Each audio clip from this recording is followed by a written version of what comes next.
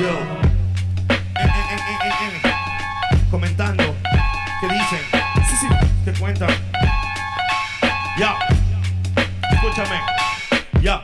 Los medios cuentan que si hay libertad de prensa, la mordaz es cosa escasa y todos dicen lo que piensan. Y esa sutil es impresa y repetida diariamente tiene contenta tu mente con yo soy combate y fiesta. Presta el control, Tarantino no es tan gore como los crímenes de amor que a toda hora se nos muestra. Pues tal vez la estrategia impuesta, pánico en el público y manejarás el cuestapal. Político en vez de patrullas en vez de camilla para un hospital, como si esa mierda de tombo no diera seguridad. No será casualidad que el otro dueño del canal sea el cerro sobrino peruano de cumplir hermano pariente papá. Que esa nostalgia no es noticia, su codicia se evidencia. Propicia violencia y plástico, panémicas belleza. Fútbol, patriotismo falso, culos, vasos de cerveza. Pele cáncer pa' tu mesa y el domingo en misa pesa. Sobre su cabeza pesa el atraso mental del pueblo. Oposición vendió trasero, dictador, grupo Romero. Pero se confundieron acá, la palabra es cruda. Autoeducación, mi camino se afloja la lucha a través de cultura. Es como genera de uno, tal vez otro loco se suma. Ya saben, cortina de humo que explota la mina que mata la cuna. Primo, vengo que trate la fruna, no una pura canción de aventura. Así no censura, emite basura, no le conviene que sepa verdura. Hay extorsiones, violaciones, robo, llanto y más. Con tanto muerto el morbo están alimentando, ves no hay paz. Solo un odio contenido en bilis para que vivan en la fantasía, algún día cambiará. Hay extorsiones, robo, violaciones, llanto y más. Con tanto muerto el morbo están alimentando, ves no hay paz. Solo un odio contenido en bilis para que vivan en la fantasía, algún día cambiará. Sensacionalismo, amigo eterno de la prensa, el mismo que forjó al humano sumiso, callado y muestra. En el noticiero, en el artículo del diario, la vida de una vez de que poco invierte al vecindario. Sirven como fieles feligreses a oscuro intereses, mienten todo el día, crían, crean solo estupideces. La historia afirma, indica que siempre negaron información alternativa que todo pueblo merece. A cada instante pareciera su labor asesinar una memoria colectiva que hace una nación, con una prensa cómplice que juega con humor, desconociendo ese dolor que nos dejó ese dictador. Cortina de humo es su mejor función, para apartarte de la fuente harán de todo, pues miró hoy como venderte el culo de Sharon Stone, cagándose en tu derecho a la objetiva información. El narco, el almirante, el presidente, el congresista, algún ministro, algún legado, de seguro es el patrón de ese periódico morboso y amarillo que al leerlo 2 minutos te vuelve en un show. Los medios son culpables, responsables de toda propia basura que te ofrece la TV. Pues será mejor que se autoeduque, pues my friend, porque el comercio de los medios te carcome hasta la 100. Hay violaciones, extorsiones, robo, llanto y más. Con tanto muerto el morbo están alimentando, ves no hay paz. Solo un odio contenido en bilis para que vivan en la fantasía, algún día cambiará. Hay extorsiones, violaciones, robo, llanto y más. Con tanto muerto el morbo están alimentando, ves no hay paz. Solo un odio contenido en bilis para que vivan en la fantasía, algún día cambiará. Que algún día cambiará. Que algún día cambiará. CPF. Copyright disclaimer. This content does not belong to Bible Chronicles or claim this intellectual property. The content provided today has and always will belong to the content owner. Bible Chronicles does not have any affiliation with the owner of this property. As mentioned, Bible Chronicles did not intend to make use of any material for the purpose of harvesting gain. However, Title 17 of United States copyright law states material in use can only be done when it's for theological or general educational purposes, and thus Bible Chronicles believes that this principal material falls under fair use, which honors protection under Section 107 of the same U.S. copyright law. Isaiah chapter 58 and verse 1. Cry aloud, spare not, lift up thy voice like a trumpet, and show my people their transgressions, and the house of Jacob their sins.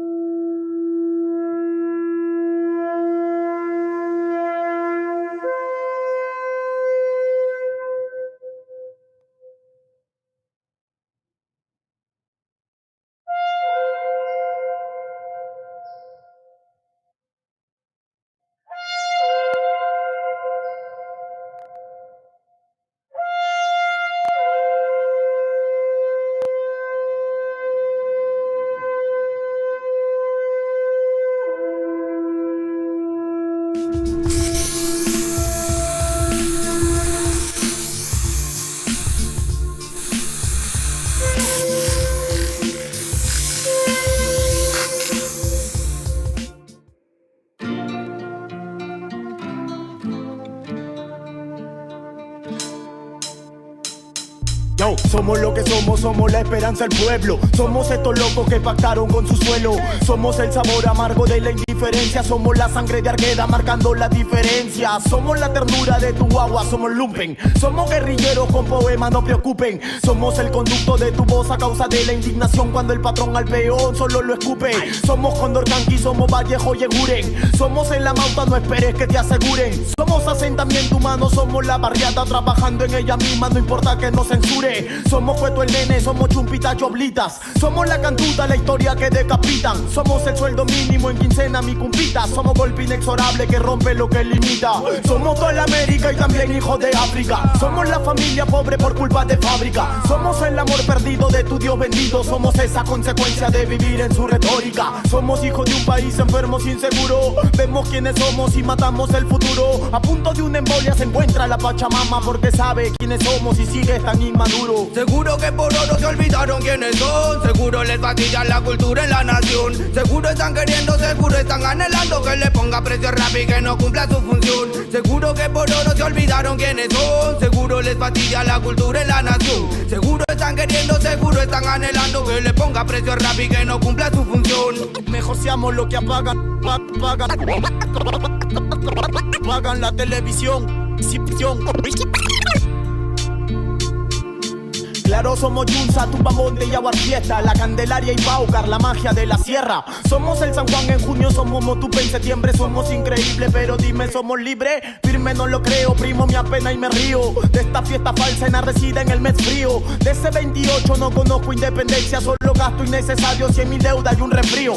Somos el residuo de una sociedad clonada, la hambruna, el desempleo, pobreza aglutinada. Somos el resultado de la educación de prensa, de esa mugre información de firme mal proporcionada. Somos resultado del cruel pasado atroz, mi bro. Somos responsables del futuro venidero y yo sigo creyendo que no somos esto es guerra ni combate. Mejor seamos lo que apaguen la televisión. Somos más que el boom gastronómico huevón. Somos más que el cevichito elaborado por Gastón. Somos Choropampa que no olvida su mercurio. Somos ese poblador que ha defendido su cosmovisión. Así que dile a Curio que no somos su inversión. Así que dile a Curio que no somos su inversión. Así que dile a Curio que no somos su inversión. Así que dile a Curio que no somos su inversión.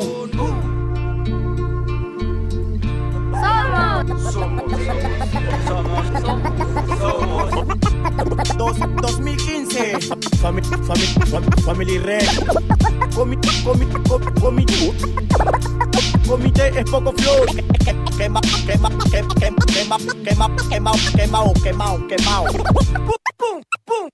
Pum, falla.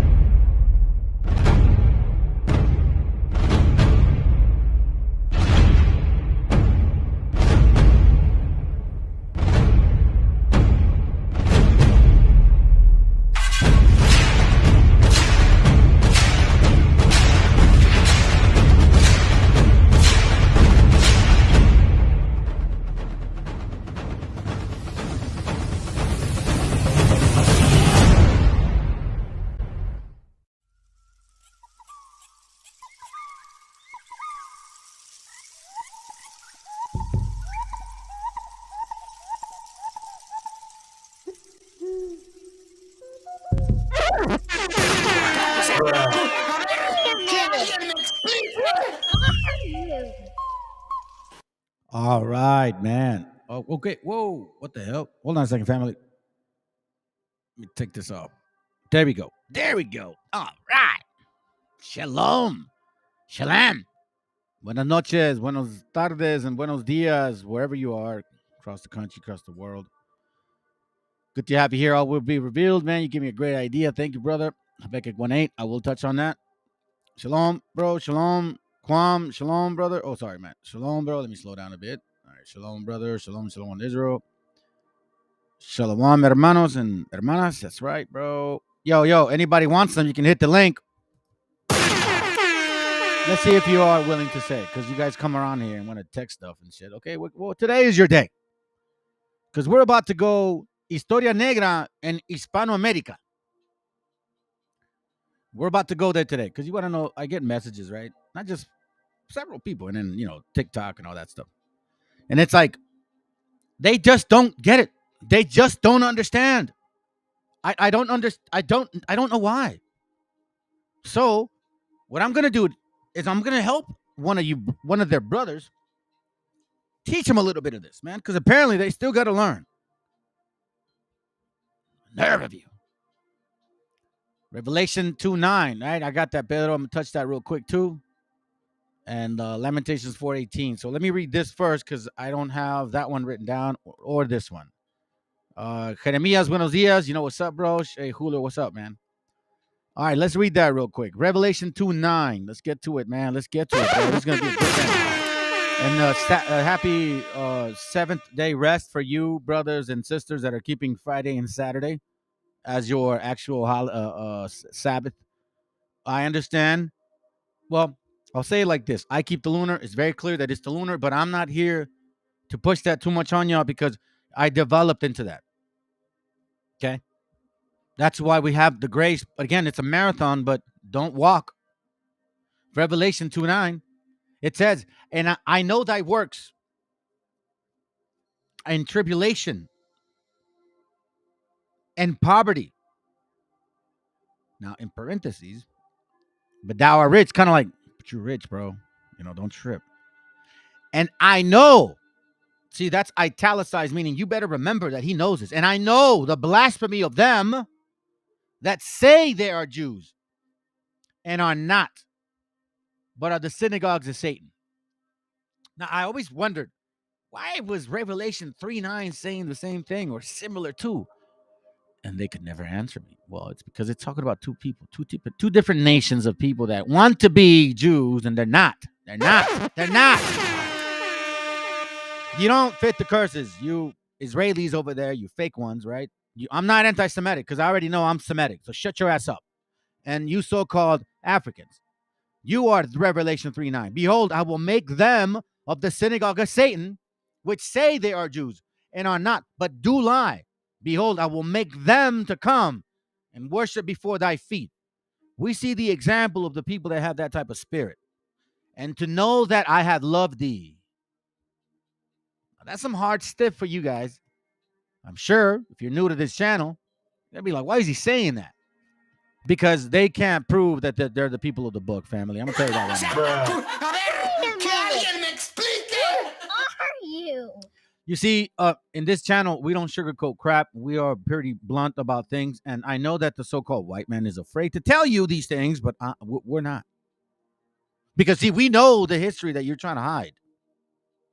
And this is why people don't understand the spirit that you're manifesting. You are, and you always have been, a black conquistador. Lamentations 4:18. Hold on, 18. And it reads, they hunt our steps that we cannot go in our streets. Our end is near. Our days are fulfilled, for our end is come. And you know what, family? In 1492, I'm going to tell you this right now. It wasn't just one group. It was not just one group.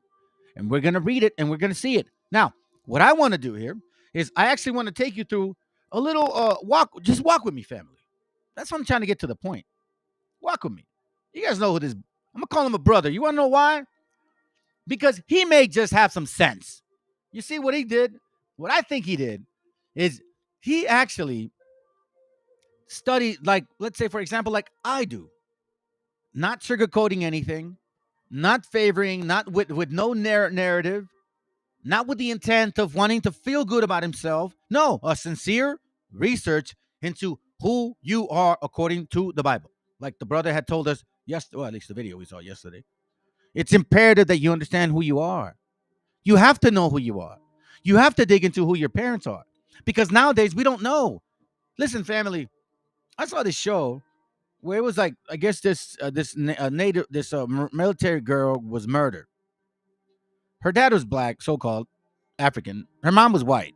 She looked like Puerto Rican-ish, you know, like Boricua type, you know, maybe like Caribbean-ish in a sense, right? You know what I mean? So you couldn't really tell. But then she has a kid with another man that's kind of like looking like her, not too much white, not too much black, right? And they have a kid, and he's totally white. Now we don't know what his father is. We know who her father is. So what if his father's also black, but this kid is white? So you can't go by that no more. You honestly have to you do your own research, and the spirit bears witness, fam. So look, What I think this brother did here is I honestly think that he started looking at research and saying, you know what? How in the world could we be the people of this book? But I'm finding out that there's slavery, or that people that I thought were only being enslaved were also slavers. Now, I'm going to show something. I'm going to share something with you guys, family.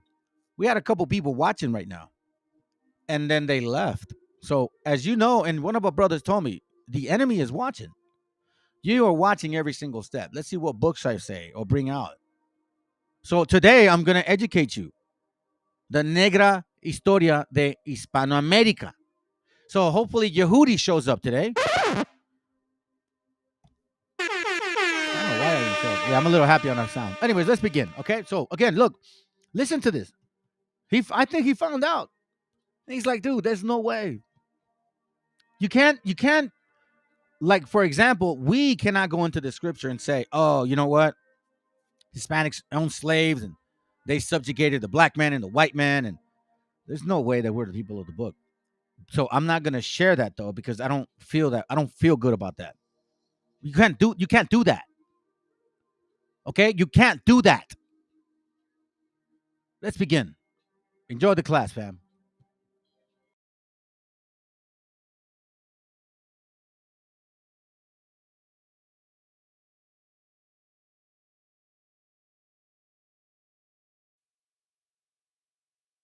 If you want to hide anything from a black person, put it in a book. This is a popular phrase that many of us have heard over time. And to some extent, it has some truth to it. But why is that? Right? What is it that causes many people who label themselves as black to deter away from picking these things up and reading them? Right? Is it the shape of the book? Is it the color of the pages? Is it the form of the book? What is it? Right? That's what hopefully we'll get some understanding on today. So, in getting some understanding on why it is that many black people don't read books, we have to take a journey back into the 1600s. And during this time, we're dealing with transatlantic slave trade, and we're also dealing with the formation of a slave society here in the United States of America. And so what we have happening during this time is that we have the elite Africans who are capturing and kidnapping. Whoa, whoa, whoa, whoa, whoa, whoa, whoa, whoa, whoa! You guys hear that? He said the elite Africans. Brothers on the point. You see, you guys think that we judge brotherhood based on color or features. No, it's the spirit, family. The scriptures say that you have to search the truth and the whole truth and nothing but the truth until your time is up. This is an everlasting research. Let's continue. 1800s. And during this time, we're dealing with transatlantic slave trade, and we're also dealing with the formation of a slave society here in the United States of America. And so what we have happening during this time is that we have the elite Africans who are capturing and kidnapping other vulnerable tribal members from other tribes, and then they're selling them to the elite Europeans as slaves, right? And so what the Europeans did is that they took the practice of slavery and they brought it to its peak, to the highest level that it can be reached, or that it was reached throughout history. And what we have to understand is that slavery during this time was a normal practice. Many people around the world participated in slavery, right? So this is not something that's unique to Europeans. The only difference is they brought it. I like that, bro. Thank you, man. Appreciate that. Ecclesiasticus or Sirach 11:2. Command not a man for his beauty, neither abhor a man for his outward appearance. No, man. I like that, bro, because honestly, I'm judging this brother, man. And you know what? He is a sincere looking for the truth. He's not trying to be somebody. Oh, I want to be an Israelite, so I'm going to do everything possible to show that. Nah, man, you know what? If I am, I am. And if I'm not, I'm not, man. That's beautiful right there. Again, I don't know if these are people or not. I'm just saying, brother, family, don't exclude brothers because, like, we don't know what his research is. What I actually enjoy is all the messages that he gets. Some people are like, thank you, bro. And then some like, man, I can't believe. Some actually say, yeah, those are the Canaan, those are the Africans. But you're going to find out that if you have black conquistadors and the scriptures say Egyptians were scattered all over the world, well, if you have black conquistadors and the Bible says that Egyptians were also scattered all over the world, then who do you know who is who? just because you black, so-called, and you're scattered, so-called, doesn't mean you're an Israelite.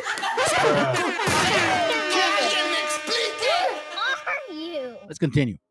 To its apex, Oh, and by the way, I'm gonna have fun tonight. Let's go. right? By stealing minds. So in other words, they were much better at slaving than anyone else had been in history. And one of the ways they were able to become so good at slaving is that they created a concept of perpetual slavery by skin color. And so in doing this, what they did is they came up with this fancy concept that we're all familiar with. It's called race. And by creating the concept of race, they divided people or categorized people by different skin tones. And what the colonizers did. Why am I saying every black person, so-called African, or or so-called African with an American experience, is not our gente? No, I'm not saying that. I know that we mixed.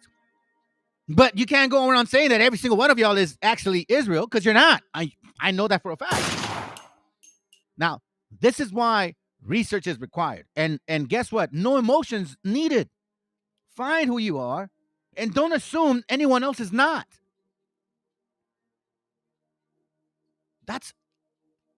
Those are actual facts. None of us can prove we're Israel. Nobody, not even the so-called Israelis over there, because you know what? They're in question. When have they been on boats, family? When in history has these so-called Jewish people been on boats in slavery? Scriptures say that they would be below and the strangers will be above them. They're not. So there are questions into who they are. Now, we know Khazarians converted. So again, we know that there's questions to them. So it's just questions to them and questions to us too. Stop playing this game. Keep the commandments and live. Let's go.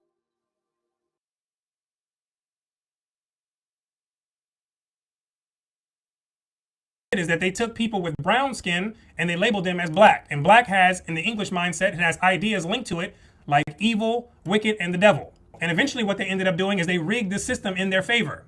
And they created an identity for people with the European skin tone and they labeled them as white. And white. Fine, family. Remember, he mentioned the elite from the beginning, okay? We're also dealing with the formation of a slave society here in the United States of America. And so what we have happening during this time is that we have the elite Africans who are capturing and kidnapping other vulnerable tribal members from other tribes, and then they're selling them to the elite Europeans. Now, we know that in America, it tends to bring people that have money because it's a better lifestyle. So these elitists, I wonder where they are. I wonder where you are, elitists. Because see, that's why, again, you can't be biased. I love the fact, man, that I don't look at it like I'm just focused on history and that's it. Whether, it's our people, their people, whoever, it doesn't matter. If it's about you, I'm going to bring it out. Let's continue real quick. I want to show you something. Evil, wicked, and the devil. And eventually what they ended up doing is they rigged the system in their favor. And they created an identity for people with the European skin tone and they labeled them as white. And white has ideas linked to it such as morally pure, honest, gracious, and harmless, right? So in other words, they created people as black people who are supposed to play the character as the... Okay, so now we're going to move on to another video here. And I'm going to show this to y'all because as you can see, there's a progression and as to what's going on with this brother. But at the same time, I'm again, it's Historia Negra in Hispano-America. This is what they know. That's what they assume they know. Let's continue with a little bit of who enslaved who. Was it only white people that were enslaving so-called natives? Did natives ever get enslaved? Was it only black folks that were enslaved and no one else suffered like them? Let's find out. Trading people. Now, when we think about trading people, one of the primary ideas and concepts that comes to our mind is the transatlantic slave trade. Now, when many of us think about the transatlantic slave trade, a lot of us have ideas of Europeans going into Africa, snatching people up, stealing people from the land, and bringing them over to the Americas. But when we dig a little bit deeper, we find that that just isn't the case. And what we come to find is that the Europeans had help doing this. They had teammates. And to our surprise, those teammates were the people that lived in that very land themselves, the other West Africans. And so in this video, what we're going to talk about is how the West Africans teamed up with the Europeans to trade people. And what we're going to do is start by going into this book here, The Atlas of the Transatlantic Slave Trade. It's by David Eltis and David Richardson. And we're going to go into the foreword, which is written by Dr. David Breon Davis. And we're going to touch on this topic of teaming up in order to make the slave trade happen, because it's extremely important to understand in order to wrap your mind around what this slave trade actually really was. So let's get started. Web design, e-commerce, online advertising, SEO, and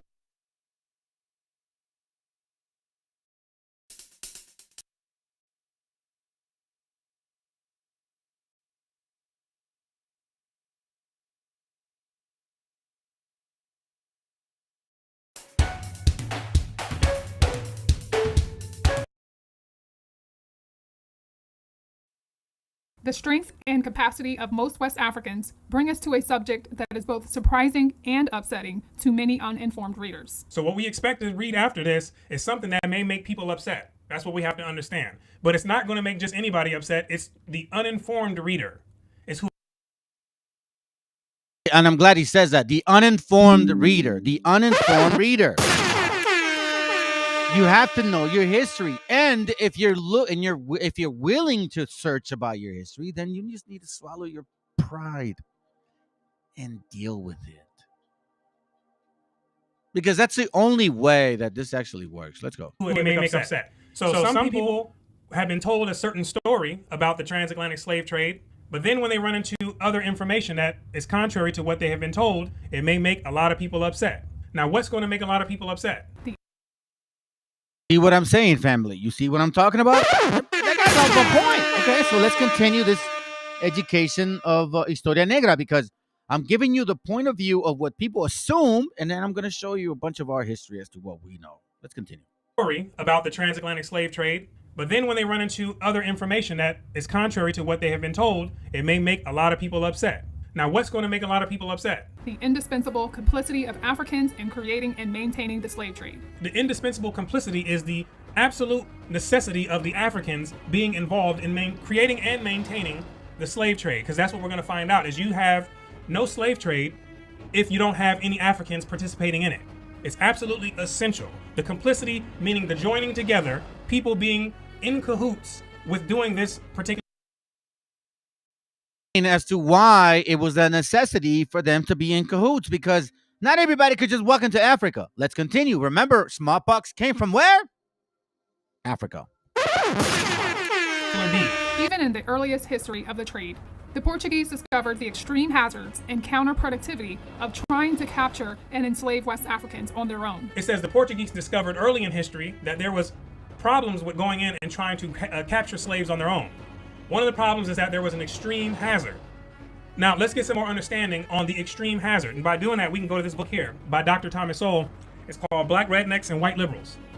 And let's go to page 121 to find out about this extreme hazard. During the era of the massive slave trade from West Africa, a white man was more likely to catch malaria in Africa than to catch slaves himself. You see what I mean?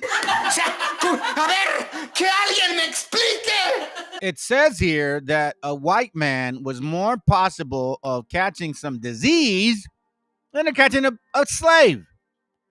So now you understand why it wasn't the white man that brought smallpox. Again, we need to put curse applicable to its tribe or its so-called nation. You see, these guys always want to, oh, it's always a white man. No, en contraire, mon frère. En contraire, mon frère. Like Nate the Snake likes to say. You were part of this whole cahoots. And I know you want to hide behind your little so-called King James Bible. But as we dig deep into that King James Bible, we find out that you guys don't really fit the curses. Hit the link.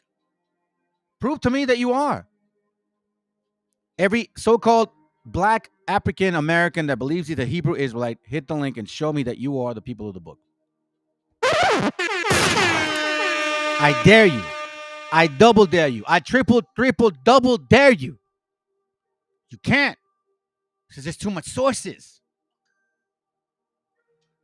Job 8 and 8 verse. I'm sorry, Job 8 and 9. For I inquire, I pray thee, of the former age. This is why it's important for y'all to study who you are. Like yesterday's class, we get it from the one that Toto Capinapana. I'm sorry, can't remember the name. Forget me. And it's showing that our actual lineage, our people, knew that they were from Abraham and Jacob. For inquire, I pray thee, of the former age. Who's going to give you the former age? Books that are written. And prepare thyself. How do you prepare? Like any student, you study, you read. Prepare thyself to search. What do you search? Through internet, through books, through information of their fathers. If you care, for we are but of yesterday and know nothing, because of our days upon earth are a shadow. That's why you need to understand why the actual scriptures apply only to you and only you. I don't care what these Negroes want to say. Go ahead, hit the link. ISUPK, GMS, ISU. I know ISU don't do that. Sakari, you secret watchers. I got into my class, man. I just want to get in rhythm, but I still got an eye for you, man. Let's go. I'll be your huckleberry. Daniel 9, verse 11. Yea, all Israel have transgressed thy law, even by departing, that they might not obey thy voice. Therefore, the curse is poured upon them. And the oath that is written in the law of Moses, the first 5 books, the servant of God. Remember that. The oath. I'm going to show you the oath. The servant of God, because he had sinned again, because we have sinned against him. And he had confirmed his words, meaning Moses said this. He confirmed it, which he spake against us. He said it himself, and against our judges that judge us, when he was departing from us and said, I can't cross that river, by bringing upon us a great evil. For under the whole heaven hath not been done as had been done upon Jerusalem, meaning you people right there. You're going to find out today, because I'm going to go a couple hours. You're going to find out, and I'm going to go fast, that what happened to us was done by so-called black people and so-called white people. Let's remind them, because you sure as hell all up in the Capitol Hill, and you're in Sacramento talking shit about reparations and get these illegal aliens out of here. And these new people, I'm sorry, let me remind you, Negro, we are from this continent. Don't never forget that shit. The average life expectancy of a white man in the interior of sub-Saharan Africa at the time was less than 1 year. By and large, men from Europe or the Western Hemisphere came to the coast of Africa, bought their slaves, and left as soon as possible. Why do they buy slaves and leave as soon as possible? Because if you stay too long there, there's a chance you might die. From what? Malaria. See, I showed you guys the book that I have that shows how we died of smallpox. So if the black man says it was the white man that gave us smallpox, but yet the white man is afraid to get sick when he goes to Africa, make it make sense. What is that whole history about black history of 1619? It's total bullshit. By the way, the Willie Lynch letter is a lie, and I can prove it. Hit the link. So they grabbed their slaves and they got up out of there, for the most part. Even so, the death rates among the white crews of the ships carrying slaves to the Western Hemisphere were as high as the death rates among the slaves themselves. You got to understand that they're coming to another continent, a different land, and they are not resistant to those diseases. So the people in that area may have been much more, have a higher resistance to that malaria. But as they come in and get exposed, they're dropping. Similarly to when the Europeans came over to the Americas and they exposed. Oh, shit!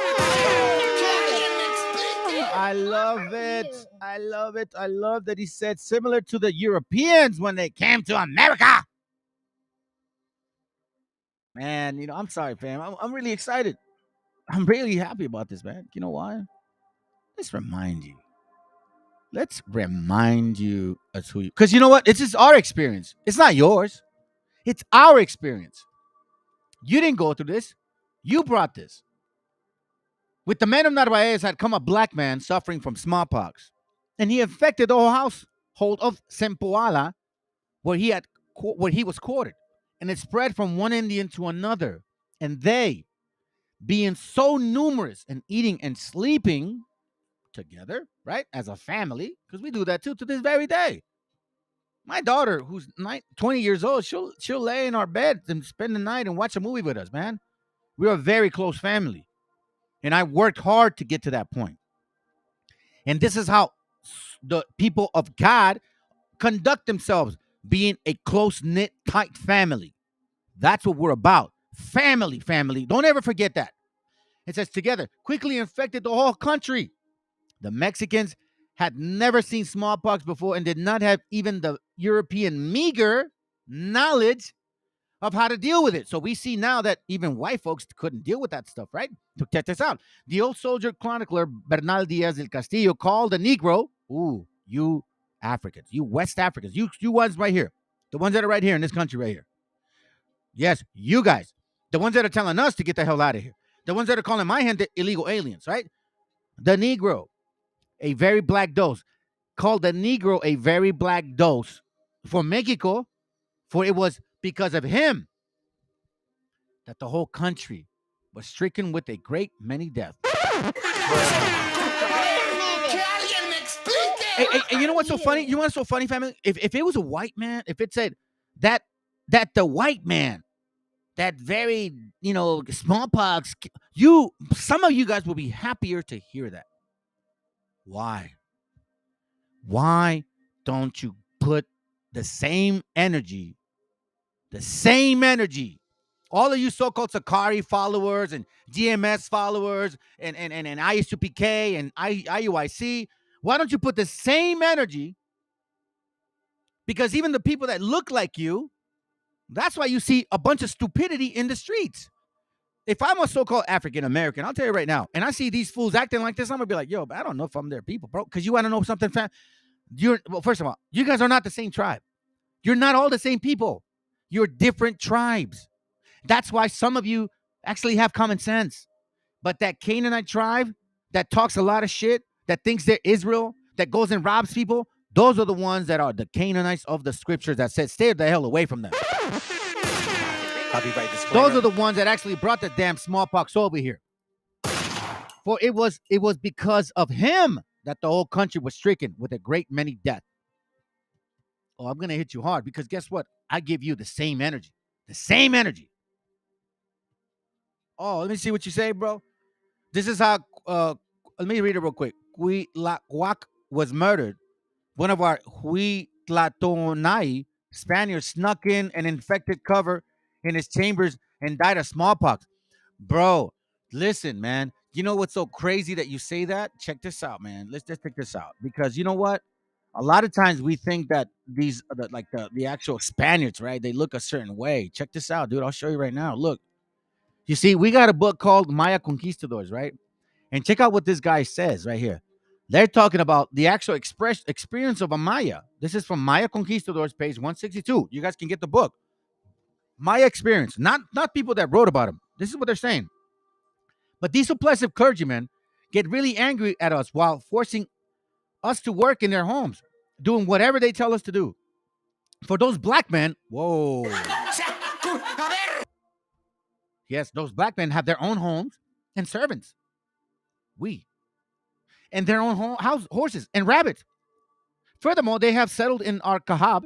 We are providing them with food and household goods, right? All that stuff. And he's saying, and they have neither paid a thing. Who sounds like that today? Nor do we ask of that. Nor do we ask them to. Who's like that? Raza's like that. Like, okay, fine, whatever, dude. Right?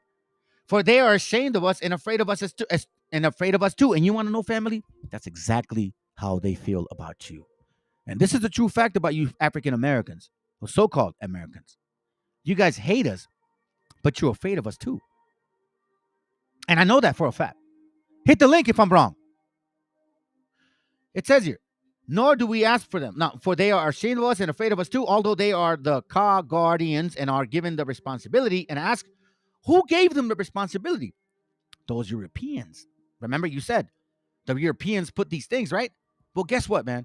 If I'm, let's say, for example, God forbid, I'll say it for me. If I'm a Spaniard and you're my servant, right? I'm not going to go give you those cobijas, brother. I'm going to tell my servants, go give them cobijas to them cabrones right there. Because you negros are the ones that brought it anyways. Right. You know what I'm saying? Now, here's where it gets very interesting. It says, Now we give them much food and they do not pay us. It says here, this is the very reason why there is discord with the bishop, and that is here in this providence, in discord with the black padres. Wow. And you're like, what? That's crazy, man. I never knew that. Well, check this out. These black padres, the ones that, are related to these other black ones that gave you those smallpox and all that shit. Check this out. It should not be the black clothed padres. They really take money. They really ask for a great deal of money. They drive us mad over money. Who the hell is like that today? Listen, I'm going to tell you something, fam. And I haven't read this out. And brother, all will be revealed. If you're listening, I apologize. I know you told me the book about the lost tribes of myth. And I have, there's exactly 3 pages that show exactly the spirit right here. The exact same way that they're acting today, acting then, and acting back then. That they've always been this way. Therefore, these words we say to you, they are not lies. For this is really truth. We will now prove it. For there were many black padres, 21, that came with the Spaniards. You see? So let's remember who the Spaniards were, because we're going to read how they blended into becoming a Spaniard as well. That's where you get the caciques. Some of these caciques were Africans, acting like we were, like they were our gente. That's why you got stupid ass wobble saying, oh, we were dummies. Go eat a cookie, man. Sit in the corner. Then came the Spaniards, and not one of them knew our language here. Only one of them did, but the padre who entered did not teach. Now, for at that time, there were no elders, really just boys. They traded in our kahab. Moreover, they wished to say little. The black padres, those black ones, they hated us. You think that they're not very interested in giving you smallpox, my brother? So, and I'm only sharing this with you because I call spade a spade. It wasn't just white folks, and we need to understand that.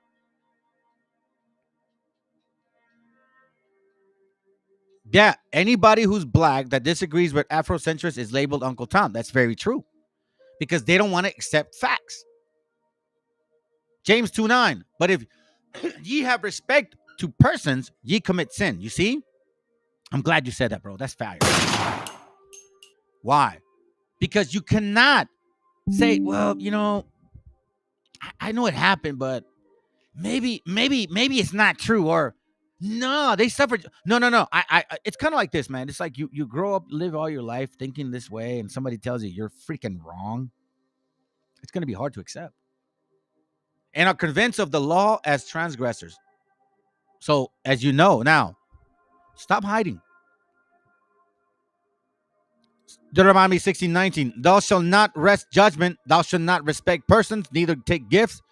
And that's important, for a gift does blind the eye of the wise and pervert the words of the righteous, which is the problem with these dumb camps, because guess what? They don't want to bring this out. You telling me that I, myself, and him himself found this out and no one else did? No, come on now, family. Certain diseases to the natives on the land, and the natives were dropping. Now let's stop here and let's go into the book called West Africa. This is an introduction to its history, civilization, and its contemporary situations. And let's go in here and let's find out some more also about this extreme hazard that they're talking about. Hey, you know what, Pedro, bro? I love that shit. And I'm glad you say that, bro. Because and by the way, you should email me your information, man. We should get in touch, brother. We should get in touch, bro. I actually stay in communication with a couple bros, and we share information. You should. Because you know what? I think the brother said earlier, it's a collective understanding and it's a collective growth, man. Ain't no tribe tripping here, bro. I'm not trying to tell you like I'm from the tribe of this or tribe of that and you better listen to my shit. No, I'm just telling this is what I'm finding out, and this is what maybe the Most High is revealing to me. I'm not any better than you. I don't get to sit in front of the seat because I'm supposedly understandable. Now, do I have a little more understanding? Maybe in some cases, yeah, that's cool. If we ever sat around in a corner or in a circle. But when it comes to like the sincere attitude and spirit towards me and my brothers and sisters, nah, man, y'all will never get that from me. I'm gonna say it right now, and I'm sorry to cuss, but I'll say fuck that shit.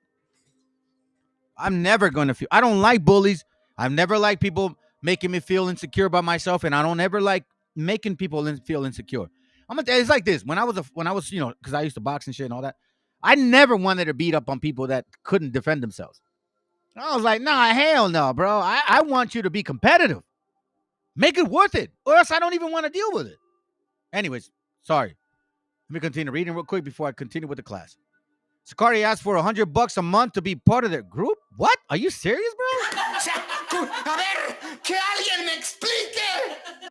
Nah, man. Come on, dude. I hold on a second. Okay, listen. Do me a favor. Pedro, you want to jump on real quick, bro? Want to share a little bit about that? I think it's important, man. I think our gente needs to understand these things. I'm not making it up. Listen, when I was with IUIC, I got sick of COVID, and I couldn't go. And the first month that I didn't give alms, which is probably like the only time, they were like, "Hey, you need to give alms. You need to give alms because if you don't give alms, they're gonna take your shirt away." Because I had a purple shirt. That's what happens. You graduate, quote unquote. Yeah, they almost took my shit away. Well, actually, no. Well, I mean, I left after that. That's when I realized, like, yo, you guys are always arguing to Christians about you're taking alms, you're taking tithes, and you're taking their money. And I'm like, well, you're taking all money, and it's mandatory. I've never been to a church where they say, yo, you better send money or else you can't come in here. That's what they said to me practically. Because imagine, I so-called get a purple shirt, and then I don't pay my so-called alms, and I go and they take my shirt away, and I go and they're going to wonder, like, why they take your shirt away? What am I going to say? Oh, because I didn't give alms? It's pretty stupid, right? Let's go. To its history, civilization, and its contemporary situations. And let's go in here and let's find out some more also about this extreme hazard that they're talking about. Later, when the Europeans tried to conquer these kingdoms, the dense forest and tropical climate were a strong barrier to Western penetration. White men died like flies in this zone. White men dropped like hotcakes. They're dropping like flies. And they found it tough going to hack their way through the dense vegetation or to engage in any kind of military operations. High death rates caused the Europeans to understand that it's an extreme hazard to go in there and try to catch slaves on their own, right? It's tying together. So now let's go back.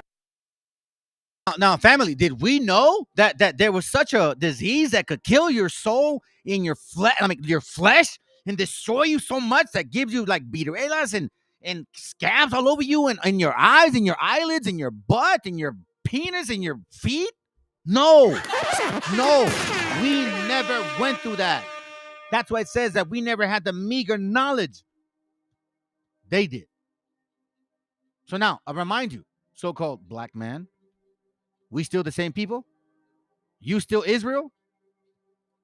Back into the book, The Atlas of the Transatlantic Slave Trade, and let's go over that sentence again. Even in the earliest history of the trade, the Portuguese discovered the extreme hazards and counterproductivity of trying to capture and enslave West Africans on their own. But not only was it an extreme hazard, it was also counterproductive. What else would cause the Europeans to understand going in alone to catch people to enslave to be counterproductive? Let's go back into the book called West Africa, and let's get some more understanding. Today, the commonly held view of slaving in Africa is that Europeans with guns swept into the innards of the continent and physically captured people, chained them together, and marched them to the coast, loaded them on ships, and sailed for the Americas. This is what certain people would absolutely love to believe because it keeps the hatred focused on certain groups of people. This direct procurement of American slaves was history, tried, but given up after the first years of contact for the easier method of bartering with coastal peoples for slaves. So this direct method was tried in the beginning, but two reasons that it didn't keep working, at least two. They dropped like flies because they didn't have any resistance to the disease, and also there's other people who want to make their money, middlemen. Right, the people on the African coast, they wanted to have their money too, which is why the Europeans said, let's start trading with these people. The Portuguese could not reach many of the interior kingdoms for trade, having instead to deal through middlemen most of the time. Who are these middlemen is what we have to come to understand. Who's standing in between? Hey, listen, family, don't judge the man because he may not look like you. You know what I'm saying? This guy's a smart dude, bro. Y'all need to pay attention, man. Okay? I think, at least me, this is my opinion. I think what he's seeing is that you can't guarantee that he's Israel. So he's going to do his best, maybe, to live that life. I don't know. And teach as best as he can. Don't be fooled by imagery. Let's go.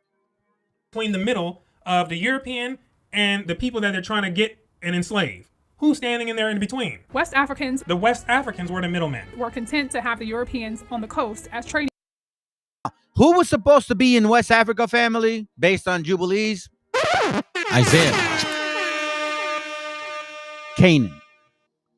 Canaanites were supposed to be in the west side of Africa. And they ended up there eventually. So let's continue. partners. Now, when you're a partner in something, that means you're working together with someone else in order to achieve some common goal, whatever it may be. In this case, it's going in and it's catching people to bring to the coast and to trade. These are the middlemen. Now, why did they have to be middlemen? We already understood. That the Europeans couldn't go in there because they would die like flies. Not only were they gonna die like flies, but if they tried to find some way to get in there and to capture people, the middlemen, these other West Africans, weren't having that. Now, this is why he's getting ready to say this next. But when they tried to penetrate the interior, But when the Portuguese or any of the other Europeans tried to penetrate into the interior alone, without any middleman or any other person escorting them that's from that land, they met with armed resistance in many cases. that means spears or whatever else they had, getting ready to get busy. They're getting ready to get busy. They're not having you coming in there and thinking that you're about to just go ahead and grab and cut the middleman out. Right? So from here, let's go back into the Atlas of the Transatlantic Slave Trade and let's keep reading where we were at. West Africans could and did attack and sink some European ships in retaliation. The rulers of Congo, Benin, and some other regions succeeded at times in temporarily stopping the trade in slaves. So it's not like all the rulers of the West Africans had their hands in it. Many of them did, but not all of them did. And it's the same thing, or there's similarities between not all of the Europeans agreed with having the slave trade. There's always going to be some pockets of people who oppose what's happening, right? And in this case, there's some rulers in certain areas in West Africa who are saying, we're opposed to this, and they're coming out sinking ships and trying to stop this trade from happening. Head to web.com and let our AI tools bring your website to life today.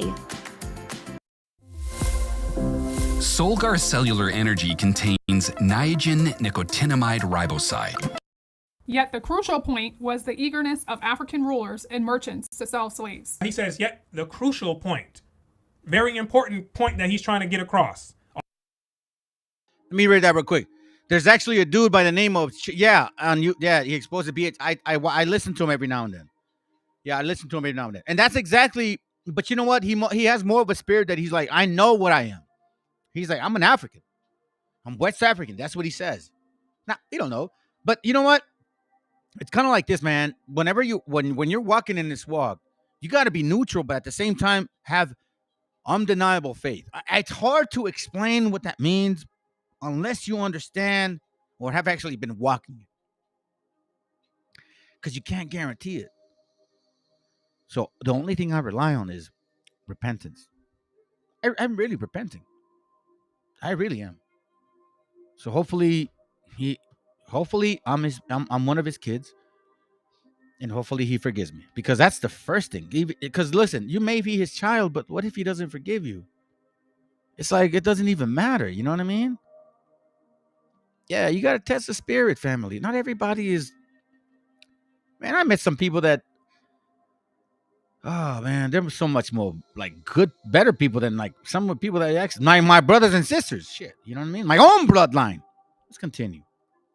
Although there's some that tried to stop it, the eagerness. Understand what the word eager means. Eager is like someone who has a passion, who's trying very earnestly to make this slave trade happen. They were eager to sell the slaves that they had. Let's stop right here and let's go. They're coming out sinking ships.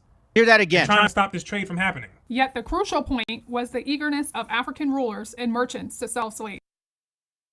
And you see this, family, this again, because, you know, everybody wants to blame certain people, but you know what? You can't be right always, man. You can't always be right. Like, I'll give an example. My wife, her dad has a lot of so-called, quote unquote, not a lot, but his phenotype is somewhat of a so-called African man, right? His phenotype. He doesn't necessarily look like it in the face, but his rest of his body, right? And his whole family is like that. So like my wife was like, man, what if I do a DNA and you know, my father's like African mostly. And I said to my wife, I said, well, look, you love the Lord, you want to keep the laws, so Come on, it's DNA. We don't know. We don't know. Forget all that, man. If you really love the Most High and you want to do right by it and you repent and you seriously are not trying to go back to that stupid life, then guess what? That's all that's required. Now, it's up to him. I'm not going to decide. Let's go. People who oppose what's happening, right? And in this case, there's some rulers in certain areas in West Africa who are saying, we're opposed to this, and they're coming out sinking ships. So it wasn't just the so-called white man trying to enslave everybody. It was NEGRA was trying to do the same thing. As a matter of fact, when they wanted to stop, they're like, no. We want to continue. Let's go. And trying to stop this trade from happening. Yet the crucial point was the eagerness of African rulers and merchants to sell slaves. He says, yet the crucial point, very important point that he's trying to get across. Although that there's some that tried to stop it, the eagerness. Understand what the word eager means. Eager is like someone who has a passion, who's trying very earnestly to make this slave trade happen. They were eager to sell the slaves that they had. Let's stop right here and let's go back into the book, the West African book, and let's find out a little bit more about why some of these rulers were so eager and passionate and motivated to sell slaves. Kings made their money. Now we are done with this now. Okay. So I'm giving you an understanding as to this whole history. So I don't want it to just come from someone like that looks like me, because then somebody may not believe me. We may have Yehudi here saying, she can't say shit. It's your gente, so-called, based on what you assume, saying this stuff. Now, I'm going to share this with y'all. Look, before we start the video, look what he says. First of all, Cain are Europeans, pale-skinned race. This guy's mad at him, right? And he says, Yasharallah, please come back. Oh, no, Yasharallah, please come back. Why are you reading the Book of Mormons? I keep looking at your videos because I really want to understand where you're coming from with your teaching, because you open my eyes with your prayer teaching. Please consider having some live Zoom studio so we can ask questions. Dude is clearly OP now.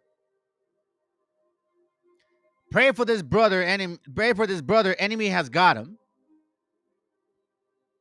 And he says this. Who said that you think Africans were selling other Africans into slavery? No, they was selling Hebrews. Hebrews and Africans look the same. That's why Joseph and hid Isaiah.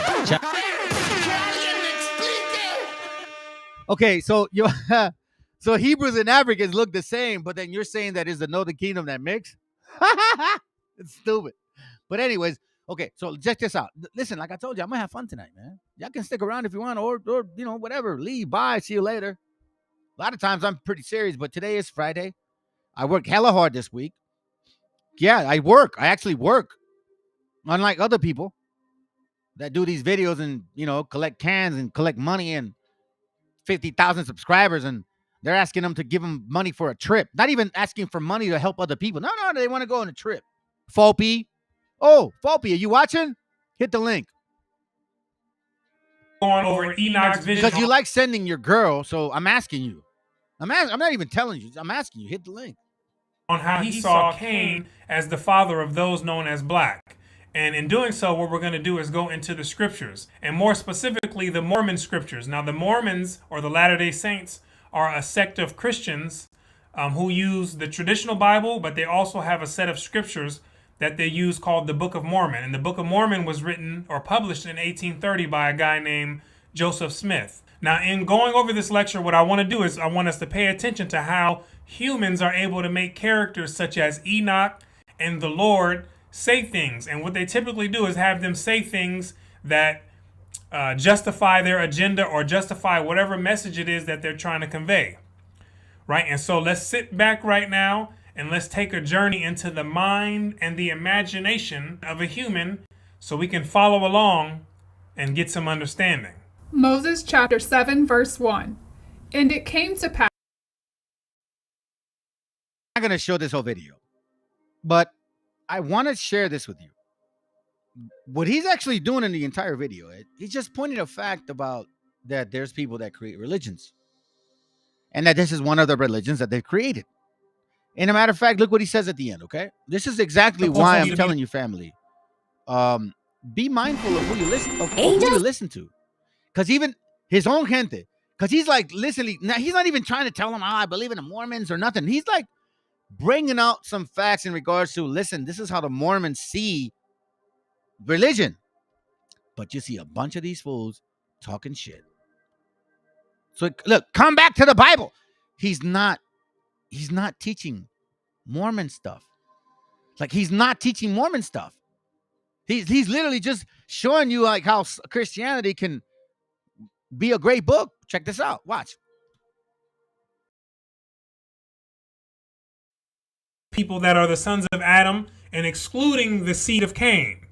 Why is it excluding the seed of Cain? Here we go. For the seed of Cain were black and had not place among them. The seed of Cain came out as people known to be black, and they had no place among the rest of the sons of Adam. Right? And when we understand Cain, the character Cain, in the biblical narrative, Cain is supposed to be the first murderer. He killed his brother Abel. And seed of black, when you read in the Book of Mormon, it's artistic, just like many other people who I will give Joseph Smith credit. Right here, family. Listen to this, okay? Right? Some imagination that Joseph Smith has, right? And the rest of the people too. And so what I will do is I will give Joseph Smith credit, because when you read in the Book of Mormon, it does have a decent storyline, right? He is quite skilled and quite artistic, just like many other people who write the religious texts, right? They're highly skilled at what they do. In my opinion, he would make a good writer for Disney, Marvel, DC, just like many of the other people who write the religious texts. They would also make great writers for those companies, right? What I mean, family? He was just basically bringing out the example, the concept, what it means, how Christianity creates a bunch of different perceptions and perspectives. But instead, they're all saying that he believes in the Mormon book. Boy, you the biggest fool now. Looney Tunes talk. You shouldn't be reading the Book of Mormon. You completely lost your way, brother Yashar Alam. Stop judging Israel. He's not agreeing with the book. He's going against it. Well, see, the only common sense person out of all of them. Oh, it's so funny. So now let's get some serious shit. Okay. This is from a book called Las Patuas de Convivencia Étnica en América Latina, Colonial Indios Negros. Okay. So I've shared this before to you. I shared this with you as before. It's a pretty interesting book. Now, before I actually want to, well, let me see if I can do this. Remember this book, The Negro and the Jews? Written in 1979. Yesterday's class, I was talking about how the so-called Jews, the fake ones, you know, the ones that Khazarian, the converts, the ones that want to say that they're the people, right? Yeah. I showed you guys how there's a connection between these two, Negroes and the Jews. I'm not going to read that today. I just want to remind you. It's important to remind you. Now, I want to share this. Okay? Before we read this book, because I'm going to set it up here. So now we know that listen, if people tell you who they are, then you got to start believing them. So let's tell them who they are. By the way, Colossians 2:8 says, beware lest any man spoil you through philosophy and vain deceit. Deception, lies, making you assume, leading you into their mind and corrupting your spirit. Don't do that. After the traditions of men, after the rudiments of the world, and not after the Mashiach, the anointed. So now, you see this right here? Moors are often in European art with African features. Moors. In fact, Moors are considered to have advanced in the field of mathematics. Lie. Astronomy, architecture, cuisine. No, we found out that's a lie. They took our history, stole it from here, and took it back. That's where the Renaissance concept comes from. Yeah, we know about you. So now, here's why I'm showing you this. Evidence shows that the Moor ruled nearly 700 years in Europe, right? We know that, right? We understand that. Okay? This is also verified by numerous writings at time. The English playwrights of 16th century, William Shakespeare used the term Moor as synonymous or synonym for African. Okay? Now, here's my point. Writers and historian Chancellor William said the first Moors were Africans. Let me repeat that. The first Moors were Africans, much as the first Egyptians.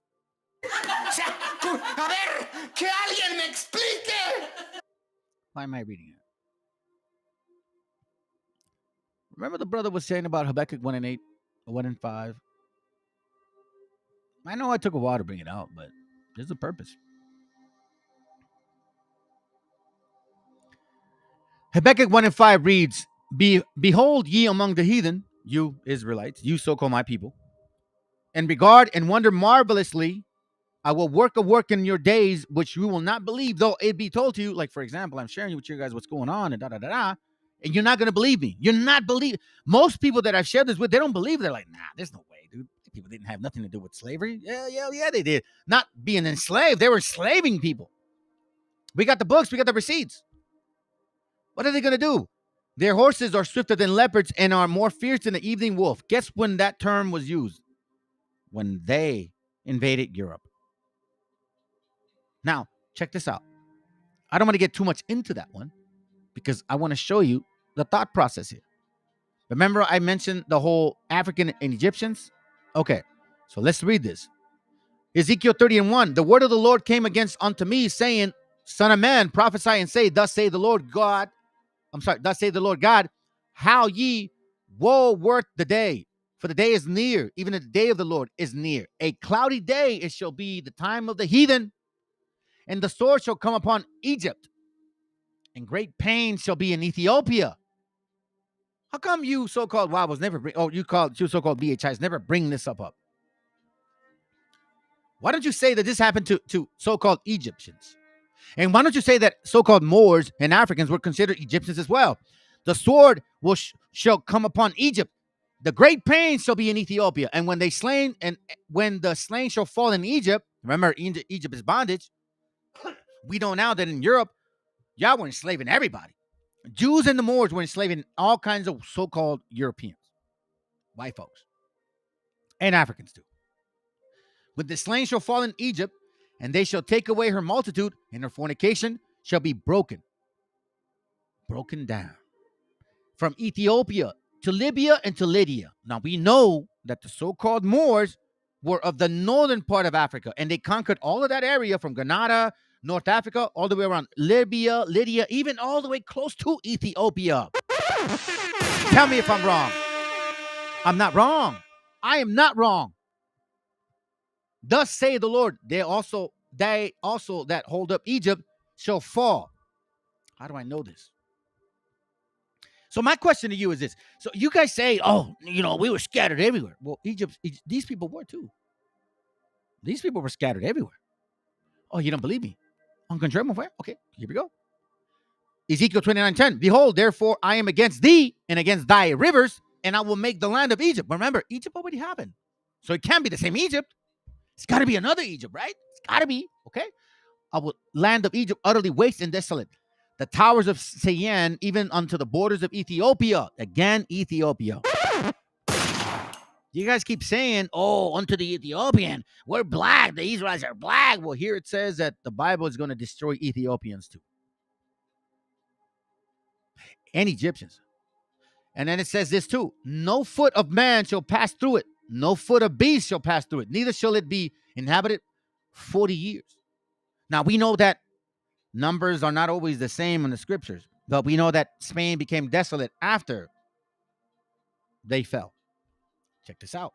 And I will make the land of Egypt desolate in the midst of the countries that are desolate, and her cities among the cities that are laid waste shall be desolated for 40 years. And I will scatter the Egyptians among the nations, and will disperse them through the countries.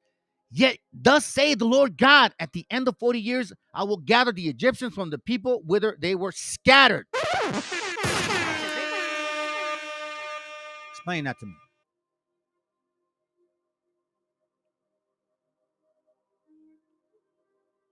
Yeah, I know some brothers that believe that.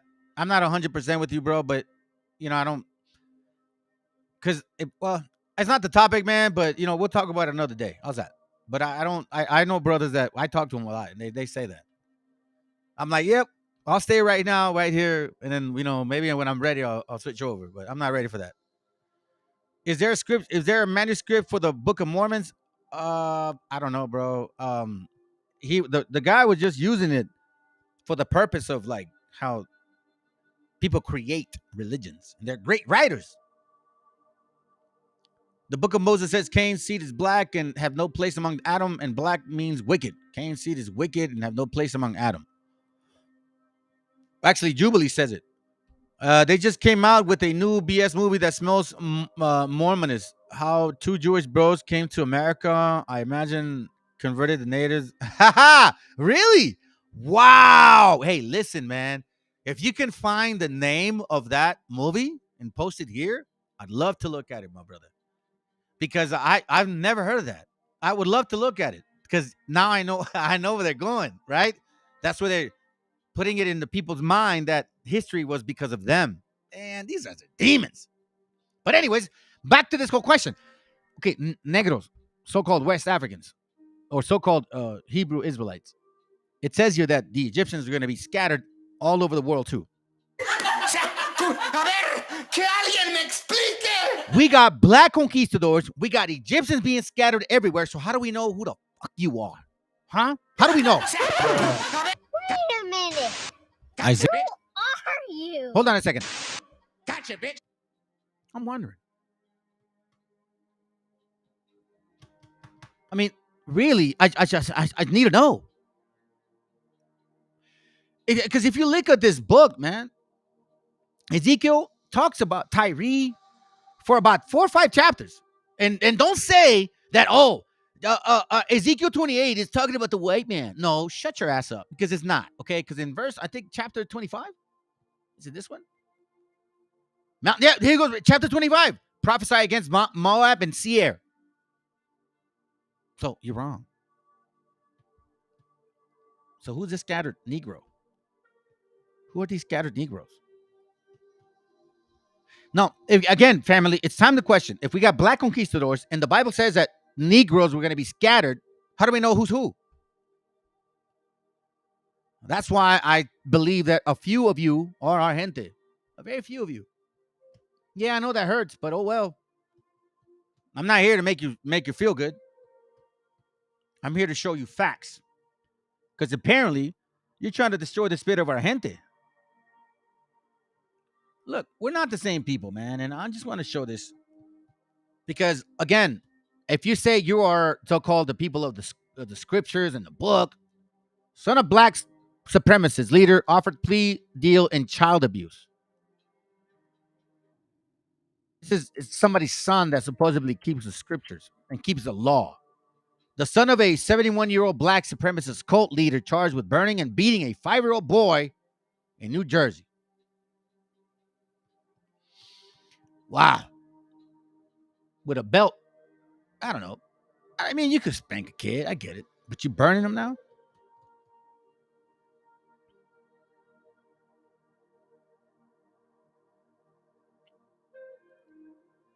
It's his dad right here. Dwight York. These are your famous Hebrew Israelites. Your Nubians. Wow, Nubians. These so-called righteous brothers. Ancient Egyptian beliefs. Black nationalism. Cryptozoology. Christianity. UFO religion. Black Hebrewism. They believe that. They believe that. They really believe that. Again, this is a course. A lesson for you that don't know.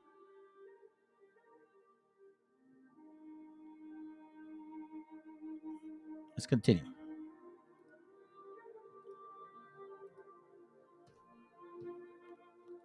Do you know Sean Combs? Now, I brought out the other day Jubilees.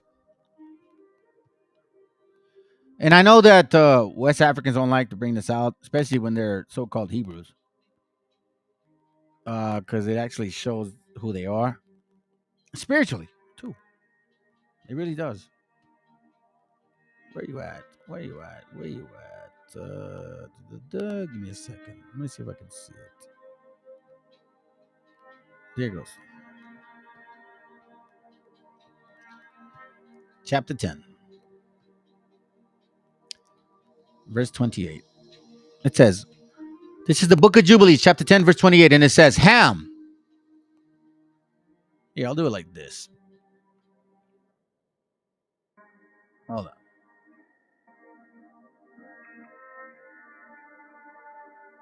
Verse 28. It says, and Ham and his son went into the land which he was to occupy. This is Jubilees chapter 10, verse 8, which he acquired as his portion in the land of the south. Now, keep in mind, family, if you believe in the scriptures, in our scrolls, then you know that the first man did not come out of Africa. He came out of Asia, not Chinese Asia. Don't be stupid.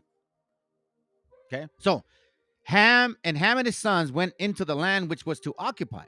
See, the dispersion, which is where you get Eber, Peleg, Reu, all of that, all of those historical names, right? Before we get to Abraham, our father, or the friend of God. And Ham and his sons went into the land which he was to occupy, which he acquired as his portion into the land of the south. Now, and Canaan. Oh, here we go. Here we go.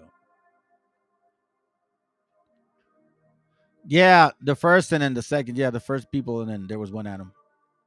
And Canaan saw the land of Lebanon on the river of Egypt, that it was very good. And he went not in the land of his inheritance to the west, that is to the sea, West Africa. Okay? And he dwelt in the land of Lebanon, meaning Israel, like that Jerusalem part, all that land right there on the coast, eastward and westward from the border of Jordan to the border of the sea. See? And and Ham, his father, and Cush, and Mizraim, his brother, said to him, you have settled in a land which is not yours. What a rebellious child, isn't he? Since the get-go, this guy was rebellious. Even today, he's rebellious. You're not Hispanics. Oh, we're Mayans. We're Mexicans. We're the people of the pyramids. We built those things. Where's your diet? Where's your tortillas? Where's your tomate? Where's your tamales? Where's your masa? Where's the thing that you should not lose even if you were in slavery? Because they wouldn't take that from you. Because they need to eat that too, right? Hello? But no, apparently these white people were so smart that he even took away their diet. Stupid asses. Anyways, and Ham and his father and Cush and Mizraim, his brother, said to him, you have settled in a land which is not yours, and which does not fall to you by lot, which did not fall to us by lot. Do not do so, for if you do so, you and your sons will fall in the land and be accursed through sedition. For by sedition you have settled, and by sedition will your children fall, and you will be rooted out forever. Forever. A movie called The Oath, huh? Let me check it. Let me see.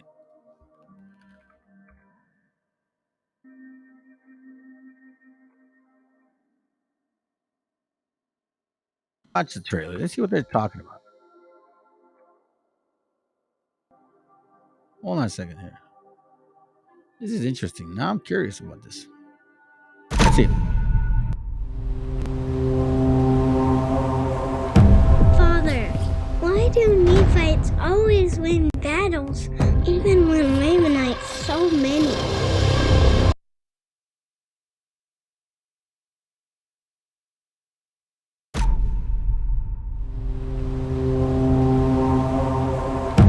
Father, why do Nephites always win battles, even when Lamanites so many? Oh, wow. He said Neophytes and Lamanites. Oh, wow. Interesting. let's continue, man. I'm curious now. Let's just chime in real quick on this, family. Let's check it out. Battles, even when Lamanites, so many.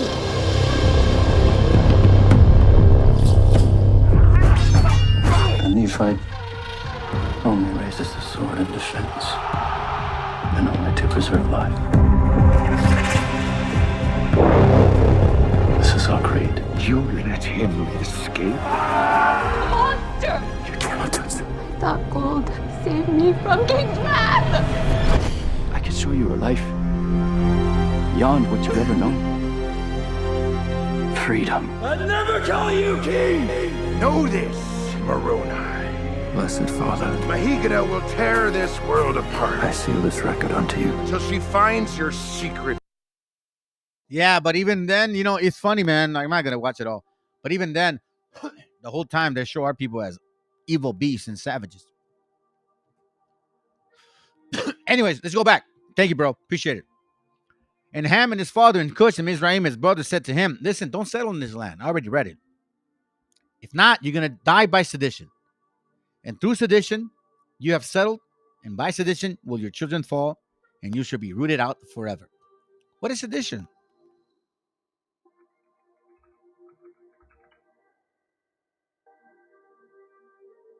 It means conduct or speech inciting people, rebel against, agitation, troublemaking, provocation, rebellion, revolt, rioting.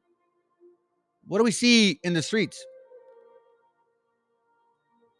You can't lie to us. So anyhow, this spirit is the spirit that I keep seeing. So let's continue. Let's hear a little bit about this so-called Puff Daddy story. It's very interesting because guess what? That's why I did a class called What the Meaning of True Mayate Means. Like the meaning of Mayate, what it really means. You guys weren't called Mayates because you were black. You're called Mayates because you were gay. Let's go.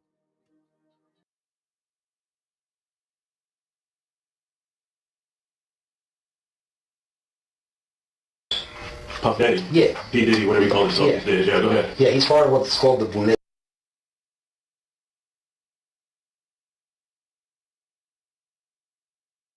Do you know Sean Combs? Puff Daddy? Yeah. P. Diddy, whatever you call himself Yeah. these days. Yeah, go ahead. Yeah, he's part of what's called the Boule. The Boule is a branch of the Illuminati. Okay. It's the black people. I had settlement with Sean, okay? And he belongs to that agenda. That's why he's so famous. They land all the contracts. It's his attorneys, which are Mark Garagos and Ben Mercedes. I had sex with Cassie and Sean. Basically, he would masturbate, tell me what to do with Cassie. I had like 15 encounters, and I heard a lot of business. Because when they would do it, Sean talks a lot on the phone and on the TV with people and stuff, and I was like a sex slave, okay? For them, that's what I was. That's all right? I caught herpes, and I came back and I sued him for the herpes and won. But Mark Garagos and Ben Mercedes were his attorneys, okay? And Christopher Leon's here was my attorney. They asked me to turn in that, which was the video recording, and I did so. They gave it back to me accidentally, and it's possible, I threw everything out, it's possible I can produce a copy. So Mark Garagos used to be Michael Jackson's attorney. Yeah, out in Los Angeles. Yeah. He drugged Michael and they OD'd him, okay? He didn't overdose, they OD'd him. Because they keep the royalties of the music. Michael alone made $860 million alone last year. What happened is Diddy and Ross, which they're good buddies, okay? They're gay. Who? Both. Diddy and Ross. And Khaled. They're all gay. Okay? DJ Khaled, Rick Ross, and P. Diddy? Yeah. They all gay? Yeah. Gotcha. All right. Khaled is a Hamas supporter. Okay? Who supporter? Hamas. Yeah. Sorry, I said it wrong. No. Hamas supporter, okay? Right. Basically, he's Arab, Palestinian, okay? The Ciroc agenda, okay, is basically binge drinking poured out on a yacht. They promote binge drinking and drugs. Gotcha. The hip-hop agenda was laid out by Obama during his last presidencies purposely. That's why they had Tupac killed, because when they kill them, you gain fame. When your record sales go up, and then people listen to your lyrics and everything, and then you become famous, okay? That's how they do it, alright? Tupac's still alive. Yeah. He's in Cuba. Basically, what happens is following. The hip hop agenda is an agenda to move drugs law in the United States. They move. You need to involve DEA. They move all the dope. Okay, all the dope on private jets, which don't get screened by customs, by the inside the United States. Okay, they move what's called high grade powder MDMA. They move cocaine and they move liquid cocaine in the bottles too. Okay, so they put the liquid cocaine in the bottles and they move it. I've seen the liquid cocaine. I've drank it myself. Having sex with Diddy and Cassie. Okay, it's not good.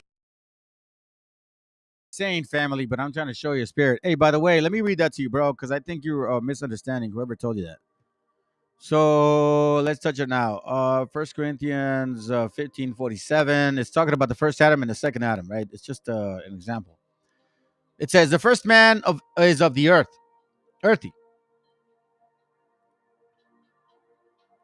Genesis 2:7, from the dust of the ground. The second man is the Lord from heaven.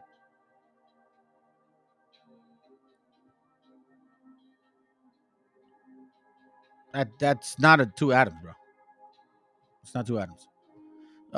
Real quick, Micah. Let me see this before I jump back into what you're gonna say. Hold on, Micah 2.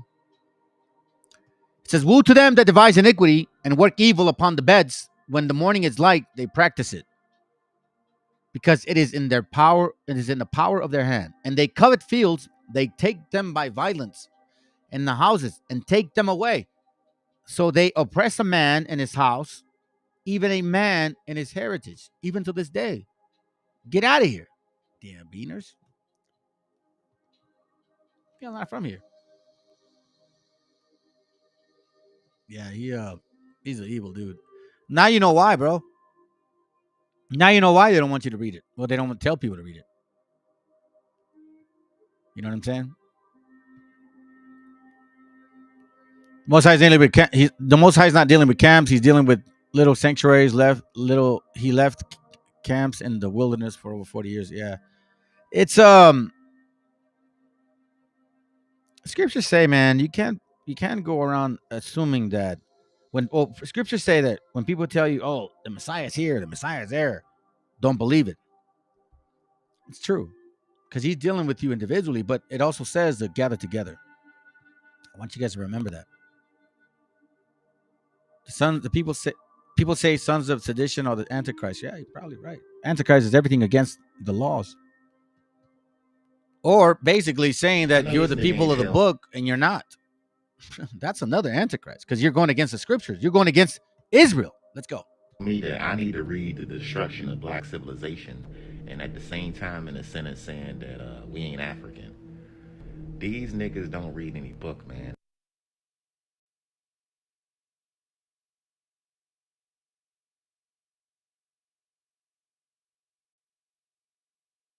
I know this nigga ain't tell me that I need to read the destruction of black civilization, and at the same time in a sentence saying that we ain't African.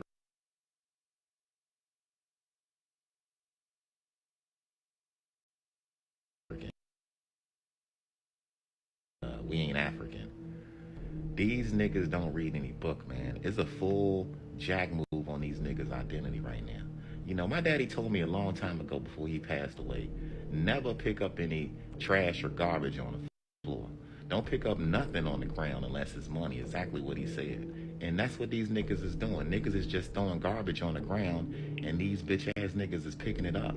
You know what I'm saying? Using it, thinking it's money, and it's not. In Chancellor Williams' book, The Destruction of Black Civilization, all his brother do is talk about black Africans in Africa and shit. That's all of this book is talking about. The destruction of the black African civilization. And at the same time, this nigga told me I need to read the book and telling us we ain't Africans. Make up your motherfucking lost African mind. Damn. Y'all niggas getting jacked for y'all identity on TikTok. It's a sad day in black America right now. Damn. What happens where you're a desperado? Desperado. This is from a book called Here, let me get it real quick. This one, Patuas de Convivencia Étnica en América Latina. It was the one that I was going to read to you. Okay. Can't translate the name. Can't translate the words. So here we clearly see. It says, here, I don't read that. I don't want to read. I'll read it. La esclavitud romana transformada perdurará durante la Edad Media. En el caso de la península, alimentada por la Reconquista, al acercarse esta es su fin, se adaptará y comenzará el comercio de esclavos con África. So check this out, okay? So watch this real quick. Where you at? Where are you at? It says here. I'm going to show you something. These so-called caciques, they weren't our people. These were Africans. These were straight up Africans who claimed to be our gente. Okay? That's what it is. Let's see if I can find it, because I think it translated in Spanish. Give me a second. See. It says here. Okay, here it goes. Here it goes right here. You see this picture? I want you to understand, these are not our gente. But see, negros want to say, oh, we were here before you guys. You guys are stupid. Read. Damn, Canaanites. Los mulatos de Esmeralda 1599, óleo del pintor mestizo Andrés Sánchez Gaique, Museo de América. Esta pintura se realizó a fin de obsequiar a Felipe III con una obra que plasmará la exitosa conversión de los cimarrones, esclavos negros, fugados o rescatados de naufragios que acababan por convertirse en caciques de comunidades indígenas. ¡Qué casualidad! What a coincidence, huh? All of a sudden now, you guys are calling yourselves caciques. Auténticos conquistadores negros. The same ones that were conquistadores negros are now calling themselves caciques. Imagine that. It says here, convertirse en caciques de comunidades indígenas, auténticos conquistadores negros. Like these guys were the authentic freaking damn conquistadors. And then they're going to say, oh, I'm sorry, we're caciques. We're your people. What are they trying to do right now? They're trying to do the same thing. Y'all are too funny, man. Y'all too simple. You're too simple. You're too easy. Okay, you don't like it? Here it goes. Prove me wrong that you never owned slaves here in America. Prove me wrong that it was only the white man that was a conquistador. Black man. ASUPK, GMS, Sakari, all of you, whoever's watching, I'm sure not everybody in these 13, 11 people that are watching, they're not all believers of this. Hit the link. Prove me wrong. Because I'm going to read something to y'all. It says here, conquistadores negros africanos armados en la temporada Hispano-América. Yo, Juan Garrido, residente de color negro, vecino de esta ciudad de México, me presento ante su merced y declaro que tengo la necesidad de hacer una probanza a perpetuidad del rey, un reporte como servir a su majestad en la conquista y pacificación de esta Nueva España. Remember Trump said, we pacified a nation? So that's what he said. He pacified you stupid ass Mexicans. These Negroes are saying, they still say they pacified you. That's why they still think they're above you. That's why they go to this so-called capital here in Sacramento, and they want to talk shit.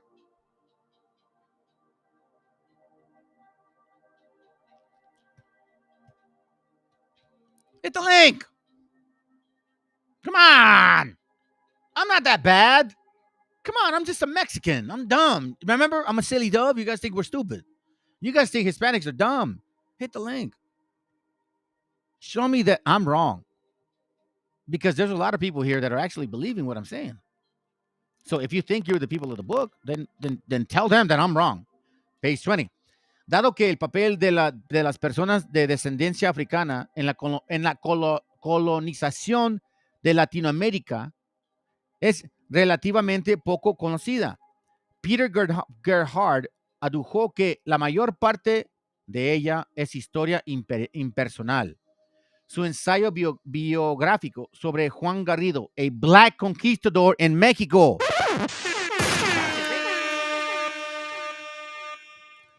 Black conquistadors. So there weren't only white people. See, it was not only white conquistadors, it was black conquistadors. So then where are you so-called black people that are so-called believers of the scriptures? Why don't you hit the link and tell me I'm reading the wrong books? Tell me that I'm wrong. You show up randomly, talk shit. Now I'm giving you the platform and you don't want to hit the link.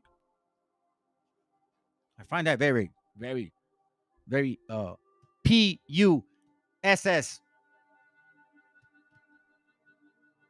Black Conquistadors fue su contribución a la personalización de la historia negra en Hispanoamérica. Más de 2 décadas después, ese proceso y contextualización tiene un largo camino por recorrer. That's why I tell you, you need to learn your history. Or you're going to have these so-called IUIC camp members with that funky garment that are black and telling you you're the same people, but then they'll say you came out of their sperm.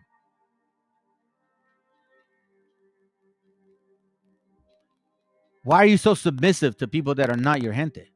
Look, see these, that's where I got that picture. Juan Garrido, Sebastián Toral, all these are black conquistadors, just a few.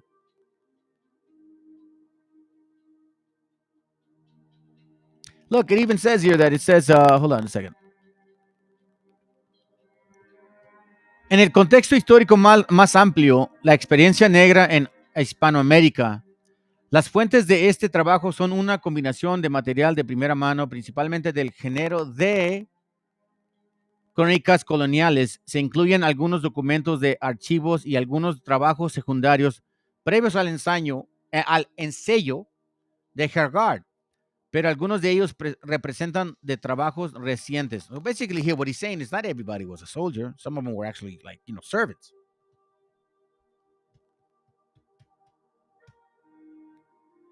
But I mean, you're so proud of your history, man. Why aren't you here telling me that I'm wrong? You say we don't know shit. You come to this channel and tell us randomly when we're doing some other classes. But now that I'm here available for y'all, you ain't hitting the link. So what is it, family? Again, that's why I said the history that you guys think you know, you don't know shit. This is from the African Americans, Mary Rivers Crossed. For generations, we understood that the history of the New World exploration and colonization, primarily as a set of experience of conquest and progress more often than not. Check this out. Okay, I'm going to show you something. How can one measure all that was lost in the systematic destruction or dislocation of the civilization of the peoples whom we know today as Native Americans? How can one fully take the toll in human suffering and the irrecoverable losses to the world's civilization resulting from the 4 centuries of obliteration of Native American peoples, beginning with the conquest of the Taínos on the islands of Hispaniola and the Arawak and the Caribs of Greater and Lesser Antilles, beginning in the later 15th century and 16th century, extending to the domination and subjugation of the great Inca and Aztec civilization in the 16th century. The culminating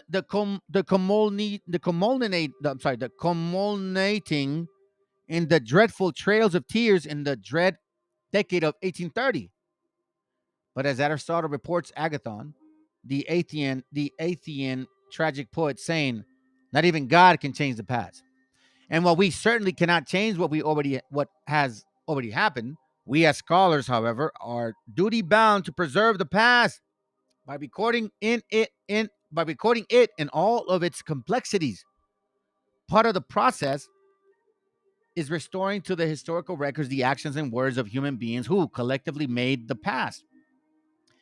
Restoring the role that persons of African descent have played in the creation of the saga of the Western civilization has been the motivation for our creation of the African American documentary series and writing of this book. It says here, the repopulating of the Western Hemisphere through a series of voluntary and involuntary migration over the past 500 years was never a one-sided progress or process, and it was never solely a European experience, meaning not only white people. It may come to a surprise to many Americans to learn that Africans played an essential part in this process from the very beginning.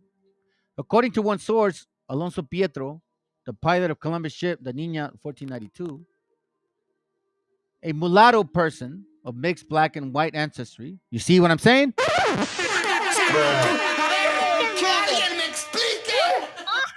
In 1502, the greater Italian explorer was accompanied by a black cabin boy named Diego. The year after Columbus returned from his...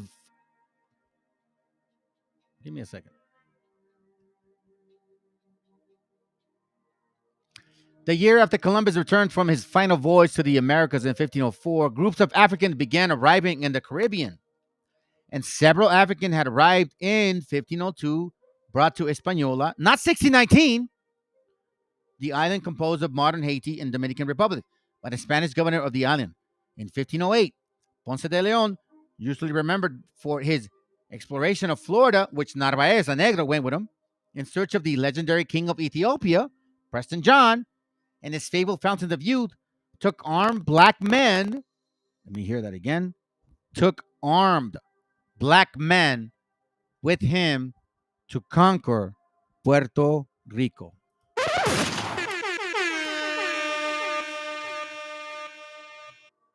I'm sounding the alarm when I do that, family. Hey, by the way, hit the links, man, and share this stuff. I'm surprised we only got 10. I'll touch on that another day, bro. I got a class to focus on right now. I'll touch on it later. Because I have history on that answer. It says here, Diego Velázquez from 1511 to 1512 employed other Africans to help seize Cuba. Ya ven, pendejos? That's why these negros don't like you. Well, I'm going to show you. Watch. Watch. Let me show you. Watch. Think I'm kidding. I'm going to play it a couple times. Black voters in Chicago are threatening to ruin the party. This is about our people demanding the resources, just as you're giving these people, these newcomers who are walking into this country. How do you take a new group of people that have paid no taxes, can't vote, and you put them in front of the voters? So we're going to show you how we feel about the Democratic National Convention. Turn it up. Thank you. If you think you're going to have a peaceful Democratic National Convention in the city of Chicago while our people are starving, that's right. Stay tuned. The Republican Party isn't responsible for persuading black Americans to see the truth. We're not that effective. The Biden administration's complete failure did it. And you know what happens when someone you love lets you down? It hurts that much more. We are done with the Democratic Party. Brandon Johnson, Governor Pritzker, and President Biden have shown us what they think about the black community all over this country. And so we're standing here today to say, okay, if that's what it is, we with it. We don't have to support the Democratic Party. Right. We don't have to continue to support people who are not going to support us. It doesn't matter anymore which party we go with. But I'll tell you this, I'd rather deal with the snake that's outfitting himself of the Republican Party than the snake that's covered up in the Democratic Party. Maybe Jussie Smollett was right. Maybe Chicago is MAGA country. I mean, this is Chicago we're talking about. What do you think black voters are feeling in swing states? Can't be good. Biden's losing his grip on Chicago, where he won 75% of the vote. Why? Trust. The South Side of Chicago sees an old white guy who can barely walk and claims he has your back bend over backwards for foreign nationals that he let break into the country. That hits home. But the whole Rainbow Coalition's shattering into pieces. The Arab Street already decided Biden's lost. We are announcing that President Biden has lost the 2024 election. We are not powerless as American Muslims. We are powerful. We don't only have the money, but we have the actual votes. And we will use that vote to save this nation from itself. I'm here to tell you, Mr. Biden, that on behalf of the Michigan Muslim community, we will not be voting for you either in the primary or in the general elections. I will work day and night to ensure that those voters abandon Biden this election. Abandon Biden all over the country. Muslim Americans are chanting, "Genocide Joe, Genocide Joe." Blood red paint splattered all over the White House.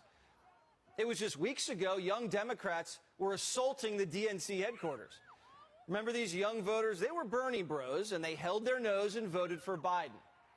But Biden broke the deal, never paid off their student loans, destroyed the dollar, and got us roped into 2 proxy wars. You're going to see a number of angry factions converge on Chicago during the Democratic National Convention this summer, at a time when Biden's nomination isn't a sure thing. Can you imagine the superdelegates screwing around and nominating a white male San Francisco liberal, Gavin Newsom, in a... Dude, like I totally rule. That's what that bastard sounds like. So we keep continuing seeing here. That's why they feel the way they feel. Okay. So now let's continue. It says here, the Diego Velázquez from 1511 to 1512 employed other Africans to help seize Cuba. In fact, Velázquez advised King Ferdinand that many black slaves had assisted him in his conquest of the islands.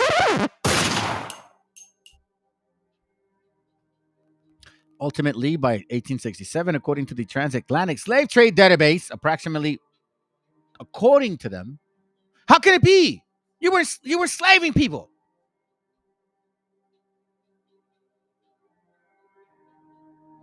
Approximately 12.5 million of Africans had been sold into New World slavery. Of the 11 million or so Africans who survived the Middle Passage, only about 300,000 were shipped directly to what became United States. So you guys are asking for reparations for Negroes. What about everybody else in this whole continent? If you really believe that, no, it's just you selfish little bastards here in this country. You want to hide from your history that you were actually black conquistadors.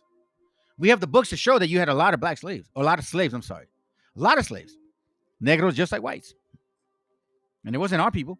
It wasn't our people enslaving you guys. But you love to say it. Hold on a second. What do you guys talk about? Yes, made traditions, but were their belief biblical? Who they worship across America? Just wondering. What do you guys talk about? Oh, that's right. The earlier question.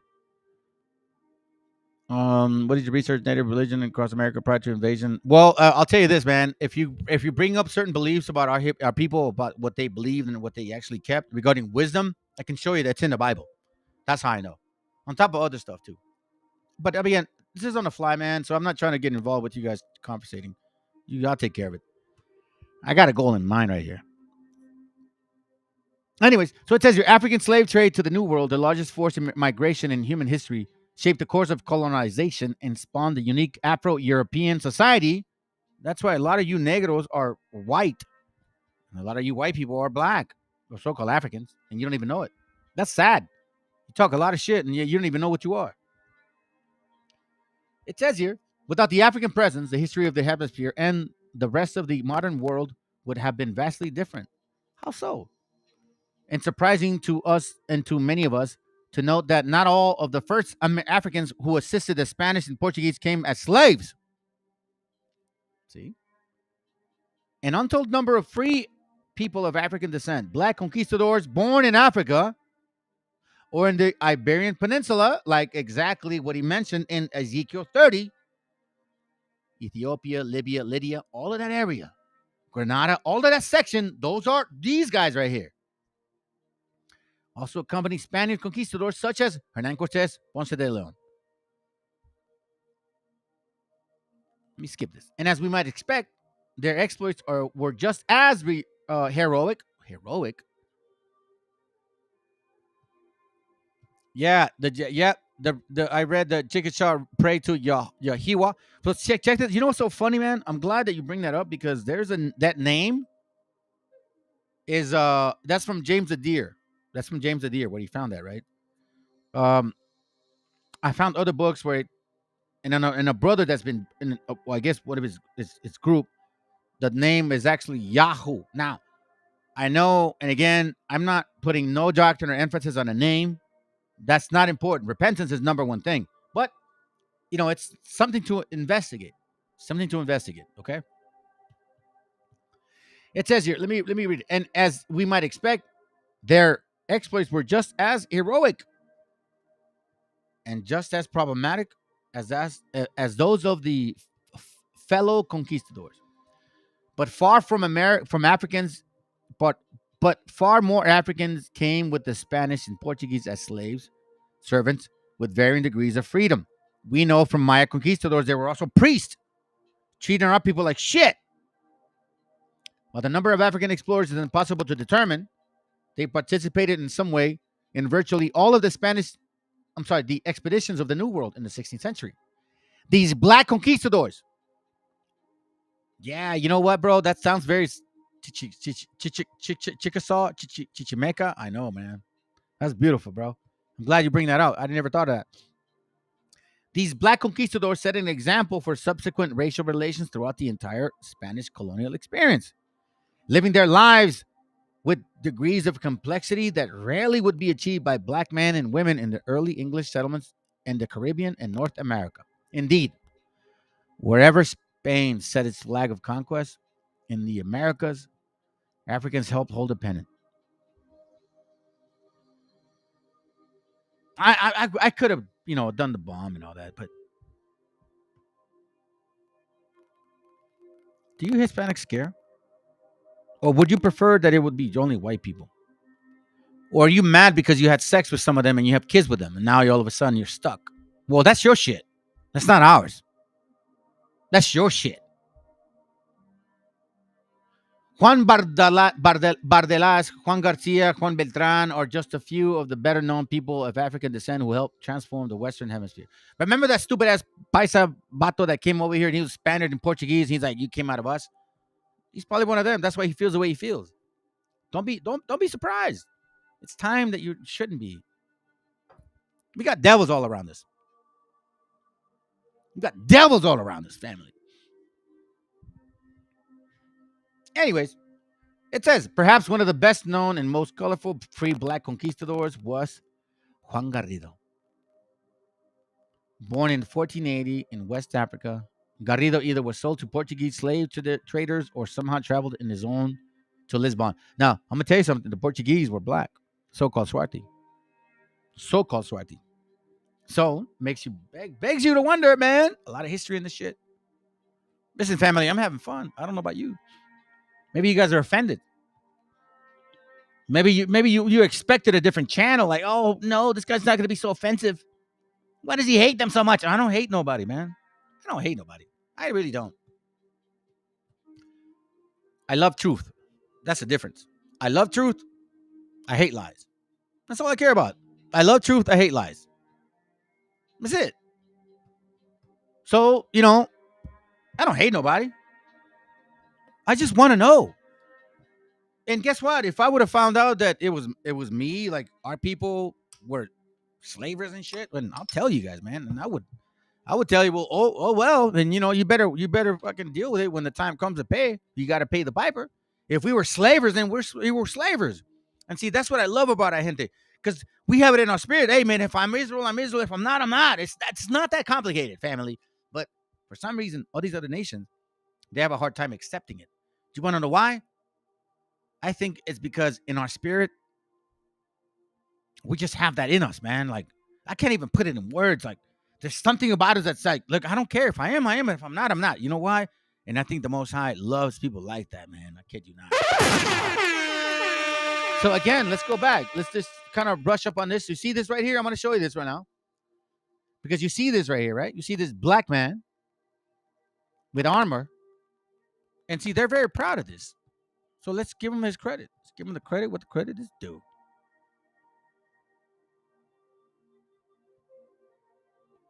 Let me show you this real quick. Is it in here? So I found this book. And this is why I wanted to show you this picture. Okay. So I found this book. So now we're looking through this. You see? These guys are kind of like saying, because these guys are remembering themselves that the Moors conquered them, that they enslaved them. These people were enslaved by the Moors, by black folks. They would go into their land and take their women. They know this. Okay? Stop lying, negros. Black and Moors. You guys want the credit? I'm going to give you the credit. Look, this is you. You love it, man. Love it. Man. Love it, bro. This is you guys, man. Y'all ruled Europe. Yes, you guys did. Look at this, man. Look at this position you guys once had. Once had. Hey, and by the way, you know, this whole time, family, I've been posting this right here, you know, because son bien disque cabrones, no? Like, bien acá, bien gallos and shit. They show up when I'm in class, like, son bien gallos, no? Like, hey, you know, prove to us. Okay, fine. Today, I'm available for you. Prove. Come on, let's go. Where you at? Or are you enjoying this education that I'm telling you? Because is it marinating in your spirit, Mr. African? This is you guys. And I'm so sick and tired of saying that you guys are here from this continent. No, you are Africans. Live with it. You will never rule. You're not the people of the Most High. Sorry. It is what it is. Go eat a taco. Sit in the corner. I don't know what the fuck to tell you. It's just what it is. This is you guys. You ruled at one time. You guys ruled. That's it. You're done. You're Ezekiel 30, Ezekiel 28, Ezekiel 29. That's who you are. It's just sad that you're just not willing to accept it and embrace it. I had something in mind with this picture. Check this out, family. Look at this. The Pope Innocent III, one of many black popes. Even though he don't look black. But I guess they based it off his curly hair. Then that makes no sense then. Because if you were a pope, if you ruled Europe, then what does this mean? Deuteronomy 28:64. And the Lord shall scatter thee among all people. Now we know that the Lord would scatter Egyptians too. Now we know that we were scattered all over. We got proof of it. From one end of the earth even to another. And there thou shalt serve other gods, which neither thou nor thy fathers have known, even wood and stone. Wait a minute. Hold on a second, Negro. You're telling me that you actually knew about Christianity. So what the hell are you talking about? Hit the link. I know you're watching. I mean, I'm not new around. This is not a new channel. I've been demanding for you guys to hit the link. You know why? Because I need you to prove this to us. Inquiring minds want to know. Check this out, fam. It's a little kid book. Broken Shields. Let's enjoy it. Okay. We'll put it like this. Go down and it says, matter of fact, I'll bring it back. It says here, in 1521, Hernan Cortez, with the help of native allies, defeated and destroyed the great Aztec Empire led by Moctezuma. The book tells us the story of the event. Bernardino de Sahagún was a Spanish friar and missionary who came to Mexico shortly after the conquest. He interviewed the elders of the people and collected their accounts of Big conquest in their life, 12-volume work of Historia General de las Cosas de Nueva España. You see this right here? Let's kind of go through this real quick. We're almost done, family, and I'm going to switch over to the video that I told you guys. I didn't tell you guys, but I had it in mind. Let us sing our grief. Let us lament our fate, so that no one will ever forget what our people have suffered. Daniel 9. When they come, remember the book we showed you yesterday? When they subjugated us there in Tenochtitlan, they the Spaniards, negros and whites. Yes, black folks, you so-called black Americans, you like to call yourselves black Americans. Yes, you guys helped the white man. You want to know why it was you guys? Because your spirit expresses it. So shut your ass up and fuck your reparations. Matter of fact, I'm trying to get some people to go with me to the actual Capitol, family, because we got some shit to show. Let's see if they can handle truth. Them and their stupid ass Moor hats. You want to be a Moor? I'm gonna give you some more then. Before the Spaniards came, even as the sun shone, a huge comet fell announcing their arrival. See? Our gente knew. Our gente knew. The year one Cain arrived. Oh, what? The year one Cain arrived and the Spaniards appeared. Holy mother of Jesus. I did not expect that, family. How a coincidence came. Suddenly they were near our shores, where the sky joins the sea. And when Moctezuma heard, he immediately sent messengers as if he thought that it was our God, Quetzalcoatl, returning to us. He's the real thing, fam. I've been reading some stuff, man, and anyways, let's continue. I don't see him like you guys see him, like, oh, he died of our sins. And no, I don't see him like you guys see him. He didn't do that. He came to show us how to come to that next evolution, for lack of better words. Because flesh ain't going to the next world. And a woman from here, one of us, was their interpreter. She was Malitzin. They had captured her on the coast. How interesting that Malitzin, right, captured her on the coast, but negros never put pictures of Malitzin. If they say that they're from the people from here, how come they don't have pictures of Malitzin looking negra? Just pendejos, güey. Stupid, bro. You guys like to mess around in TikTok. Come on YouTube, bro. Come and debate me, man. How come y'all gonna come get a piece of this? Come get some of this old man. I don't know nothing, man. I ain't nobody. I'm just a dumb Mexican. That's what you guys say. And when they finally moved, when the Spaniards advanced, the people of the coast guided them, led them, and prepared the way for them. All right. See this? From then on, Moctezuma had no sleep, no food. He was afraid. He was uneasy about the future of his people. That's right. Oh, wait. Hold on a second. Before I read this, what the fuck is that thing right there? What is that, family? What is that? Are you? What is that? What is that? And you know what's so funny? He's as big as a horse. So now let's read. And when the Spaniards arrived at the land of Tlaxcala, the chief of the people came to greet them. They showed them their palace. They took care of them. They helped them.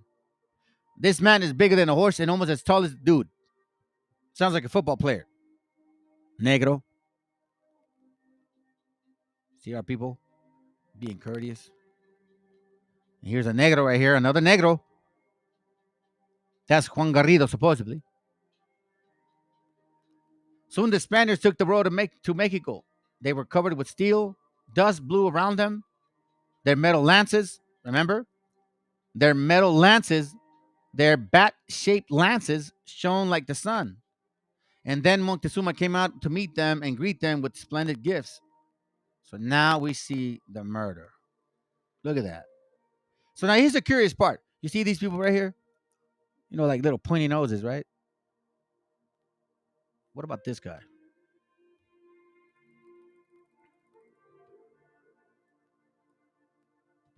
He doesn't have a pointy nose, does he? You see his thick lips? That's a negro right here. That's an African. Again, Historia Negra and Hispano-America. If you don't like it, hit the link.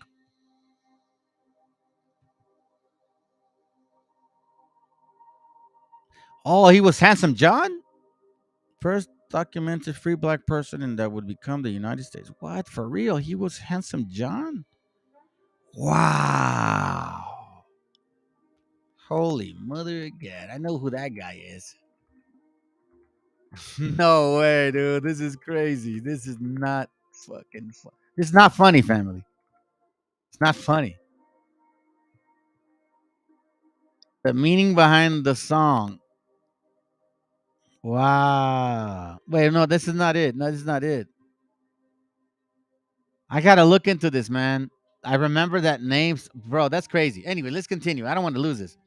So, as you can see, though, you see the armor. Remember the armor, family?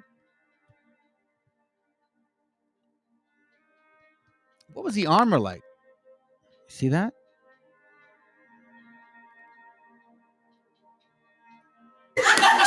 A ver, que alguien me explique. Stop lying to yourselves, and stop trying to blame just the white man. You want to be righteous, then call spade a spade. Because here we see clearly that a black man was the one that chopped off the legs and arms of our gente. A black man was the one that brought smallpox. And now the white man's the one passing laws and trying to tell us that we're not from here. And now the black man's opening their mouth saying that they're from here too. Open your eyes. And when the time came to celebrate the Feast of Gods, and when they were dancing and singing, then the Spaniards appeared. They blocked all the doorways. They cut off the hands of the drummers. They cut off their heads. Their heads rolled far from their bodies.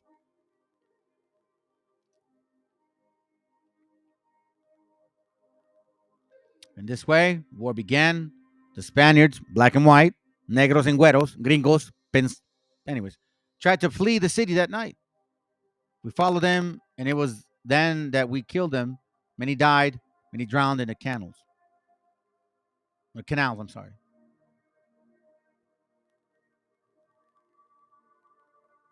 To this very day, the Spaniards hid in Tlaxcala. They rested, forfeited themselves. They built brigantines. Then suddenly they attacked us again. They surrounded us by land and by water. And once it happened that our brave warriors captured many Spaniards, we took them to the altar. We sacrificed them to the gods, and their skulls were placed along poles beside the temple. Yeah, very convenient, huh?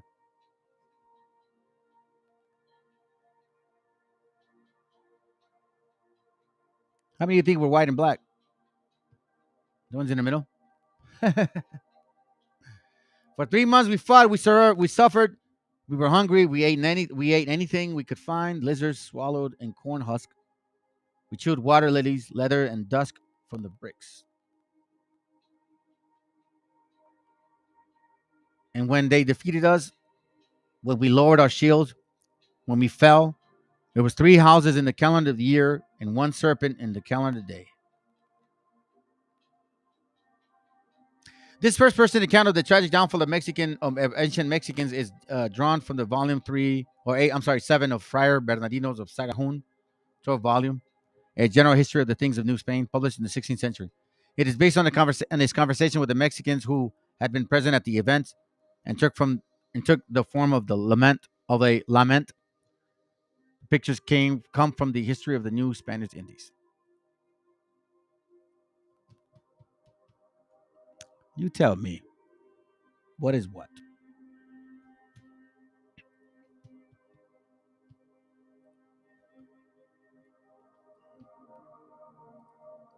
Black Tudors, a peek into the lives of 10 people of African diaspora who lived in Tudor, Britain. The Tudors, do you guys know who they are? A ver, que alguien me explique. Show you.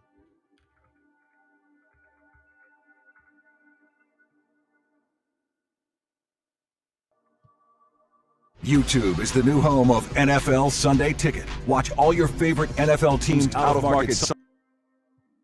Here, check it. You think you know a story, but you only know how it ends. To get to the heart of the story, you have to go back to the beginning. The Tudors on DVD. I swear to you, I intend to be a just ruler. But tell me this. Is it better for a king to be feared or loved? A bold new vision of the life and passion of young King Henry VIII. They say that all his liaisons are soon over. Perhaps you could imagine a way to keep his interest more prolonged? Who are you? Anne Boleyn. There's something dangerous in you, Anne. Those eyes are like dark hooks for the soul. You must know I desire you with all my heart. I want a divorce, and you will get one for me. Starring Jonathan Rhys-Meyers. I have yet to decide whether to make your bedmate a head shorter. Sam Neill. I make it my business to know the king's business. And Jeremy Northam. If you want the world to know that the King of England is incapable of keeping his word, then of course I will go and tell them. After all, I am merely your Majesty's humble servant. The Tudors has become a major hit in America, with audiences as well as critics. 4 stars. This is your doing! Tremendously entertaining. How dare you look at me! I am your lord and master! Jonathan. Oh, yeah, I want you to own it. Oh, yes, I want you to own it. Yes, yeah, you want to be them? Then so be it. Be them. Gotcha, bitch. Be them. I'm not going to take it from you. No, not at all. Please, by all means, please enjoy yourself. Rub all yourself all you want, you Tony Moore. Soft skin Tony Moore. By all means, please. Hype it all up. Don't run from your history. Because this is your history too. Who are the Phoenicians, family? Hamites, right? This is from a book called Druidism. It says here, Druidical schools. This is in chapter 6. You guys should read it. The Sword Bearer, Knight Templar, Freemasons. Oh, you're there again. The Prayer of the Chief Bard, Druidical Circle, Stones, Stonehenge, and the Phoenician art. Celtic language, blah, blah, blah. Let me show you something real quick. The Celtic language, according to some authorities, is a dialect of the Phoenician language, being a relative to the Hebrew. The Phoenicians inhabitants of Tyre.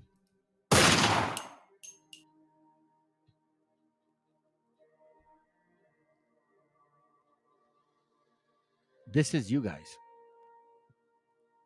You created Judaism. Negros. There's a lot of ugly ass history behind you. And then you wonder why you get a lot of this stuff right here. Then you wonder why you're like, why? I don't understand. It's the music. No, it's your fucking spirit.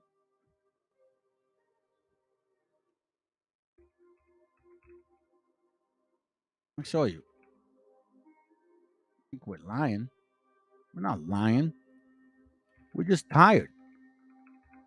So what gives you the right to go around telling us what the hell's going on, and yet we can't tell you what the hell you're doing? In January, February, March, April, May, June, July, August, September, October, November, December. What's your body count? Are you gonna post this on TikTok? No, probably not. 74? 74? What's your body count? 8.5. Welcome back, guys, to another episode of What's Your Body Count. And if you are new to my channel and enjoy my content, a sub would be really appreciated. What is you guys' body count? 11. 11, okay. So 33, yeah. 4. 4, so quick math, 12. Why are you multiplying it by 3? Yeah. When a girl tells you how many guys she's with, Multiply it by 3 and that's the real number. Can I make it 34 in 12? I can? Yeah, sure. Yeah guys, most women lie about their body counts, so you just multiply the number by 3 and that's the real number. Here. What is I think they picked purple, bro. Let's go. you guys' body counts? 9, 10, 3. Whoa! Dixon! How much is it? It's like 11, 12. 11, 12? Yeah, she's lying. They must be best friends if they snitch on each other like that. Most question? What's your body count? It's 3. Oh, it is? That's dope, that's dope. 2, I'm sorry. Oh, it's 2? 2. Okay, bet that. Not 1,000 yet. By the way guys, she's on a podcast that is... Damn, 1,000, man. Canaanites, Phoenicians, Druids, devil worshippers, child sacrificers. Matter of fact, who was a brother? Here, matter of fact, he posted it the other day. Check this out, family. Let me show you something. Because we understand, we follow, we try to learn.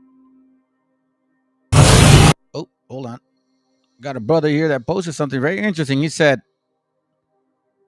over 80 million abortions in America alone. Over 80 million in America alone. Okay. If you break down the actual abortion, a matter of fact, abortion rate based on race. Abortion rate based on race. Classes. So we're talking about ancient Judaism, right? These guys love sacrificing children. Yeah, they did. They love sacrificing kids. Sacrifice. Watch. Excuse me. Here goes one right here. All right, let me see this one. Let me see this one. There it goes. It is possible that the practice of burning was derived from Phoenicia, where the annual sacrifice of human beings by fire. Damn, Negroes trying to act like you guys are the people of the book. Shut your ass up. Look, black, non-Hispanic, 27% abortion rate. Y'all do this. You guys have not stopped at all. Black people are the highest abortion rate people in the world. Listen, which was part of worship of Moloch may have given rise to the custom of burning malefactors and prisoners taken in war, and other immolations in vogue amongst the Druids, Phoenicia, sacrifice, black people. And you say you're the people of the book?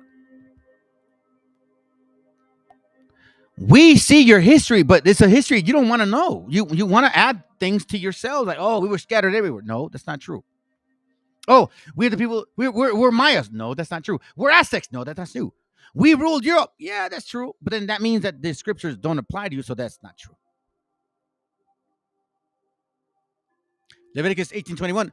And thou shalt not let any of thy seed pass through the fire of Moloch. Neither shalt thou profane the name of thy God. I am the Lord. But like I said, seditious nation. Yeah, I'm going hard on you guys today. You know why? Because I'm sick and tired of it shit. You don't think I see these messages? You don't think I see what you guys actually do? What you tell la gente? Bro, I'm tired of it. Without the people of America. And this too, hey, this goes for y'all too. We're finishing it off soon, family, and then we're going to switch it off to the other class. Mexico, figuratively speaking, would be eating cat food out of a can and living in a tent behind an outback. So why don't you and the president, embarrassing no one, get on the phone and call President Lopez Obrador and make him a deal he can't refuse to allow our military and our law enforcement officials to go into Mexico and work with his to stop the... Porque yo soy mexicana, dicen que soy ilegal. Pero si tú lees la historia, esta es mi tierra natal. Y tú, gringo americano, tú sí que eres ilegal. Porque yo soy mexicana, aquí me voy a quedar. Y aunque tú pongas la barda, yo me la voy a brincar. Por arriba o por abajo, ni cuenta te vas a dar. Diosito hizo la tierra para todos por igual. Se las dejó a Adán y a Eva, el paraíso terrenal. Y por su desobediencia nos puso aquí a trabajar. El mexicano no raja, él viene aquí a trabajar. Él no viene a tirar bombas, él no viene aquí a matar. Without the people of America, Mexico, figuratively speaking, would be eating cat food out of a can and living in a tent behind an outback.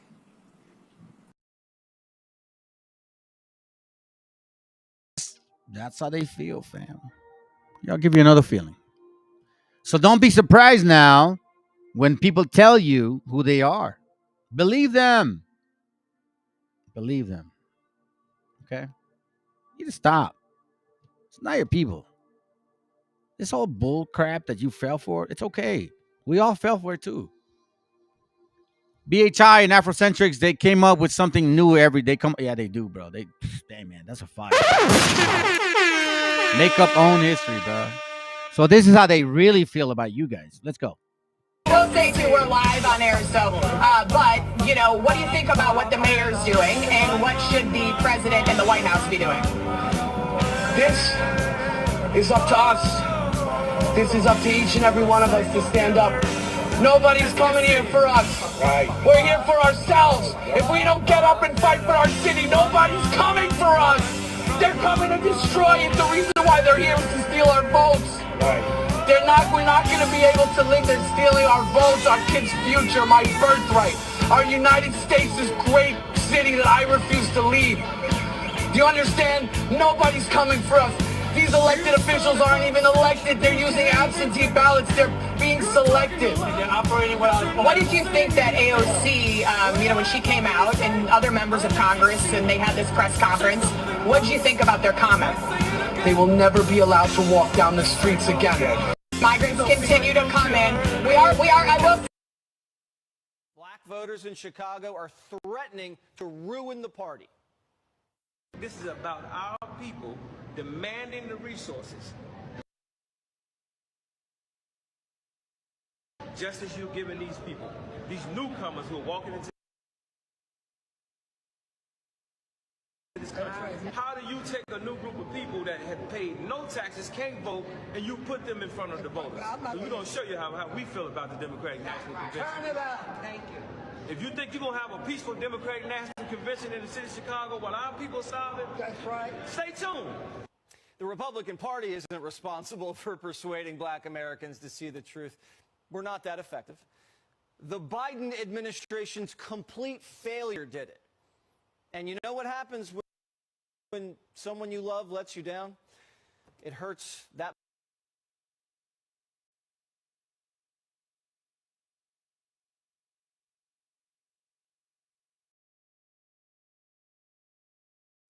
black voters in. You don't have to continue to support.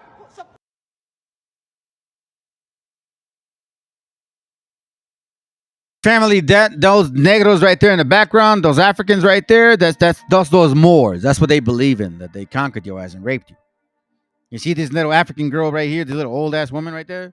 That's what she believes in too. That's her spirit right there. That came here one time and told you ain't shit. So who's down to go with me to Capitol Hill? Let's go. I'm ready. I got a lot to say. And I want them to see me. Because I got a mission, family. They don't know where I'm coming. They don't know where I'm from, but I'm going to tell you something. They're going to find out. Let's go.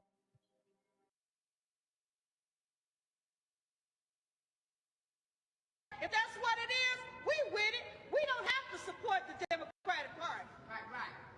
We don't have to continue to Right. support people who. Hey, listen, I'm done with that shit. I don't care, man. You know, we already know what's going on with these people. We already know how they feel.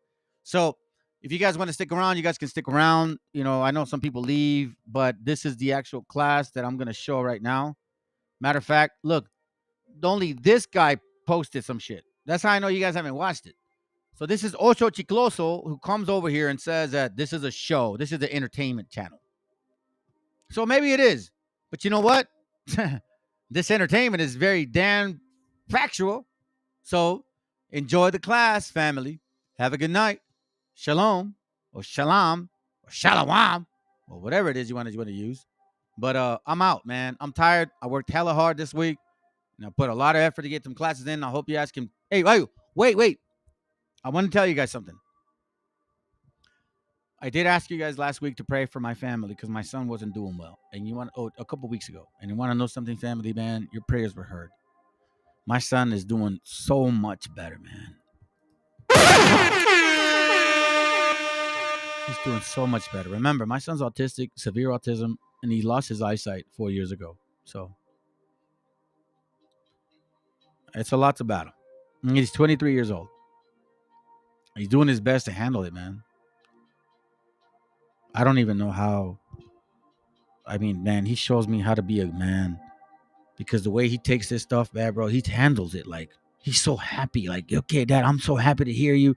He loves talking now, you know what I mean? So he's always wants to hear our voice. But I tell you what, man, that little boy has changed my life.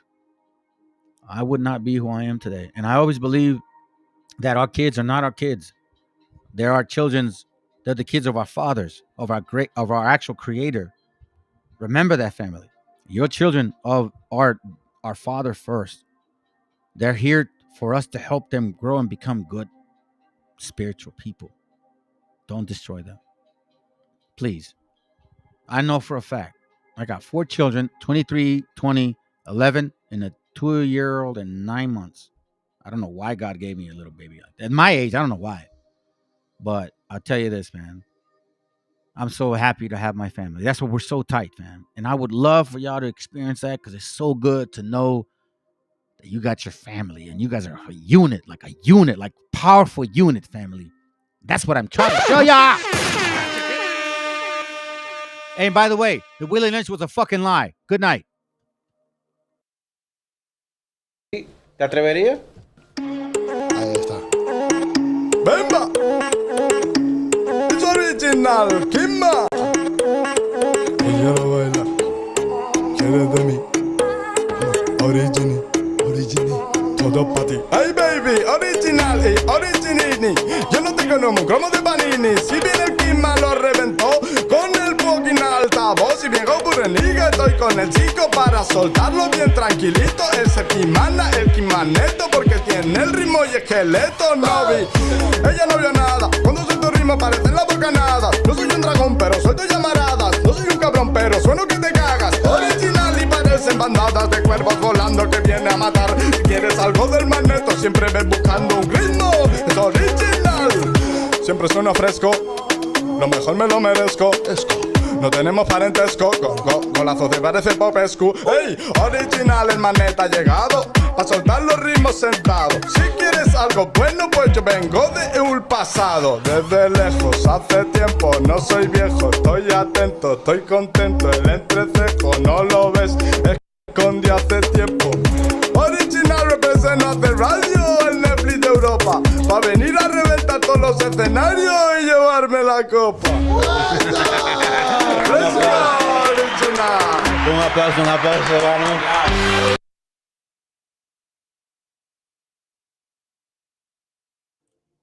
Isaiah chapter 58 and verse 1. Cry aloud, spare not, lift up thy voice like a trumpet, and show my people their transgressions and the house of Jacob their sins.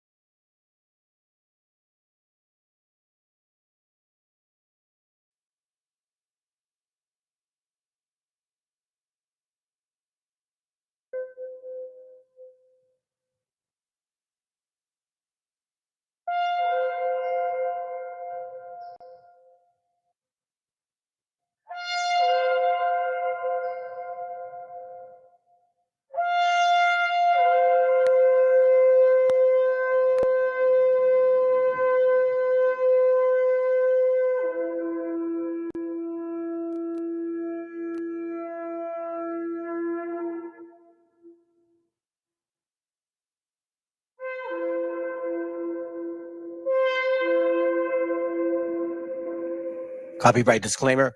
This content does not belong to Bible Chronicles or claim this intellectual property. The content provided today has and always will belong to the content owner. Bible Chronicles does not have any affiliation with the owner of this property. As mentioned, Bible Chronicles did not intend to make use of any material for the purpose of harvesting gain. However, Title 17 of United States copyright law states material and use can only be done when it's for theological or general educational purposes, and thus Bible Chronicles believes that this principal material falls under fair use, which honors protection under Section 107 of the same U.S. Tú no te puedes ir si hacerme algo ya para culminar. Hostia puta, tío, qué bueno. O te pongo otro. Desde el principio, este mismo. ¿Está bien? Vale. Desde el principio, entonces. Ahí va. Atención. Estamos en AC Radio International Real. Original. Hey, hemos vuelto a la casa del Real Neo Nefri de Europa. Bombo claro, dice. Don't stop, everybody don't stop. Llegó el general para prender el club. Hey, sing it boy, then Yabadabadu. Con mi cruz, solo tú, dan mi luz. Hey, sing it badu. Don't stop, everybody don't stop. Llegó el general para prender el club. Sing it boy, then Yabadabadu. Con mi cruz, solo tú, dan mi luz. Everything come through. Ooh, girl, think you better. I think you clever. Hey, stay, my fucking old nigga. Hey, girl, think you better. I think alone, my brother. Everybody come on, nego, hace radio, está fresco. Dice, mueve la cadera, mueve tremendo. Suena perfecto, filo beca. Suena perfecto, viene del ritmo del ghetto. Band the fuck international. Hey, nego, the farmer, no really nobody se mueve el estilo. This is James.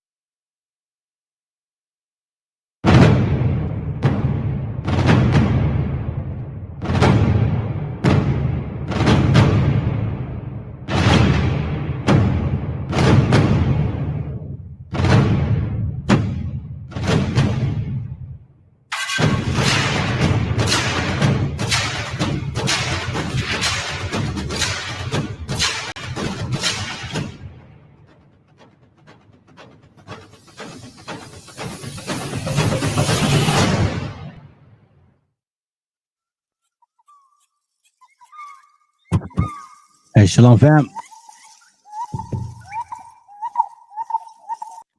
Yo. What's up, fam? What's up? Hopefully this camera lasts me a little longer. Hold on, let me change that. Huh, I wonder why it shows that. Okay, there it goes. Showing colors. Yeah, man, I'm moving stuff around, trying to see which is the best way. Now, I'm going to tell you guys something, okay? It's hella hot in here, man. It's hella hot in here.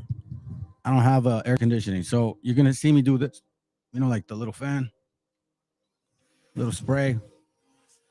At least in the meantime, man, until I can get this, until they can get this air conditioning going, all right?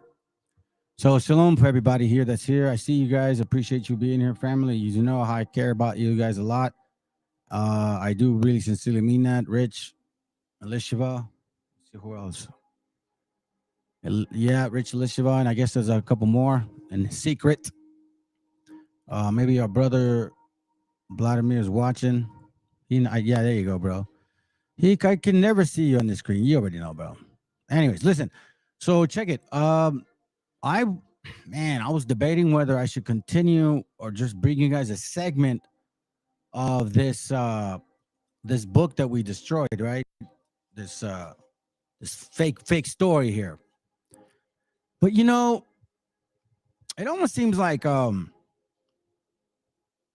don't know, man. I'll be honest. Spiritually, it strengthens me. On the flesh, it's disappointing because I would think that I'd had more response. I thought that would maybe trigger more brothers and sisters, but apparently not, man. You guys are either hard to convince, or you're too lost in the sauce, or you're too much in the cojones of this Alofi god of Africa that you guys are all in love with, with this One West crap. So what I'm gonna do is I'm gonna try to go through this class as quick as I can and see if I can squeeze in that segment of just destroying this stupid book, which is just ridiculous.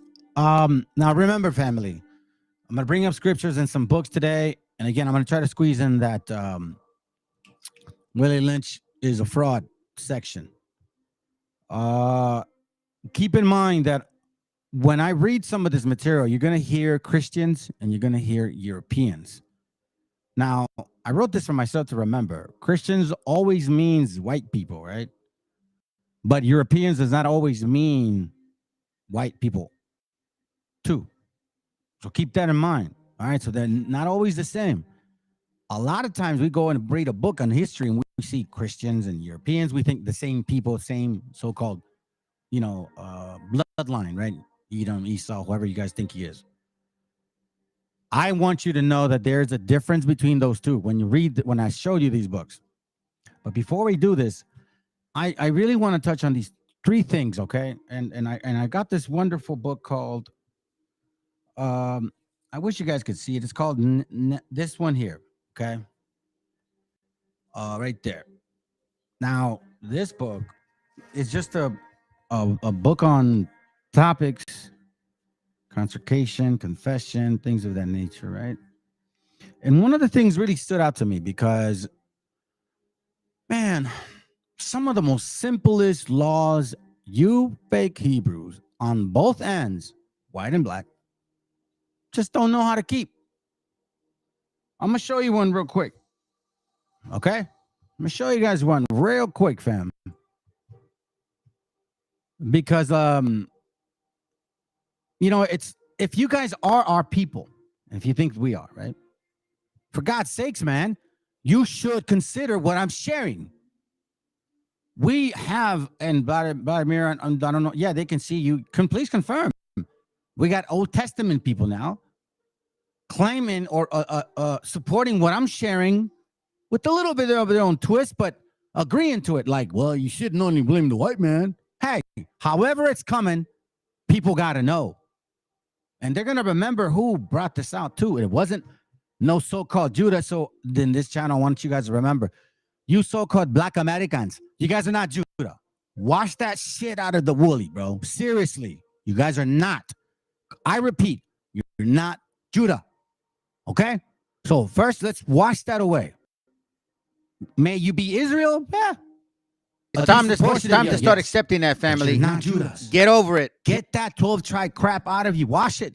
Be born again. You're never going to understand this channel. You're just going to see hatred like the guy that came and bezazzled his way out of here. Listen, man, I don't care about your guys' emotions.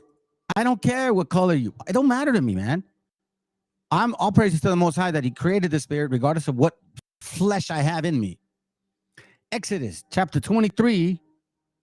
Trash it. Exactly, man. Get rid of that thought. Boom. Blow it out of the water. Because you know what? We have black conquistadors who enslaved black people too. Now you're going to go say, oh, well, we were teaching it. No, because you never called out the black people in this country. You went to point the finger in Africa. Not here. Now, let's read Exodus chapter 23 and verse 1. Very simple. Thou shalt not raise a false report. That's not hard. Thou shalt not raise a false report. Put not thy hand with the wicked to be an unrighteous witness. Let me simplify it for you, Ebonics. Do not spread false rumors. The Willie Lynch letter, that's an effing more than a rumor. This one that I ripped, that I spent money on, because it's trash. It says, do not spread false rumors. Do not help a guilty person by giving false testimony. You so-called Hispanics, you didn't do the homework. You didn't do the research. You didn't do the homework. You telling me that? Please tell me. Because look, any common sense individual will understand that there is absolutely no history to confirm that this was actually real. Nothing. Zero. Oh, I'm sorry. If I do that, you're going to think I'm some kind of tribal or Mason Jew. So let me stop that. A 0, okay? 0. Nothing to substantiate this so-called history or so-called backbreaking and so-called twisting the people around. You can't do that no more. Cannot do that today. Never again will you ever be doing that again and using our scriptures to say, oh, that's why I act. No. So, first things first, do not follow the majority when they do wrong. Now, I told you so-called Hispanic brothers, and you had it come, man. Tú te dije, güey. And you said, well, there's the wheat and the tares, Ak. That's what you said to me. Do not follow the majority when they do wrong or when they give testimony that perverts justice. Why? Because you guys are not, never did you allow us so-called people, let's just say not even Hispanics, to learn the word properly. No, you relabeled yourself, you slapped the title on you, and you sold us that title. Now, I'm going to tell you this right now, family. 500 years we haven't had the Bible. Luckily, all praises to the Most High, we're starting to see our book for the first time. The last 20 years, maybe 50. And it's not because of you, West Coast, One West, or Wobbles, not at all.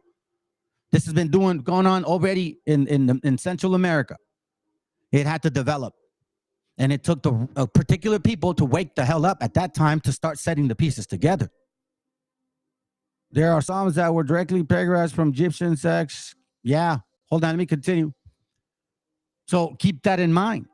Keep that in mind.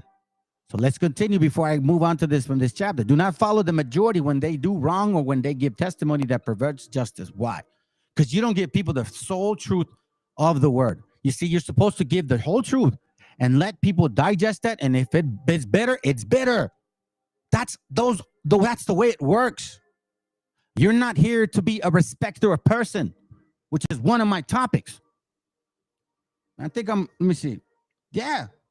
It's just common sense, guys. Do not spread false rumors. First of all, this is a false rumor, okay?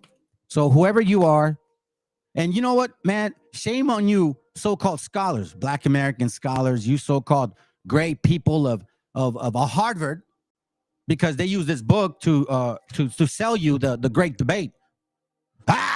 Make sure that you get the biggest, strongest. As a matter of fact, let's check it in. See, this is so emotional. This is so moving. This is so important to us. This is the reason why in America. This is why we need reparations. Because the white folks did this. Listen, family. This is supposedly of a man in 1930s, okay? A professor in Harvard. The tricky thing is that he says this supposedly in the movie. They're portraying that this is a true story. Supposedly he quotes this book in the movie, considering that era, 1930, right? Funny part is that this book was not found until 1970 somewhere, and then it wasn't uploaded until 1990 in the Gopher server, which nobody really knows who it's coming from. Okay, now when you look at the book, 1712, the writing in the book is absolutely not from that time. So how does this man of 1930s get a book from the 1712s that wasn't printed until 1970 that somehow, some way showed up in 1990? It's called propaganda. Let's go.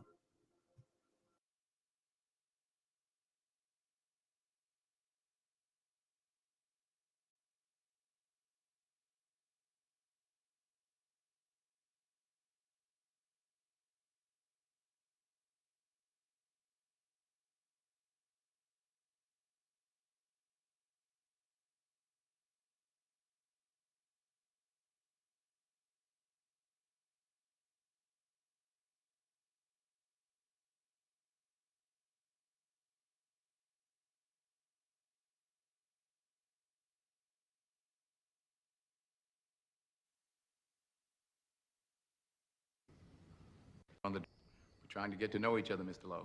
I was trying to get to know you, Mr. Tulsa. Thank you, brother. I'm not the one on the debate team. Are we not engaged in a debate right now?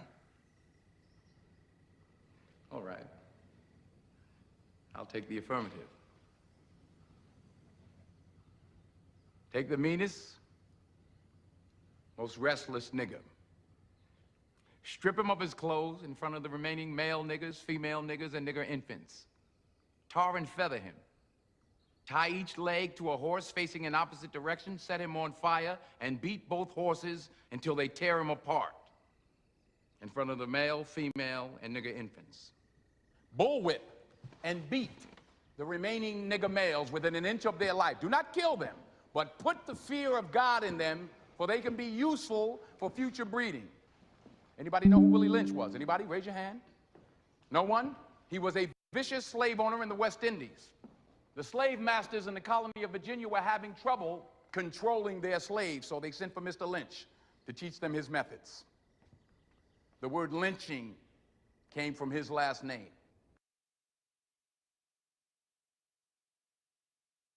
Emily, that's another really ridiculous statement that he said.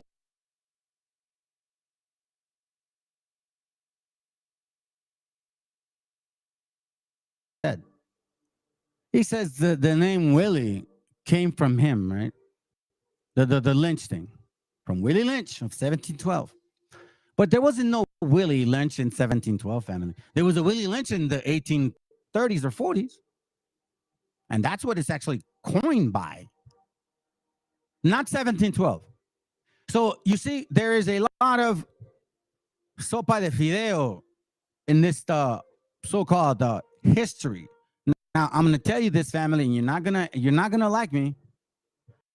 This is the biggest lie Satan has ever created.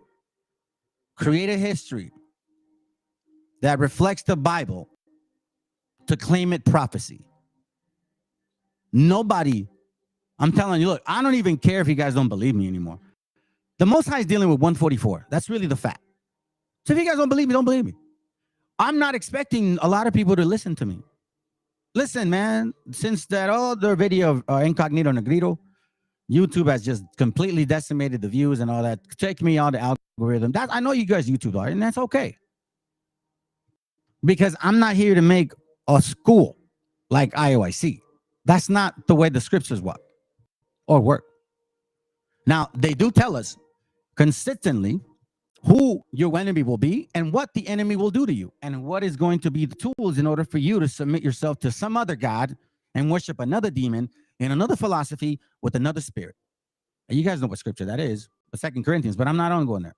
Second Chronicles 19:7. Watch what he reads there, okay? Honor the Lord and act carefully, because the Lord our God does not tolerate fraud or partiality or the taking of the bribes. Let me do the King James, okay, because some of you guys don't understand. Wherefore, now let the fear of the Lord be upon you. Let me remind you of that. I don't forget about that. I don't fear man. I'm going to tell you this right now. I fear the Most High because he can take my spirit and my flesh for sure, and my spirit. Now I know what it feels like being a bottom barrel, what I've been. I don't want to go there anymore.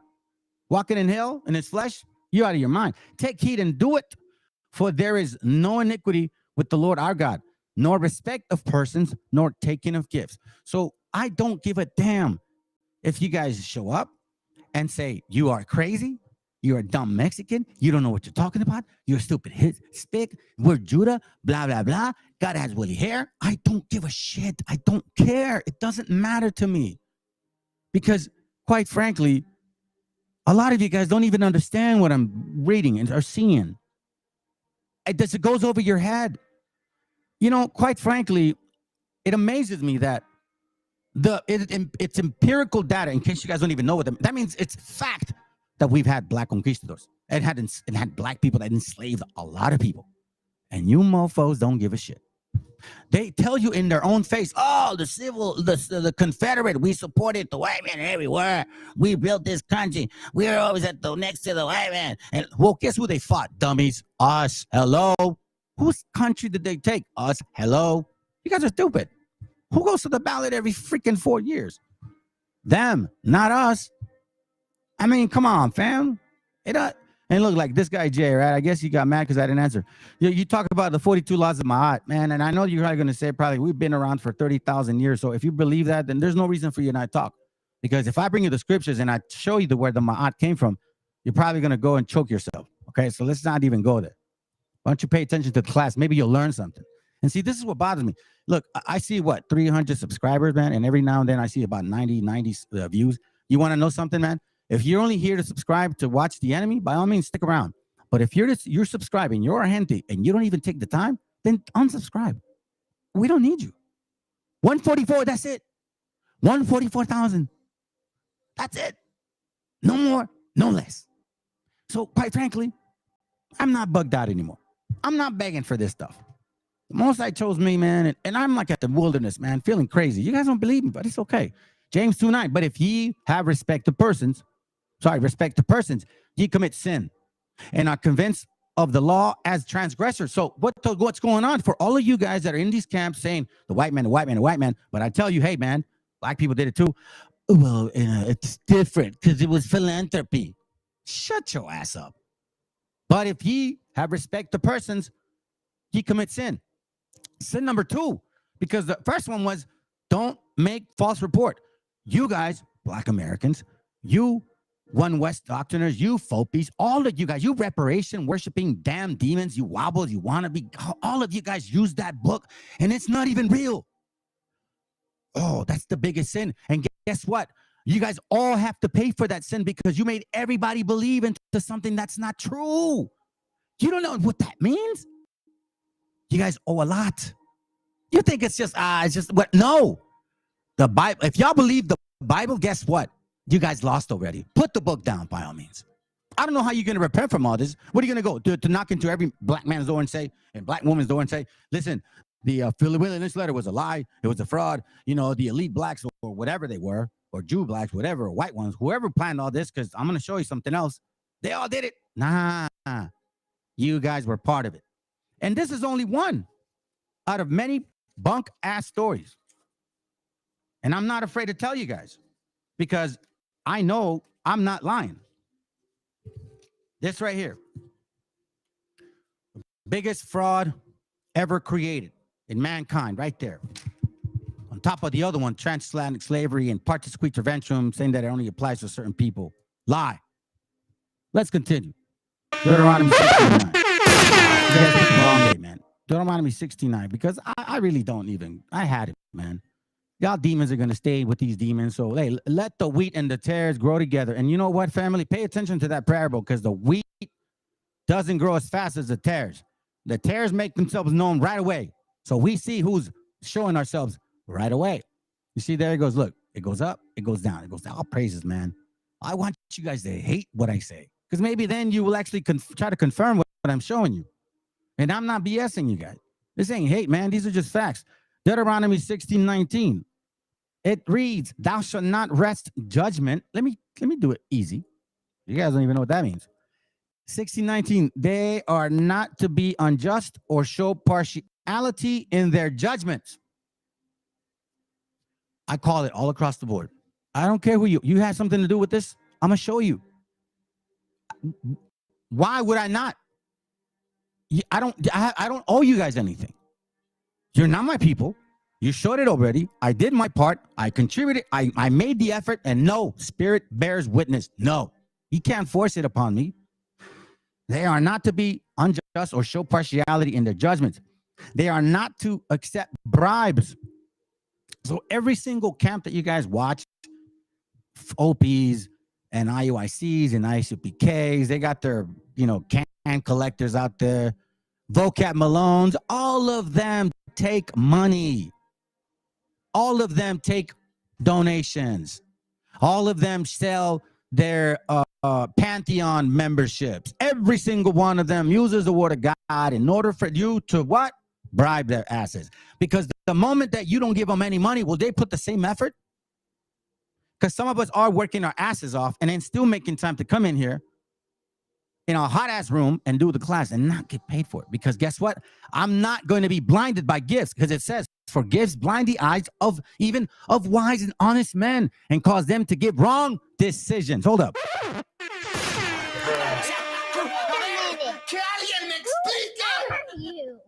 It starts right there. Starts right there. And look, you see, fam, this is what I'm talking about, man. That's what I'm talking about, bro. We're right here. We're showing some stuff. We're showing some love to some of our gente. There were some people watching and then like they skedaddled. I'm telling you, man, you so-called Hispanics don't give a rat's ass about our people. Stop. And you know what? Oh, by the way, let me talk about something. You Republicans and you Democrats.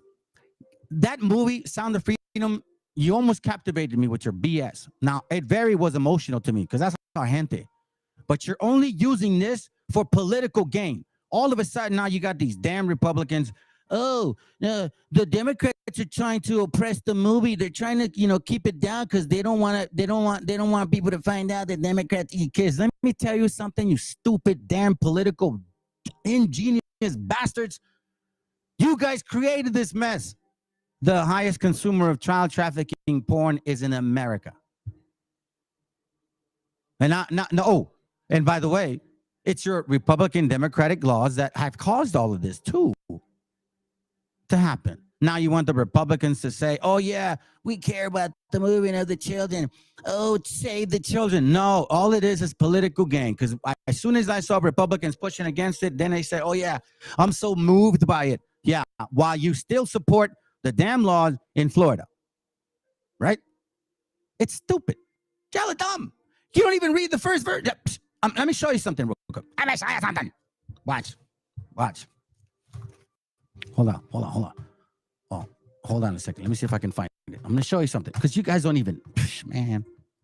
Hold on. See if I can find it. Let's see. Here it goes right here. Okay. This is easy for you, Republicans and Democrats of both colors. Exodus 21:16. And he that stealeth a man and selleth him, or if he be found in the hand, he shall surely be put to death. And you Republicans are Christians, you believe in the Bible. This is your history. So you owe it. And I'm not just talking about one particular color. Hell no, not in this channel. You don't get away with that. Not at all. Exodus 18:21. Let's go back. Let's take to the topic. 18:21. It reads, moreover, thou shalt not provide out of all the people moreover, thou shalt provide out of all the people able men, such as fear God, men of truth. Pay attention to this. Men of truth, hating covetousness. I'm gonna pause you on that one real quick so you guys can understand. Pause on that real quick. Hating covetousness, such as fear God, men of truth, hating covetousness. As partial albino, your pineal glands, as a partial albino, your pineal glands have always crossed. There go. Yeah, you believe in that esoteric shit. Yeah, Jimmy, we don't believe that, bro.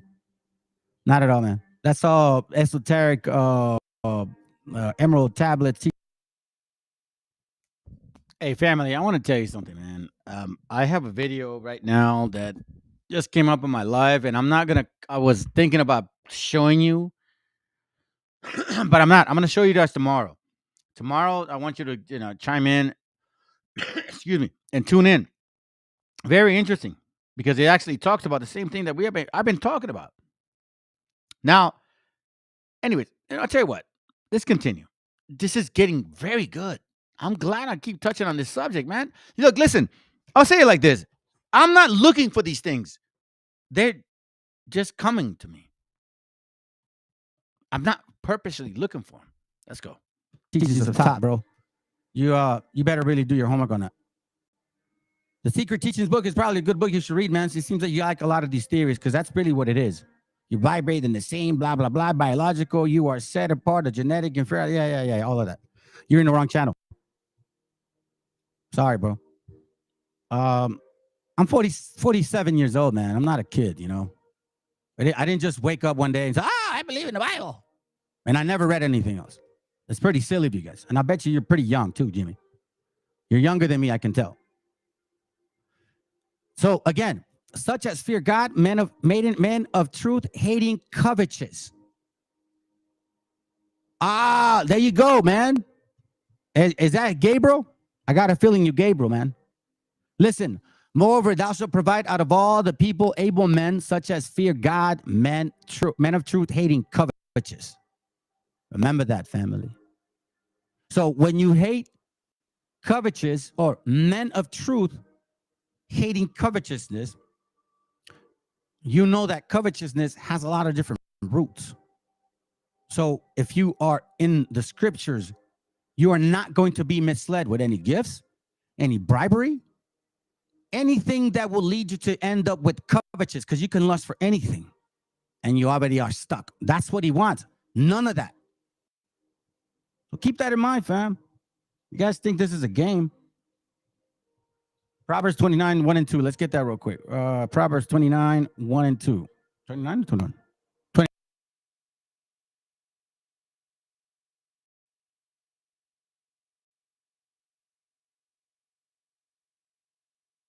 29, yep.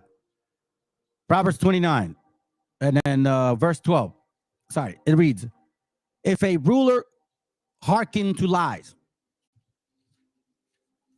the making of a slave. Okay. If a ruler hearken to lies. Oh, sorry, I moved it. If a ruler hearken to lies, all his servants are wicked, family. Let me repeat that again. If a ruler hearken to lies, all his servants are wicked. What does that mean? What exactly does that mean, fam? That means if you hearken to a lie, right, and you don't confirm it, and you push it, you are wicked. It's that simple. We know that they said they ruled Europe, that a lot of convoluted history, you know. They say certain things like this, and then they mention the certain Portuguese and Spaniards, and then they say they're Jews, but then the other Jews are not Jews, right? So they throw you a lot of stuff, man. So I'm going to show you something real quick. Follow me for a moment, okay? I've showed you this before. I've showed you this before. Where are you at? All right. This is the Webster's Dictionary, 1828. I'm sorry, 1828. In 1828, the understanding of Swati was this right here. Let me change this up. I'm going to change this up, okay? The understanding of Swati was this: being of a dark hue or dusky complexion, tawny, that is, right? In warm climates, complexion of men is universally Swati or black. Watch this. The Moors, Spaniards, and Italians are more Swati than the French, German, and English, meaning they are dark-skinned. But the Moors, Spaniards, and Italians are more dark-skinned than the northern ones, right? Okay. So now, if you guys remember, One West loves to bring this book out. Wobbles do too, and all this and that. You know what I mean? But they don't pay attention, family. They don't really pay attention to what they actually read. So let's read it for them. Observation concerning the increase of mankind, peopling of countries by Benjamin Franklin, 1706, 1790, okay? So 1706, 1790, I think this is like in 1739. Well, it was reprinted in 1753. It must have been reprinted in 1918. Well, it shows the years between it's in the 1700s, okay? Let's just be clear on this. Right there. I'm assuming this is around 1739, 1740, somewhere around there. So it reads, by Benjamin Franklin himself, which leads me to add, page 224, which leads me to add one remark, that the number of purely white people in the world is proportionately very small. All Africa is black or tawny. Asia, chiefly tawny. America, exclusively of all newcomers, wholly so.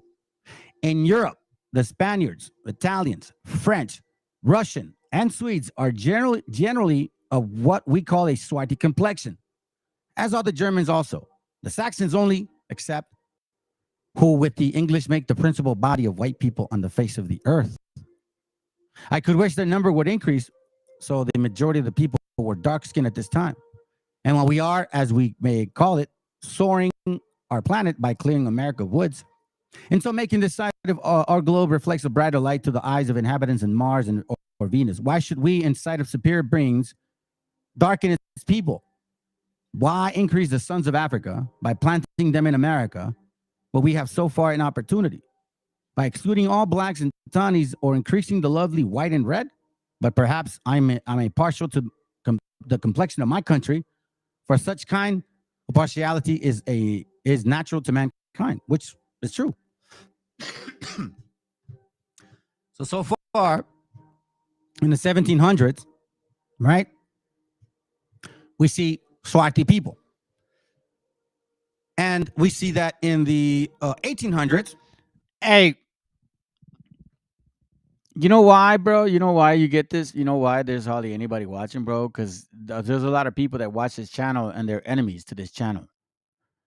They just want to see what we have to say or whatever. But when it comes to their skin that they run, or if it has to affect somebody that they're related to, then all of a sudden now it does, like, oh, they don't want to hear it. Raza stupid, bro. That's the problem with Raza. Y'all are very soft. I'm so glad that that's why there's only 144 that are chosen. Because you weak ass motherfuckers are never going to get it. At all. Let's continue. I got something to show you after this, and then I'm done.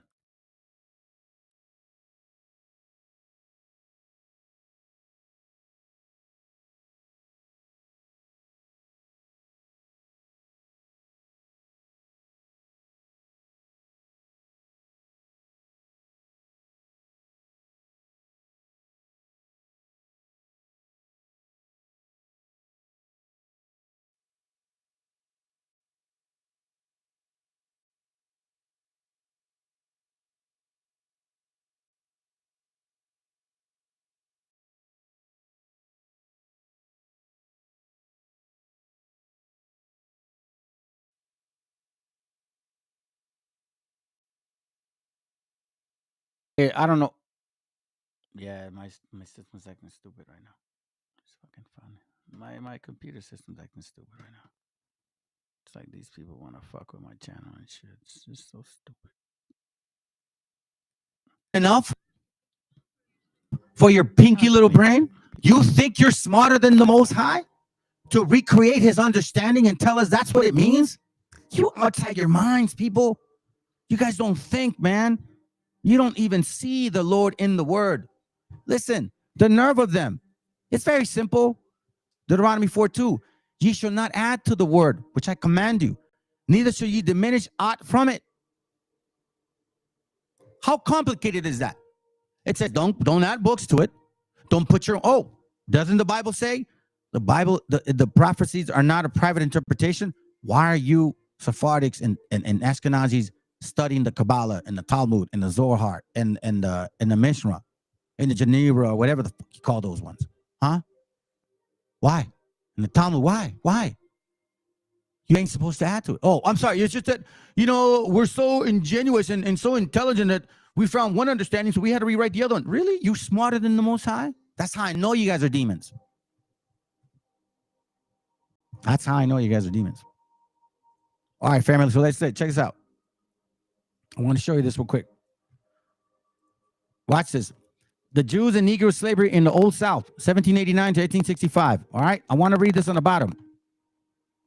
Let's see. It says here, I begin with 1789 for the following reasons. Hold on. Let me see if I can magnify it. There it goes. I begin with 1789 for the following reasons. Firstly, before discussing Jewish ownership of slaves in the colonies, it would be necessary to consider the question of Jewish legal status in the colonies in order to investigate the problem of all property ownership by Jews.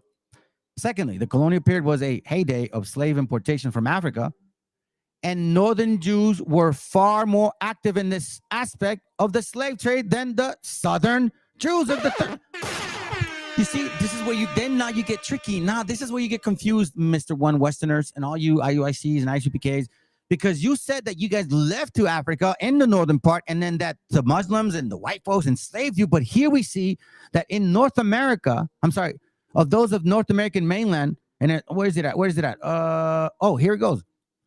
A heydays of slave importation from Africa, and northern Jews were far more active in the aspect of slave trade than southern Jews, and thirdly, Jewish settlers in West Indies colonies were at least as influential of those on the North African mainland. So you Jews were enslaving people in Africa, in North Africa, in the West Indies, and in America. But I thought it was a white man. You see how it's all, trust me, family, it's getting cleared up. Just follow me. We're clearing all of this stuff up. Don't worry about it. It may not be clear to you just now, but it will eventually. Let the Most High water that spirit of yours. Then it says, in a study of slavery at that time would therefore require extensive reference to those of non-Southern Jewish communities. This study is terminated with the end of civil war because the nature of Jewish life in the Reconstruction period was far different from that of the antebellum period. Only in a few instances has material before or after these dates been utilized, and these data are clearly germane. An additionally complicated factor has been avoided through the elimination of references to the Jews of border states. Somebody's hiding something. After the Reconstruction period, or in the 1865 and on, between 1865 and 1900, you see a lot of changes in this country. A lot of history is being put away. There's a lot that we're not being taught. I want to remind you, this is real quick. This is from Mysteries of the Mexican Pyramids. While you guys had the Bible and the understanding, right? And you thought you were Jews and fake Jews and all these Jews and reteaching yourselves and all this and that. And you say, we're not the people of the Bible, right? So why do this to us? Why do this to us? Page 16. If we're not the people of the book, why take it away? Why make it such an effort to destroy everything about us? As the land was stolen from the natives, great famine ensued, yet heavy taxes were laid on Indians. Those who failed to pay were tortured to death. Indians who refused to join the Catholic Church were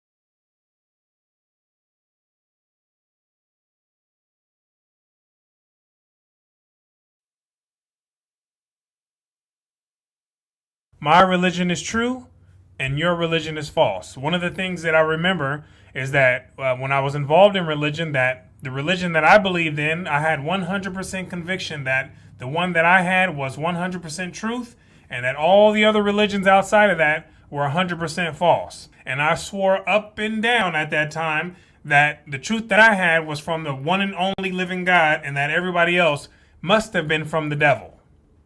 Right? This is the type of mindset that I remember having during my stages of going throughout religion.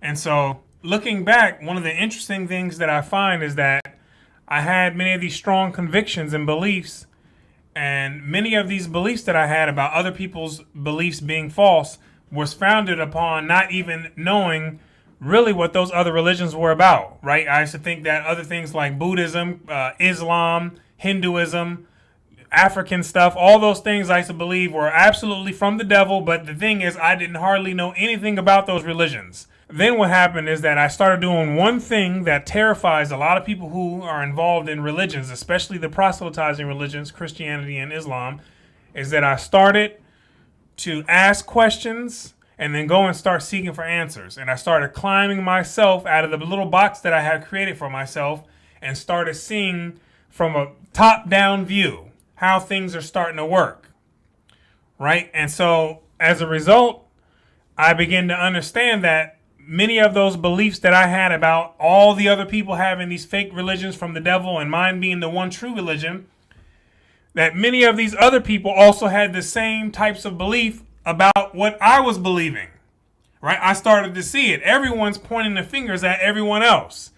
Other people were saying that, oh, those people over there, they have the devil on them, right? They don't have the true gospel. They don't have the true religion. We have the true religion, right? And you see other people in other corners, they're pointing to other people on to the other side of the room saying that they have the truth, and the other people are meant to be the ones who deceive people at the end of times, right? And you start to see it all unfold when you have the top-down view, right? When I wasn't immersed in the belief, as I started to climb out of the box, I can start to see these things, right? And so after coming from a very zealous group, I was in the Israelites for a certain time. After coming from that zealous group, and then seeing other zealous groups as well who have a real zeal for what it is that they believe, and they also have means and justifications for what it is that they believe, right? They can pull out Bible scriptures and Islamic scriptures all day long to justify what it is that they believe.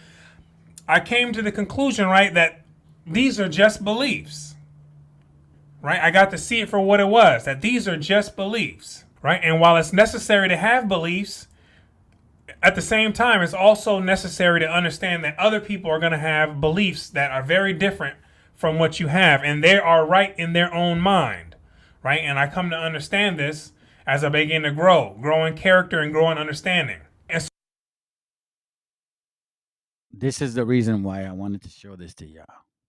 See, a lot of people here that come to this channel, they think they know what the hell they're talking about. They think they know my history or what I teach, or at least what I show. But little do you know that I actually have a purpose in this life. Horsewhip. So now we're going to bring it back to the point here. Because you guys don't believe of your own history. This man is telling you who you are. Start believing it. Let's continue back into our history now. Had their heads shaved and were forbidden to hold office or title in their villages for failing to attend mass or for practicing any of the old rites. An Indian could receive 100 lashes. Watch this. According to the Spaniards, Indians were supposed to know only the Our Father, Ave Maria, Credo, the Ten Commandments. Reading and writing were considered as dangerous as the devil. In Spain, an eminent jurist, Juan Gines Sepulveda, that's who was keeping the Bible from us. And these Spaniards were swarthy, black. He even says it. Watch this. Y entonces ocurre un fenómeno. Se descubre América. Los primeros esclavos que van al Nuevo Mundo son blancos. Sí, señor.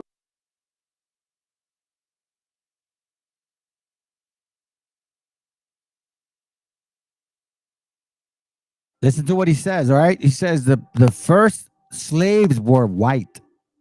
Listen. Y entonces ocurre un fenómeno. Se descubre América.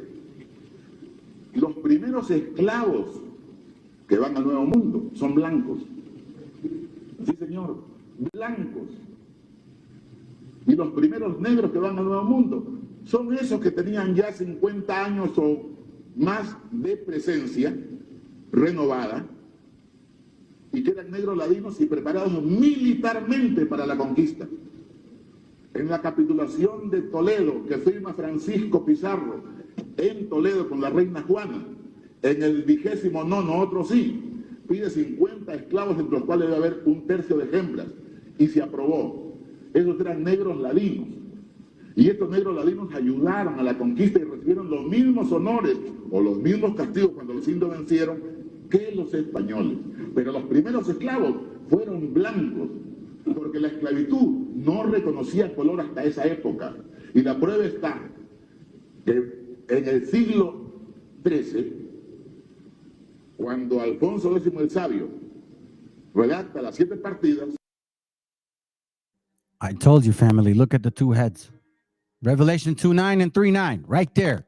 Let's read it real quick. I want you to know this. We after you, damn it. Revelation 2:9, it says, I know thy works in tribulation and poverty, but thou art rich. And I know the blasphemy of them that say they are Jews and are not, but are the synagogues of Satan, damn it. Revelation 3:9. Behold, cualquier de los pantalones que te quede, güey. Behold, I will make them the synagogue of Satan, which say they are Jews and are not, but do lie. Behold, I will make them come and worship before thy feet, to know that I have loved thee. So you know how you see these black converts doing that? Don't sweat it, man. Don't sweat it. I don't know. I don't think I have, bro. Dontel Jackson. What does he teach? So let's continue. Oh, sorry. This is my point. You see the two heads? Portuguese and Spaniards.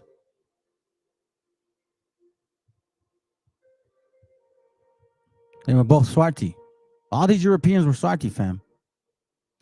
And we weren't all Swarti either. A lot of us were light skinned. So you know who they were enslaving? A lot of our women. That's why when they saw us, they saw how attractive our women were and how they say in Espanol, bien parecidos, like good looking men. They would see us. Well, of course, compared to them, shit. That's why they have the 12 tribe chart, family. That they love our women, and our women fall for the stupidity because us men have been falling in iniquity. But I'm gonna tell you something, and I know it's gonna hurt you, so-called Black Americans and you white Americans, all you other men of other nations. There's nothing better than our brothers, man.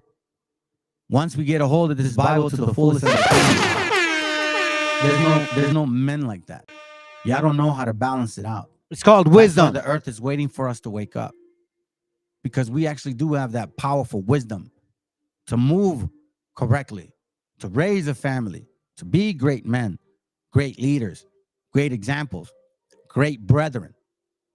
Always watching our mind, not looking to lust, not looking for power or vengeance or anything. All of that comes with the Most High. He gives you what you need. Your main focus is the renewing of your spirit. And you see, I'm going to tell you this right now. A lot of you women don't have no clue. But you're going to be yearning for this. There's going to be the time where it's going to come back. It's going to come. I'm telling you, family, right now. So you so-called Hispanics, do you think the Bible is not a powerful book, man? I'm telling you, man, this book puts you at a mental level like nothing else if you're the Most High, if you are sincere. Because a lot of these women, I'm going to tell you, they want to establish a family. They want a respectful man. They want to raise a child. They want to make sure that they have a leader at their home, right? We get examples of all these idiots and saying that, oh, it's a woman's fault for body count. No, it's your fault.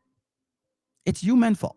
And this whole thing like modern women, no, it's the white and black way. It's just how you guys are, man. It's in your spirit. You don't know modesty. You don't have any understanding of it. That's why you envy our people. That's why you can go, look, I'll show you. I'm going to show you this right now. Even the president said it the other day, and I look forward to this sharing with you guys. Watch this.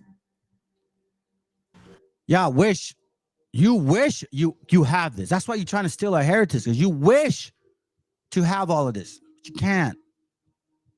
So my job is to wake our brothers and sisters up. You see this message here? I want to read this to you guys. Message to all you brothers, sisters too, but speaking to brothers right now.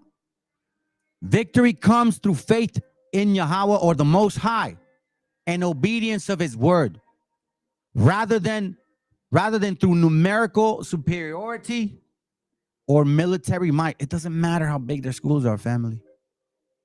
Doesn't matter. It don't matter. Because just like Joshua, we're going to read it. But let's listen to this real quick. Matter of fact, I'm not going to show the class. I'm going to show it tomorrow of the actual Willie Lynch, or maybe not. I don't know. I think maybe this is probably a good enough class. Let's just listen in and finish it off. Lo que siempre he dicho, he sostenido, la familia mexicana es la principal institución de seguridad social que tenemos en el país. Y tenemos que cuidar que no se desintegre y atender a los jóvenes y mantenerlos juntos. Yo respeto mucho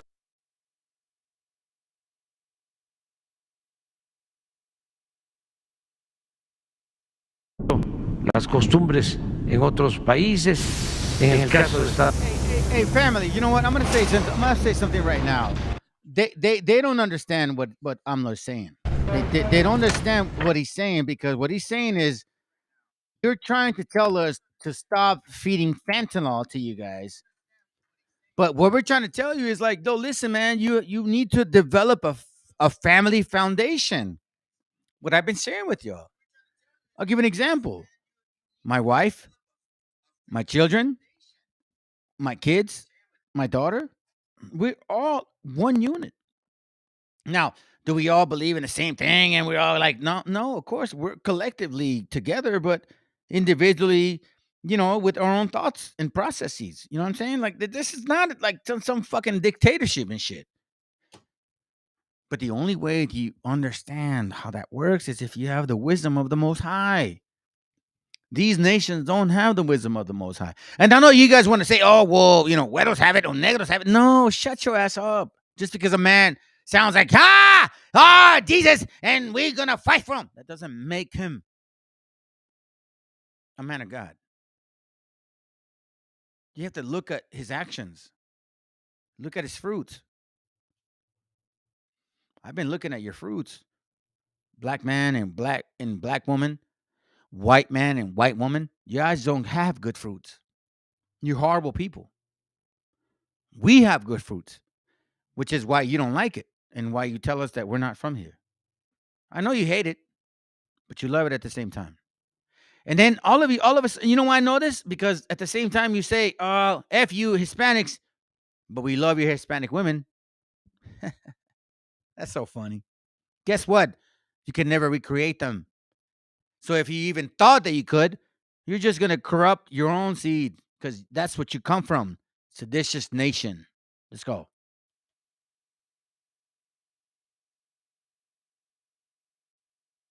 Estados Unidos son otras las formas de relacionarse familiarmente. Allá los jóvenes, desde que empieza la adolescencia, ya. That's really good. Corinthians 1:11-3. And here's why he's saying that. Let me tell you something. Because if you don't have structure, then you don't have a family. But I would have you know that the head of every man is Mashiach. And the head of every woman is the man. And the head of the Mashiach is God. So our father is our leader. This is order, is what he's talking about. So if you don't have order, which I know you guys don't, you ain't the people of the book. Listen, I can already tell, and I've been in these camps. Most, if not all their kids don't believe. Nate the Snake, IUIC, ISUPK, GMS, Sakari. Most of your kids don't believe. Prove me fucking wrong. Ya se van de la casa. That's very true, family. You see, I was born in the middle 70s in Guadalajara, right? And I came here when I was like 7 or 8. So I got to see my brothers and sisters, okay, leave the house when they got married. You see, I had no clue that people were moving out of their homes without being married. To me, that was weird. That's the old way. And a lot of us, man, still believe that. My daughter's 19, believes that. A brother that I understand, his daughter believes that's my understanding. You see, we have that in our blood, and it's in our spirit. You can't teach that. You can't put new wine in an old bottle because you just not it, man. You ain't it.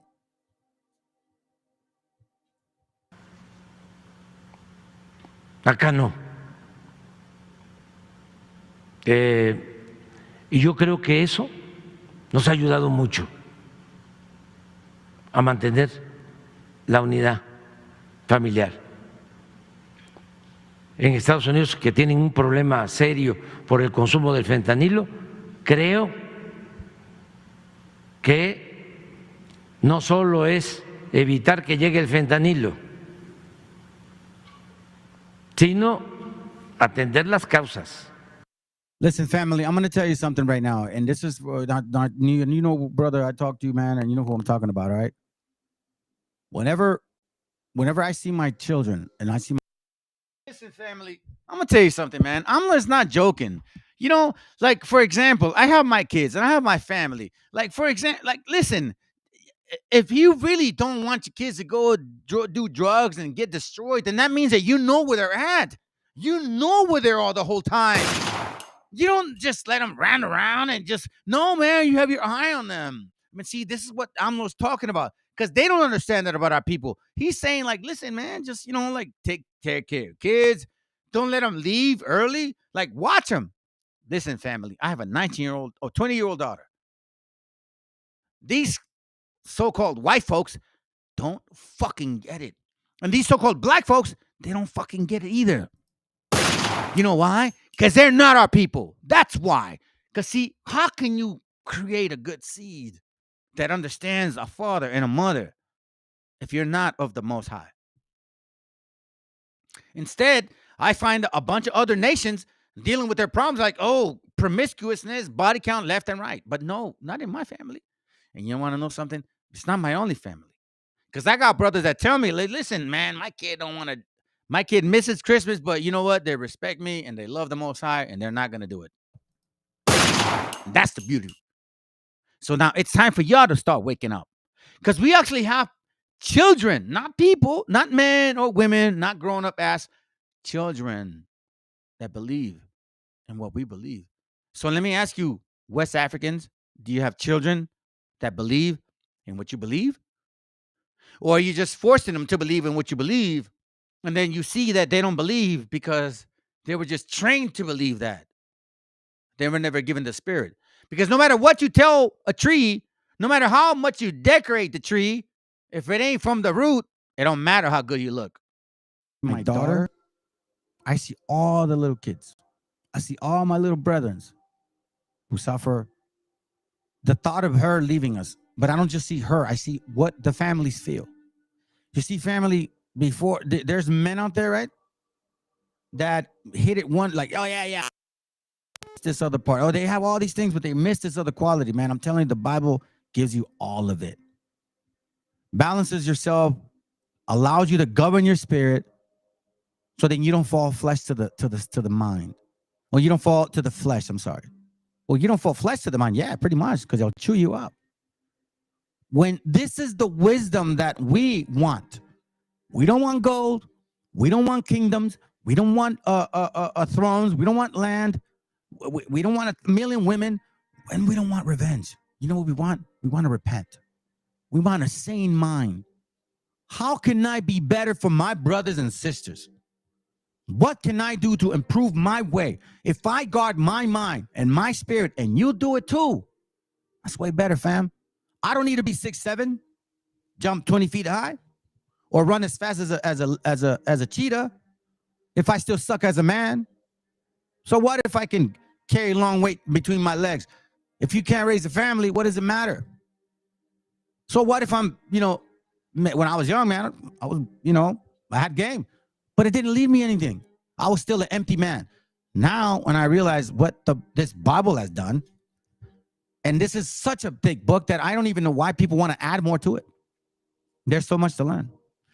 Going back to my topic, I'm telling you, so-called Hispanics, man, you're going to be the wanted men because you carry something in your seed, in your spirit that no other man has in this earth. And that's what makes you an Israelite. You see, because we don't got a problem with raising our children until they're ready to go. Because that's biblical. That's the Bible. That's not something you can teach. You either get it or you don't. ¿Por qué los jóvenes optan por las drogas? ¿Qué no es por desatención? ¿Por soledad? ¿Por falta de comprensión? ¿Por falta de opciones, de alternativas para ser felices sin las drogas? ¿Qué está pasando ahí? Ahora que vino una comisión del gobierno de Estados Unidos, yo les comentaba, ¿por qué no se otorga una beca a las familias en Estados Unidos que tienen hijos, para que en vez de que se vayan los hijos a los 18 años, desde luego de manera voluntaria, si quieren quedarse con sus familias? So I'm saying, hey, why don't we maybe try to help them, maybe some scholarships so then the kids can stay home, they don't have to leave. But I don't realize that it's not that The parents, man. You 18, you out, man. Bye, peace. That's how it is here. They have no spirit. So you could try to be the Jews of the Bible. It doesn't matter to us. Your actions speak louder than your words. And there's only one nation of people that conduct themselves without the Bible just yet, the way the Most High wants you to conduct yourself. And I'm searching for that spirit to wake up. Because, yeah, I ain't gonna lie, man. I was talking to a brother. I'm getting tired, man, but God ain't letting me quit. This is how it's selling here, too. Y hay acuerdo que el gobierno le apoye a esa familia para que el joven salga de la casa a los 21 años, que estén más en familia. Y lo otro que estamos recomendando es que haya información, que no la hay en Estados Unidos, en los medios, que son muy buenos para el amarillismo, pero que no contribuyen a orientar, a concientizar a jóvenes, a las familias, por ejemplo, del daño del fentanilo, que en las televisiones de Estados Unidos aparece de que el consumo del fentanilo causa la muerte en 6 meses. No, aparece como noticia, pero no hay una campaña de orientación, ni en la radio, ni en los periódicos. Se dice que contienen las drogas químicas. ¿Se habla de eso? No, lo que hay son series para hacer apología de... Yeah, man. I mean, those are just facts, fam. Those are just facts. Look, I'm going to give you guys this link here to this video. You guys can watch it. I think this is probably all I got for you guys right now. Matter of fact, let's finish it. Let's finish it, and then we'll finish it off. Una de ellas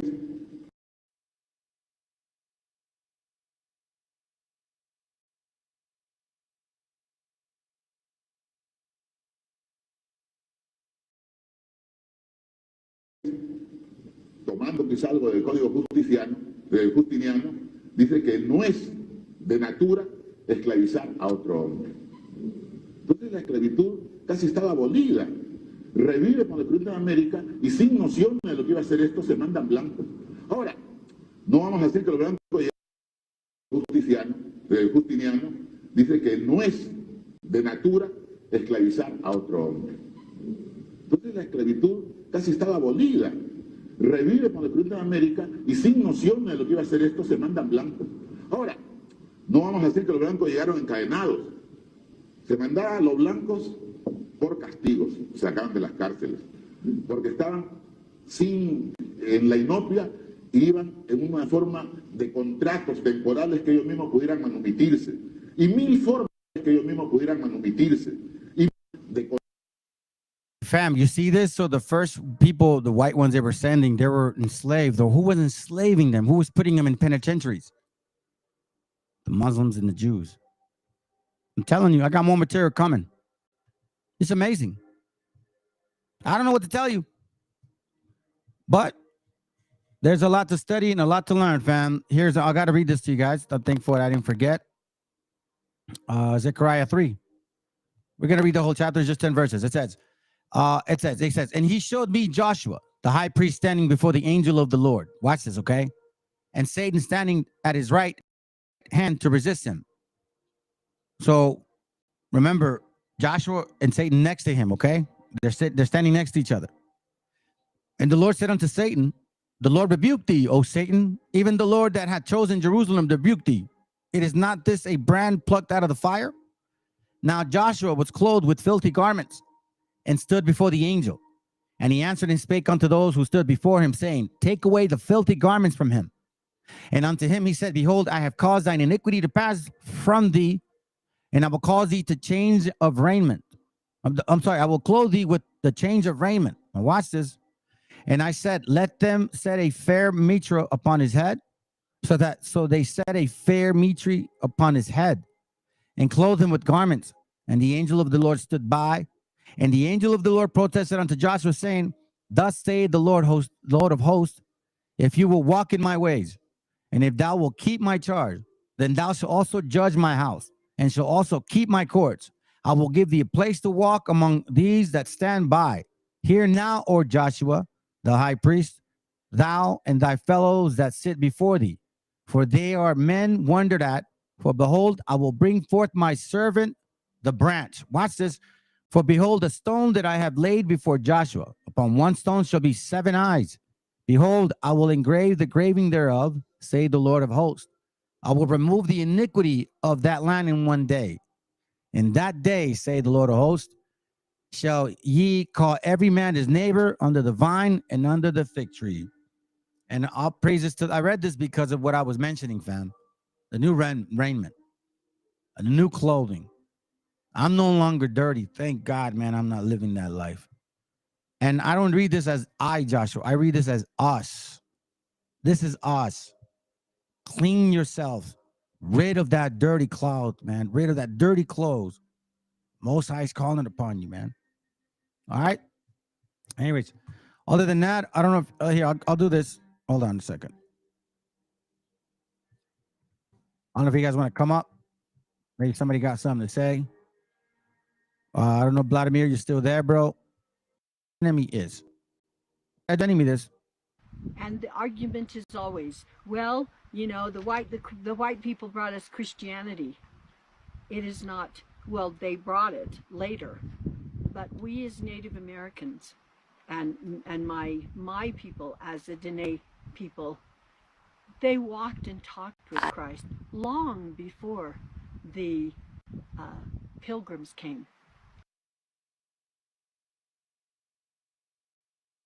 Family, you guys better stop believing that because it's not a joke. Let's go. They knew him, and he walked around among them. When you think about the drawing that these men had, and then think about what my grandfather and the 12 men spoke about, and they, you know, my grandfather said that they built a ship and they came across the great waters and it was tumultuous, and they came here to this land. They were in the east, and there was millions, eventually, of millions and millions of Native Americans that were, you know, that were just covered this land.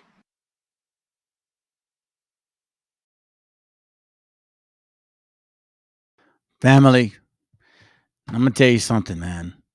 You guys better start believing this stuff. So now I'm going to give you one more, and then you guys can have a good night. It's 10, what is it, 10:18? Like I said, I'm playing this for you guys that keep the Sabbath today. So now that we understand and we know we have history. And she said, listen, before these guys came, we knew who we were. We understood. And yeah, let me finish it, man. Maybe I shouldn't have shut it off. Here, let me finish it. They came here to this land. They were in the east, and there was millions, eventually, of millions and millions of Native Americans that were, you know, that were just covered this land. That in mind, family, man. Those things matter. You know what I'm saying? Even though they're just little videos, they matter. Let's see. Other than that, I'll save this for another class. Let's see. Hold on. Is this it? Yeah, I actually do, man. I recorded it. I uploaded it. Matter of fact, I'm gonna do it again. I will, bro. I'll show you. I'm gonna show you guys. I'll go through the scriptures from Genesis, Jubilees, and Enoch, just to actually explain how it is the way that we're supposed to keep the cycle. There's a lot of things in Enoch that some of us have to question, right? I understand that, but if you understand the way that he explains how the sun and the moon function together, then you'll know that the new moon is not based on a full moon. And I'm going to show you that, okay? So don't trip, bro. I got you, man. No, okay, here goes. Let me show you this real quick. All right. I forgot to show you this. Look at this. Look at what this means. Okay, hold on. Let me download it real quick. Watch. It's going to be interesting if you guys can see it.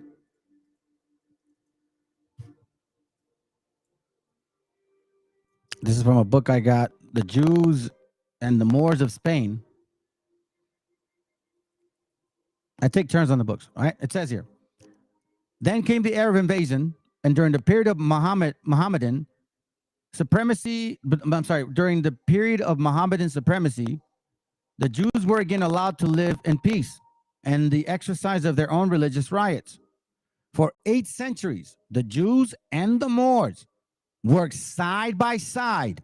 I repeat, the Jews and the Moors worked side by side, and the once downtrodden people rose to affluence in high positions. So they subjugated the Christian white man. With the decline of Mohammedan power and the expulsion of the Moors by the Spaniards, the Jews were again reduced to a pitiable state. But they had enough money to buy their way out of this crap. Hold on, let's see what this is. Yeah, it's the same thing. Anyways, with all that said, family, that's all I got for you.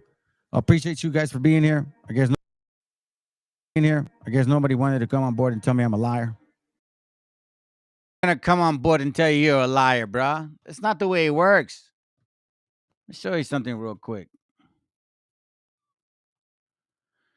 I actually have a book called The Jews and the Moors.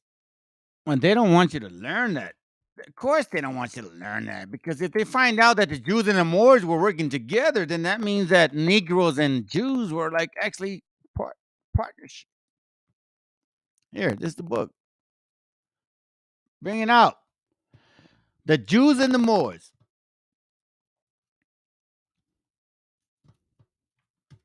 I want you to know that. I'm not going to read it. I'm not going to read it tonight because you know what? We're about to finish it up. But I need you to understand that this is real shit, man. This is real talk. It's real talk right here. Y'all need to start learning about who the hell is your enemy and who the hell is not your enemy. The Jews and the Moors. Meaning they enslaved white folks first. So then you have to wonder, what is the hate towards them now? So let's continue. Listen, family, you probably are not going to like this, and I don't care.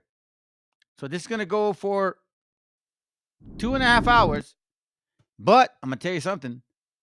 This is that Suarte Pete story.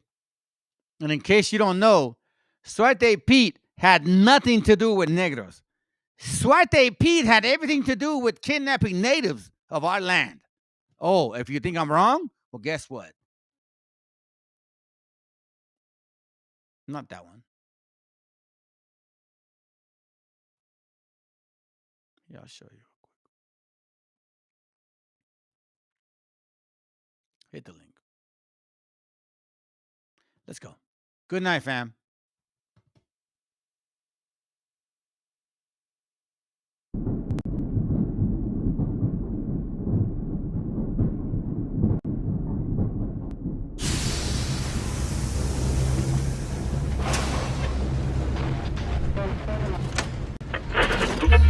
Gets into this whole issue of border security. And, who's going to say that the borders are secure? You've got the House and Senate debating this issue, and it's really astonishing that in a country founded by immigrants, immigrant has somehow become a bad word. So the debate rages on, and we continue.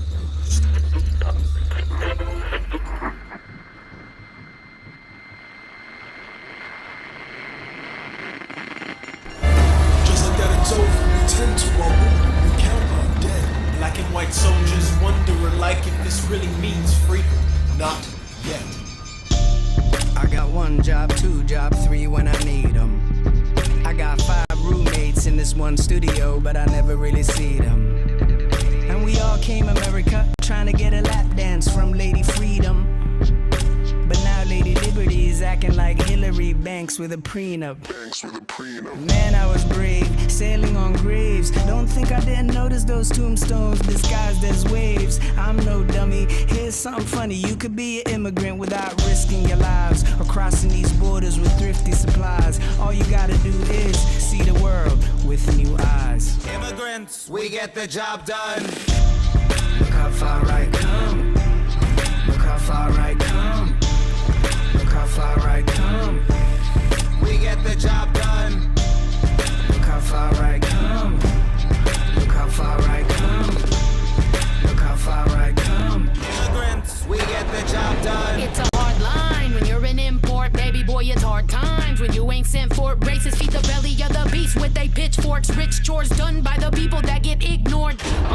Ya se armó, ya se despertaron. It's a whole awakening. La alarma ya sonó hace rato. Los que quieren buscan, pero nos apodan como vagos. We're the same ones hustling on every level. Ten los datos. Walk a mile in our shoes. Abróchense los zapatos. I've been scoping y'all dudes. Y'all ain't been working like I do. Why y'all work ya? It hurts ya. You claim I'm stealing jobs. Oh, Peter Piper claimed he picked them. He just underpaid Pablo. But there ain't a paper trail when you living in the shadows. We America's ghost riders. The credit's only borrowed. It's a matter of time before the checks all come. But immigrants, we get the job done. Look how far I come. Look how far I come. Look how far I come. We get the job done. Look how far I come. Look how far I come. Look how far I come. Immigrants, we get the job. Yeah. It's America's ghost riders. The credit's only borrowed. It's America's ghost riders. America's ghost riders. America's ghost riders. The credit's only borrowed. America's ghost riders. The credit's only borrowed. It's America's ghost riders. The credit's only borrowed. It's America's ghost riders. The credit's only borrowed. It's immigrants. We get the job done.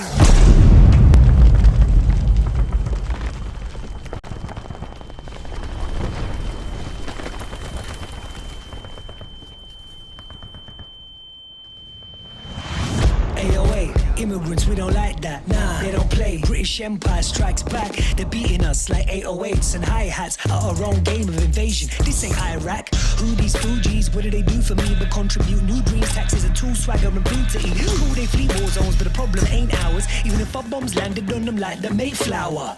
Buckingham Palace, a Capitol Hill. Blood of my ancestors had that all built. With an ink you print on your dollar bill. Oil you spill. Thin red line on the flag you hoist when you kill. But still we just say, look how far I come.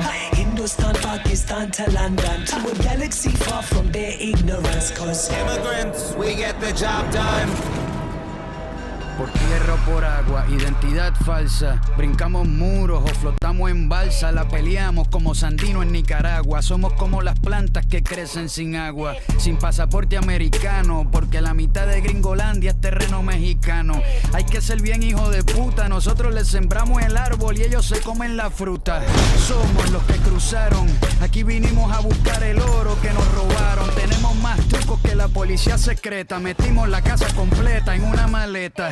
Con un pico, una pala y un rastrillo te construimos un castillo. Como es que dice el coro, cabrón? Immigrants, we get the job done. Look how far I come. Look how far I come. Look how far I come.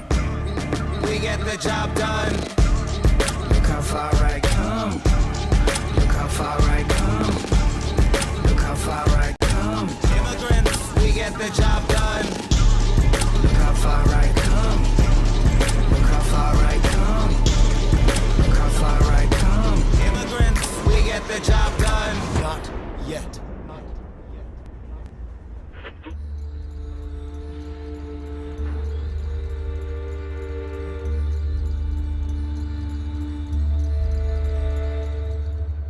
And just like that, it's over. We tend to our wounded. We count our dead. Black and white soldiers wondering like if this really means freedom. Not yet.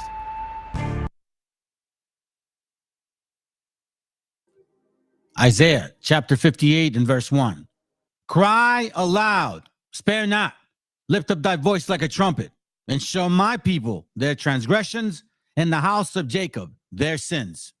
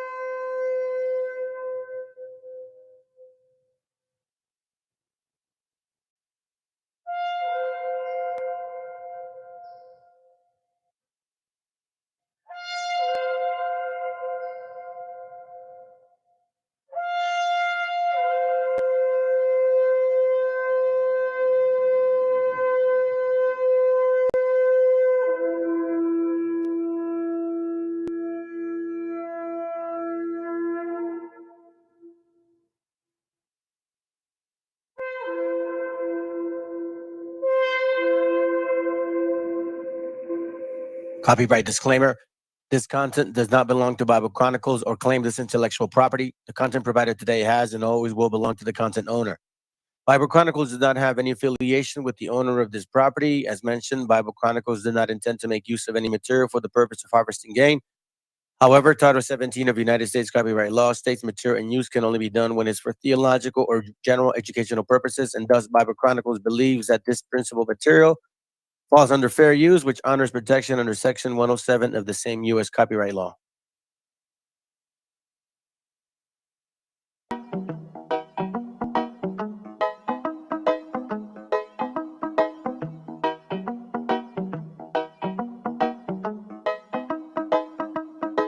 Quiero pensar, pero no puedo, no. El ruido en la ciudad está consumiendo, wow. Quieren pensar, sin ni siquiera estar al mando. Tanta publicidad subliminal te está matando. Les cuesta decidir por sí mismos cuál es su mando. Publican sonrisas con el corazón llorando. Quieren brillar, pero sin tener que valerse de tener sus ideas propias. Los veo a todos igual, solo son la réplica de la imitación de una triste copia. Obedece, la vida es un suspiro y envejeces. Te dejas distraer por estupideces y pierdes el eje. Te duele por dentro, entonces te creces, pero aceptas mucho menos de lo que mereces. ¿Y quién te ha dicho a ti que no puedes pensar sobre lo que le di, sobre cómo actuar? Lucha por ser feliz sin a nadie dañar y solo así podrás brillar. ¿Y quién te ha dicho a ti que no puedes pensar sobre lo que le di, sobre cómo actuar? Lucha por ser feliz sin a nadie dañar y solo así podrás brillar. Conserva tu juicio y tu intuición, más activos que el que lucha por lo suyo y no se rinde. Yo ya sé bien cuál es mi misión, y es contarte que el mal por su propio pie pronto se extingue. No caigas bajo su control, pues por la televisión es normal que mal lo pinte. Tú mantente firme en conexión con la fuente de creación, vivirás siempre de fin de. Dios abre los ojos, dime lo que ves. A tus propios hijos matándose por billetes. Niños mueren cada 2 por 3. Pa' unos es bendición, con otros por su causa pequen. Y yo que intento ser un ser crístico, voy bendiciendo hasta los diablos. Piensan que es cierto el mensaje típico. Dicen que invento lo del engaño, y mientras lucho contra mis errores, demonios escucho, me ofrecen soluciones. Pero sé que hay un ángel que quiere que mejore. Me dice haz un trabajo interno antes de que lo ignores, antes que otra vez llores y se llenen los mares de pena y de dolores, ya que en mi mente no caben. La paz no va en un sobre, somos algo importante. Nunca te revelaste y por eso no lo sabes. ¿Y quién te ha dicho a ti que no puedes pensar sobre lo que le di, sobre cómo actuar? Lucha por ser feliz sin a nadie dañar y solo así podrás brillar. ¿Y quién te ha dicho a ti que no puedes pensar sobre lo que le di, sobre cómo actuar? Lucha por ser feliz sin a nadie dañar y solo así podrás brillar. Me desperté tan cansado, me sentía mal herido de todo lo que he pasado. No me quita lo aprendido, por dentro me he perdonado, pero casi no me olvido. Me desperté tan cansado, me sentía mal herido de todo lo que he pasado. No me quita lo aprendido, por dentro me he perdonado, pero casi no me olvido, no. Todos repiten lo que dice el referente. Discursos vacíos lejos de ser coherentes. De lo que no sabes será mejor que no inventes. Que investigues y no te dejes lavar la mente. ¿Y quién te ha dicho a ti que no puedes pensar sobre lo que le di, sobre cómo actuar? Lucha por ser feliz sin a nadie dañar y solo así podrás brillar. ¿Y quién te ha dicho a ti que no puedes pensar sobre decir sobre cómo actuar. Luchar por ser feliz y no a nadie dañar. Y solo estoy por ayudar. Quiero pensar, pero no puedo, no. El ruido en la ciudad está consumiendo.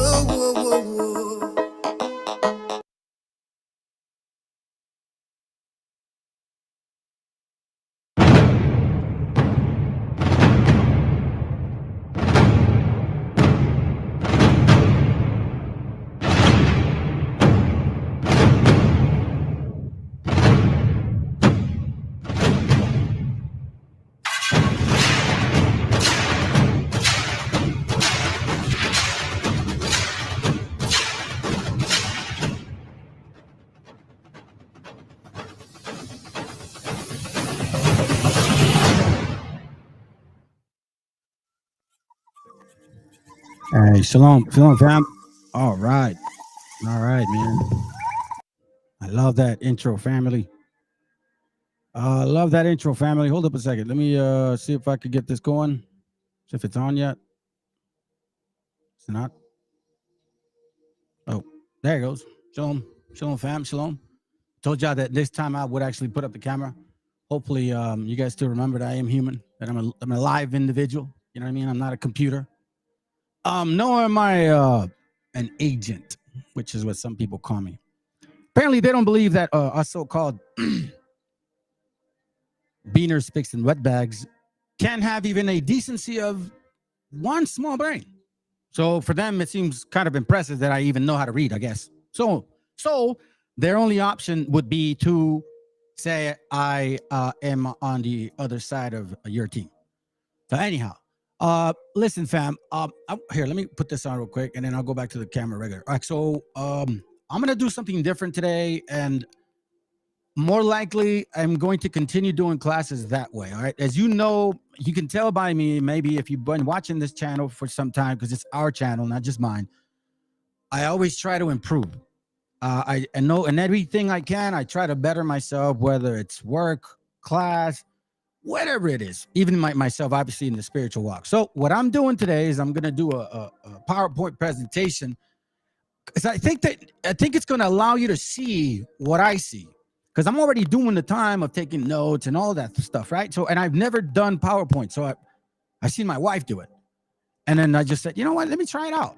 And I realized that because of so much of this practice that I have, and I was already doing Word, PowerPoint is actually faster for me. It allows me to put my classes together in a quicker manner. So today I'm going to do one like this, and hopefully, you know, based on my responses from you guys, if you think that, you know what, I like that, it's clean, it makes more sense, please let me know. I would love that if you guys share that, because then again, I'm only available. I'm only able to grow if I'm also able to show. And I'm only able to show if I'm also able to apply. You got what I'm saying? So if I'm talking about order, discipline, bettering yourself and all that, and you don't see our channel grow, my teachings improve, or my presentations develop, then obviously there's something going on. So as you know, in this walk, there's either progression or regression. There's no in the middle. There's no such thing as being idle. If you're idle, that means you're falling. It's that simple. And in this walk is the same. So with that being said, as you guys know, the title, I mean, I technically had an awkward title. I couldn't really name it because obviously it's more than just what I'm showing. So, you know, obviously you guys see the thumbnail. It says Swarte Pete. Have you guys probably heard of it? Now, I heard of Swarte Pete in 2019 through the camp I used to go to. But the way that I learned about him was not what I learned about him now. You know, it's nice when you paint the picture and you assume. And again, the biggest lie that the enemy could have caused was to create a history that reflects the Bible, which then can be used as a prophetic book, when in reality, they planned this along. And I'm going to show you how, fam. And it's not like they twisted the Bible. No, the history aligning itself. That's why the Most High said through his son, Listen, no, sorry, my bad. In Revelation, I think it was John, Revelation, I can't remember. It says that all of those things will be revealed, right? So anyhow, it's called Saint Nicholas and Swarte Pete. Now, our understanding of this, at least for me, before I found out, I had a great conversation with a sister. Hey, shalom, Elisheva. Matter of fact, she's here. Oh, shalom, Rick, and whoever else, okay? So I appreciate what she shared with me. We were just, we share information. And I know about Swarte Pete, but what I know of him was not what she shared with me. So my understanding of Swarte Pete was, he came with St. Nicholas, and that Swarte Pete was his actual slave, like black slave, right? And he would go around and kidnap kids and beat them up and stuff like that. So in this camp, obviously they would say, oh, you see the white man, and he made a slave, and he's kidnapped, make the black man look bad, blah, blah, blah. So obviously the connotation to this topic, oh, it's racist. It's racist. That's what they say. Now, as you guys know me, I don't give a rat's ass who you are. You're going to get it once I know that whatever your history is and it's attached to us, guess what? I'm going to put it in your face, because then there's no way to answer facts with what's it called? Alternative facts. You can create them, but what we see is what we see. And what we keep seeing seems to be true. So again, that old saying, if it walks like a duck and it quacks like a duck and it floats and swims like a duck and probably smells like one, then it probably is a duck. You're gonna find out today several things. Okay, so let's begin. All right, and I hope you guys now when I'm getting into this PowerPoint, I'm gonna use most of it, and then I'm gonna use some links. I'm gonna fly back and forth, but again, it's gonna be most of it. So I'm gonna get off camera right now. All right, I'm gonna leave this on open, and let's begin. All right. So now, what I did was, as you can see, hopefully you guys can appreciate this, all right? So technically, we're going to look into what's called the Dutch origin. Now, you know me, family. You know me. Hold on. Let me at least do this in the meantime, because I think you guys can read. You know that what I'm trying to do is clean up my act, because I do want to show, and I go fast, and I look for books, and it takes so much time. I want it to be clean. So what I like to do is give you history before we just go and piss on the thing. Let's batter it up a bit. So let's find out about this Dutch origin. Who are these people? All right. So now we're gonna click on Wikipedia. It's not 100% me, like I support this, no, but for the most part, it's a general theology. All right. You can see that here, the general theology, but it's general theology. Let's see. Let me open this up. Now here it goes right here. All right. So now, there was such a thing as Black Dutch. Hold on, let me see if I can magnify this. Yeah, there was such a thing as Black Dutch, okay? So as you guys can read, matter of fact, here, let me do this. I'll magnify it even more. I'll be the little guy. So I'll read just a little bit so we can understand, all right? So follow me. It says, Black Dutch is a term with several different meanings in the United States dialect and slang. It generally refers to racial, ethnic, or cultural roots. Its meaning varies and such difference as contingent upon the time and place.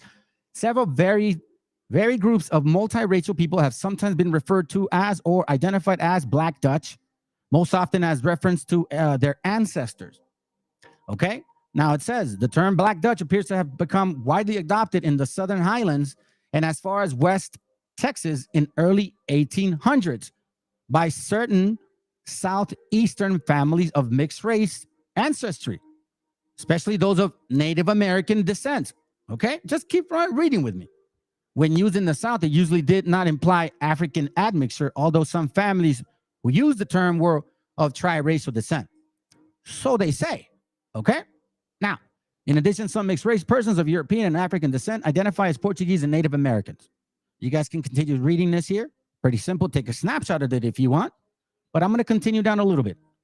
Now it says here, the term Dutch for people of German descent are also acquired a wider meaning.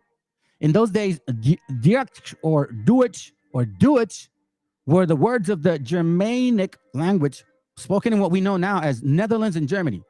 Germans with swarty, that word's going to come up again, or darker complexion were called Black Dutch. So now, hey, shalom, Esmeralda. So now, if we have a understanding of Black Dutch or dark complexion of a Dutch person, Now we're wondering, wait a minute, we never knew in American academic that there was such a thing as Black Dutch. I mean, for God's sakes, all I knew about Dutch and Netherlands was I'm sorry, no offense to you people, but you guys are super, super white. So to me, this was very surprising, right? And I know for the most part, and Alicia, I do want to share, I do want to share this, that I didn't know about dark people of Dutch origin, but I didn't know the Swati story. So I'm so happy that you brought that to my attention. I appreciate that. I'll praise the Most High for that one. All right, so hold on a second. Here you go. Yeah, there you go for that one, man. That's for that. So now it says here, the term was adopted by some people as an attempt to disguise Indian or infrequently triracial descent. So remember this. Let me read it again so you can clearly understand. There are strong indications that the original Black Dutch were swarthy complexioned Germans. Then it says, Anglo-American loosely applied the term to any dark complexion American of European descent. Hold on a second. Bruh. Wait a minute. Right? European dark complexion descent. Okay, let's continue. The term was adopted by some people as an attempt to disguise Indian and infrequently triracial descent. So they would use the Indian blood, right? Or if they were mixed with Indian, it would go back to the European descent, Black Dutch, because you'll find out what it was to be an Indian, what really happened to you to you sisters, more than anything. Then it says, by mid-19th century, the term had become an American colloquialism. I cannot pronounce it yet. I will eventually by the end of the class. A derogative term for anything denoting one's small stature, dark coloring, working class status, political sentiment, or anyone of foreign extract. In contrast to the Anglo surname Melungians. Now, I've heard I don't know how to say it, but I've heard of these guys. And there's a real deep, weird history about them. I don't have time to do a class on them, but I was intrigued about what I found. But anyhow, let's continue. Nearly 60% of American families reporting Black Dutch tradition. Watch this. Nearly 60% of American families reporting Black Dutch tradition bear surnames that are either decidedly German or possibly Americanized from Germanic origin. So you guys can see here, Native American passing for white. There's a somehow a different Dutch element that we weren't aware of. Okay, a different Dutch element. So let's continue. Now that we are at least getting an idea that Dutch wasn't always so-called white folks. You know what I'm saying? That's what I thought. Let me see if I can continue. Now, here's what I want you guys to do. If you ever have a chance, there's an app called Webster's Dictionary 1828. I've had it for years. Now, it was brought to my attention again because a brother pointed out a word in there, and I was like, oh, man, that's great. I had that app, but I was looking at that app for other reasons. One day, I looked up the word Swati. So then, all of a sudden, I found this, okay? And I had showed this in one of my other classes, but it wasn't connecting just yet because, again, we weren't here. We weren't connected with the info just yet. So now, the definition of Swati in that time, in 1828, I want you to pay attention. It says, being of a dark hue or dusky complexion, tawny. In warm climates, the complexion of men is universally swarthy or black. Then it says, the Moors, Spaniards, and Italians are more swarthy than the French, Germans, and English. So it says that Moors, Spaniards, and Italians are super darker than the French, Germans, and English. Their swarthy hosts would darken all airplanes. Now, you guys can look up American Dictionary of English Language, Webster's 1825. All right? Proof. I'm using legitimate sources, family. Let's continue. Now, Swarte Pete, this guy and St. Nicholas. All right? So what I'm going to do here, let me get out of this. Let me see if I could, hold on. I'm going to open it up again. My bad. I shouldn't have done that. I'm new to the presentation. My bad. Let me go here, and I'm going to open up this page. So I want to read about first, let's see, copy. Let's continue. All right. So now, let's continue in this here.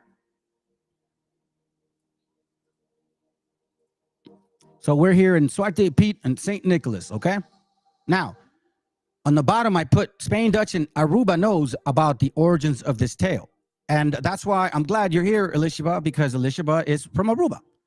And once I share this, she's going to confirm as we keep moving forward, hopefully, if you have time, sis, that this story actually was part of Spain. I mean, part of Aruba. And it was a very awkward thing to say to us without knowing why it was said to us. It was really weird. I'm sure, Elishaba, you probably were like, why? When you were growing up, why? Why are they telling me this? Like, why would it be fearful? Now we know why. Now we can connect the dots. Because listen, family, and I said this particular celebration that they have, now some people take it racist because obviously they have a different understanding of it. But you're going to find out that Swarte Pete was never in reality an African at all. He was interpreting somebody of African descent. Some people that will be known as Moors. And as we look further, we're going to find out why. And there's a lot of connection to Dutch and Zwarte Piet and all of this thing and King James and all of this stuff. And I'm telling you, I'm really happy because I just love the connections. I love what the Most High does for you. And he opens the book and says, here you go. Bam. What has been closed is opening finally to the Hebrews of the Bible. The real ones, at least, Lord willing. So let's continue. It says here, let's read some facts. All right. Crazy facts about this Sinterklaas Day, the insane Dutch Christmas. Okay. So people understand this as being a celebration in December 5th. And, like I shared with you guys before, so, Santa Claus or Santa Claus comes and blah, blah, blah, and all this and that, right? So there's a lot of ideas of this theory, of this celebration. One of them is Sinterklaas, the castrated rooster. I'm not going to get into it, but he's like, they're celebrating Sinterklaas, but he's not Santa Claus. He's just dressed just like Santa Claus. He's just skinny. The other one is Black Pete, Sinterklaas, African slave. That's what I was taught, because prior to being in there, I never knew what anything about this guy, let alone the history. Sinterklaas' original assistant was Satan. That's another one, right? So that's what I guess they're coming up with, just to find an excuse to not admit what they really want to say. Because as you know, this particular type of people, this nation, right? The ones that don't really get a lot of sun, they're not very sincere about things. And they almost like they feel guilty to admit that those people are part of it, because then it makes them look bad, like they were enslaved too. And I don't think they ever want to be in that position ever again, fam. That's why it's going to end, because they'll do everything not to be at that position ever again. I'm going to tell you that right now. Now, here's another one. Santa Claus, watch this. This is the one. No, actually, no, I lie. Santa Claus lives in Spain. Supposedly, that's where the boat was coming from. That's the story, right? Now, you can believe it. Yeah, whatever. Parents leave Black Pete's bottle of beer. That's another one. But this one's the one that I wanted to read to you guys. Black Pete beats children up in a burlap sack. Now, sis, I remember when we had that chat, and I don't really go about dreams, but one of the weirdest things was I had dreams about me being kidnapped in these things here several times. And then the dreams were where people were walking over me and I could see them on top of me, but I couldn't do anything. I could just see them. I'm looking up underneath and I could see them, like their feet, their souls walking over me, but they were paying no attention to me. Now, I remember in these dreams that I was kidnapped as a kid. Well, we were playing hide and go seek in these dreams. So now let me read this to you guys. This is very interesting, fam. You see, we never knew this. And now I know why they celebrate this. Here's the point. It says, not every child gets presents on Sinterklaas Day. If children have been bad, parents will leave the kids little notes for Sinterklaas warning them that they need to clean up their act. Or else, come December 5th, if that child doesn't start acting right, he'll get something a lot worse than a lump of coal. Damn. When climbing into kids' homes, the Black Pete's. Now, Alicia, I think you remember you said something about the vision. I don't know. It was weird, right? This reminded me of what you said. The Black Pete's burlap sacks and brooms handle. So let me tell you, when climbing into kids' homes, the Black Pete's, many of these little things, right? Many of these little minions bring up burlap sacks and broom handles.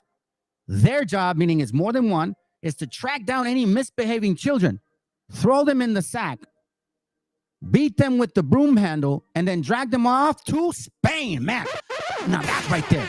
Now listen, fam, I know it might not seem like a big deal to you, but why in the world would they say drag them off to Spain? What happens there?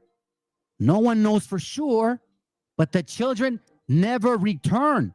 Of course, parents never actually have their children beaten and shipped to Spain, but they can still leave kids with bad presents. If a child misbehaves, the parent can leave the room, blah, blah, blah, blah, blah, blah. Now, look, in Aruba, that's exactly what our sister grew up with. Technically, es Sira. En Navidad, si no te portas bien, va a venir Suarte Pete y te va a llevar, te va a robar y llevarte a España. Now, when you look up this tradition, it is only practiced in Dutch, Netherlands, I think some areas, and in Aruba. Well, guess why it's in Aruba? Would you like to share with them why it's in Aruba, Elishama? What does Dutch have to do with Aruba? If you can maybe add a little bit of that.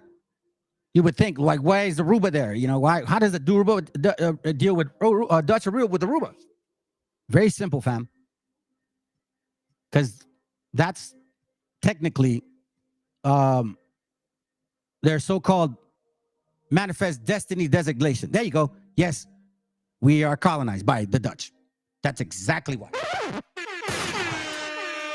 So now, when the Dutch, remember, keep in mind that the Swarte, the name Swarte, okay? So if the Dutch are afraid, so if these people are afraid of the Spaniards or their kids going back to Spain, these are white people. And we read that Spain or Spaniards were dark skinned. So who were these guys? You see, the tale of this family is that if we can, when we continue with these classes, and you're going to find out, the tale is that this is part of a tradition. So let's listen in. Look, you'll see. Let's go.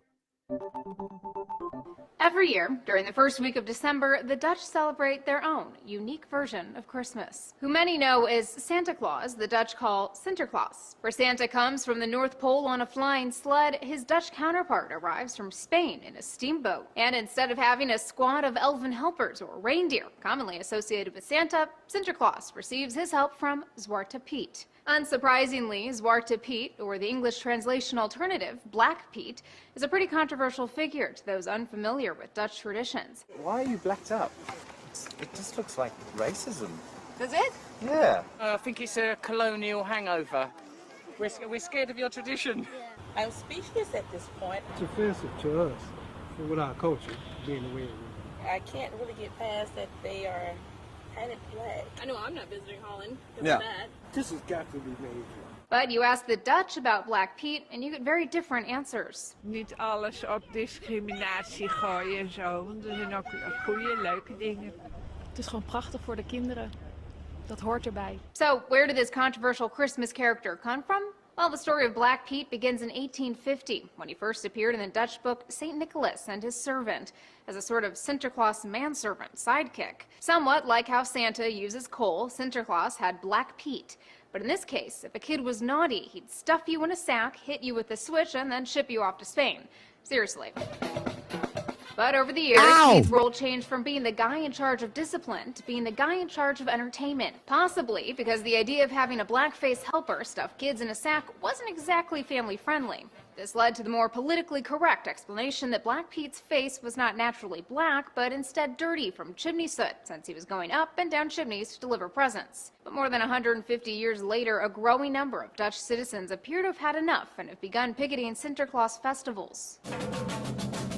A United Nations panel challenged the Dutch government to reconsider the custom in 2013. But this year, a lower court decision that would have allowed festivals, including Black Pete, be put up for review for negative stereotypes was overturned by the Netherlands' highest court. Theories for why the Dutch don't want to give up on the tradition of Black Pete range from cognitive dissonance, where the brain filters out information it'd rather not know, to ignorance on how big of a role the Netherlands played in the 17th and 18th century slave trade. The most prominent supporters of Black Pete are members of the far-right anti-immigrant Dutch Party for Freedom, who this November proposed a law that would protect Black Pete's identity, while of course dressed up as Black Pete. But changes are slowly being made to the Sinterklaas helper nonetheless. A white Pete appeared in this year's annual Sinterklaas journal, and some Petes are using ash on their faces to more accurately represent chimney soot. But for now, it seems those for and against the Dutch tradition of donning blackface to represent Zwarte Piet will continue butting heads for years to come. For Newsy, I'm Elizabeth Hagedorn. Multiple sources, a broader view.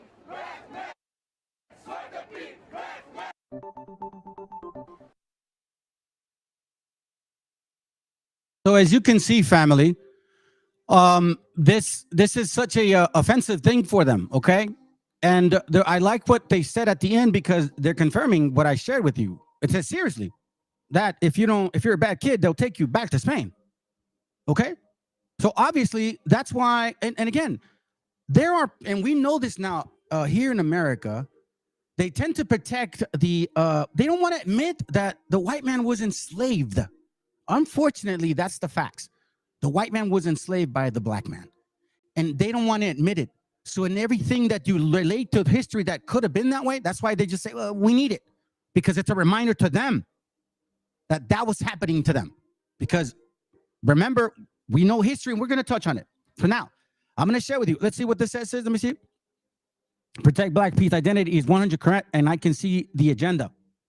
Because look, this is the word that she said, the cognitive dissonance, right? And this is what's going on with them right now. Yeah, that's right. This is what's going on with you, with this particular tribe.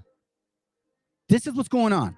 The field of psychology, cognitive dissonance, is the perception of contrary information and mental toll of it, meaning relevant items of information include a person's clothing, feeling, ideas, belief, values, and things in the environment. So cognitive dissonance means it's typically experienced as psychological stress when persons participate in an action that goes against one or more of those things. According to this theory, when two actions or ideas are not psychologically consistent with each other, people do all in their power to change them until they become consistent. You see what I'm saying? So what does that mean? And you know what, sis? You actually said it. That is the agenda. It is becoming consistent now. They are consistently wanting to deny that they had anything to do with the slavery. And then if they do, they say it in such a way where, oh, it's just African-American pride. What? You mean the Buffalo Soldiers? That's pride? Are you serious? Destroying our brothers and sisters? You're proud of that. Oh, well, at every war, we were with the white man. We built this country. You know what?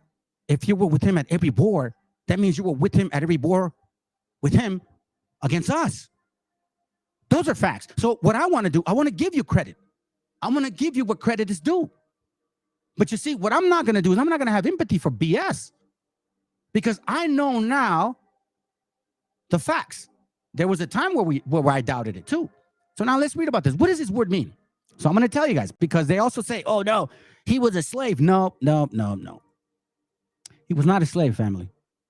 He was this word is a Dutch word, Natcha. You saw that in the name of the book, right? That's the name of the book. What's his name? Nicolas Sint-Claus or something like that. Anyways, his assistant, Ketch or Netch, is called servant. He's a servant.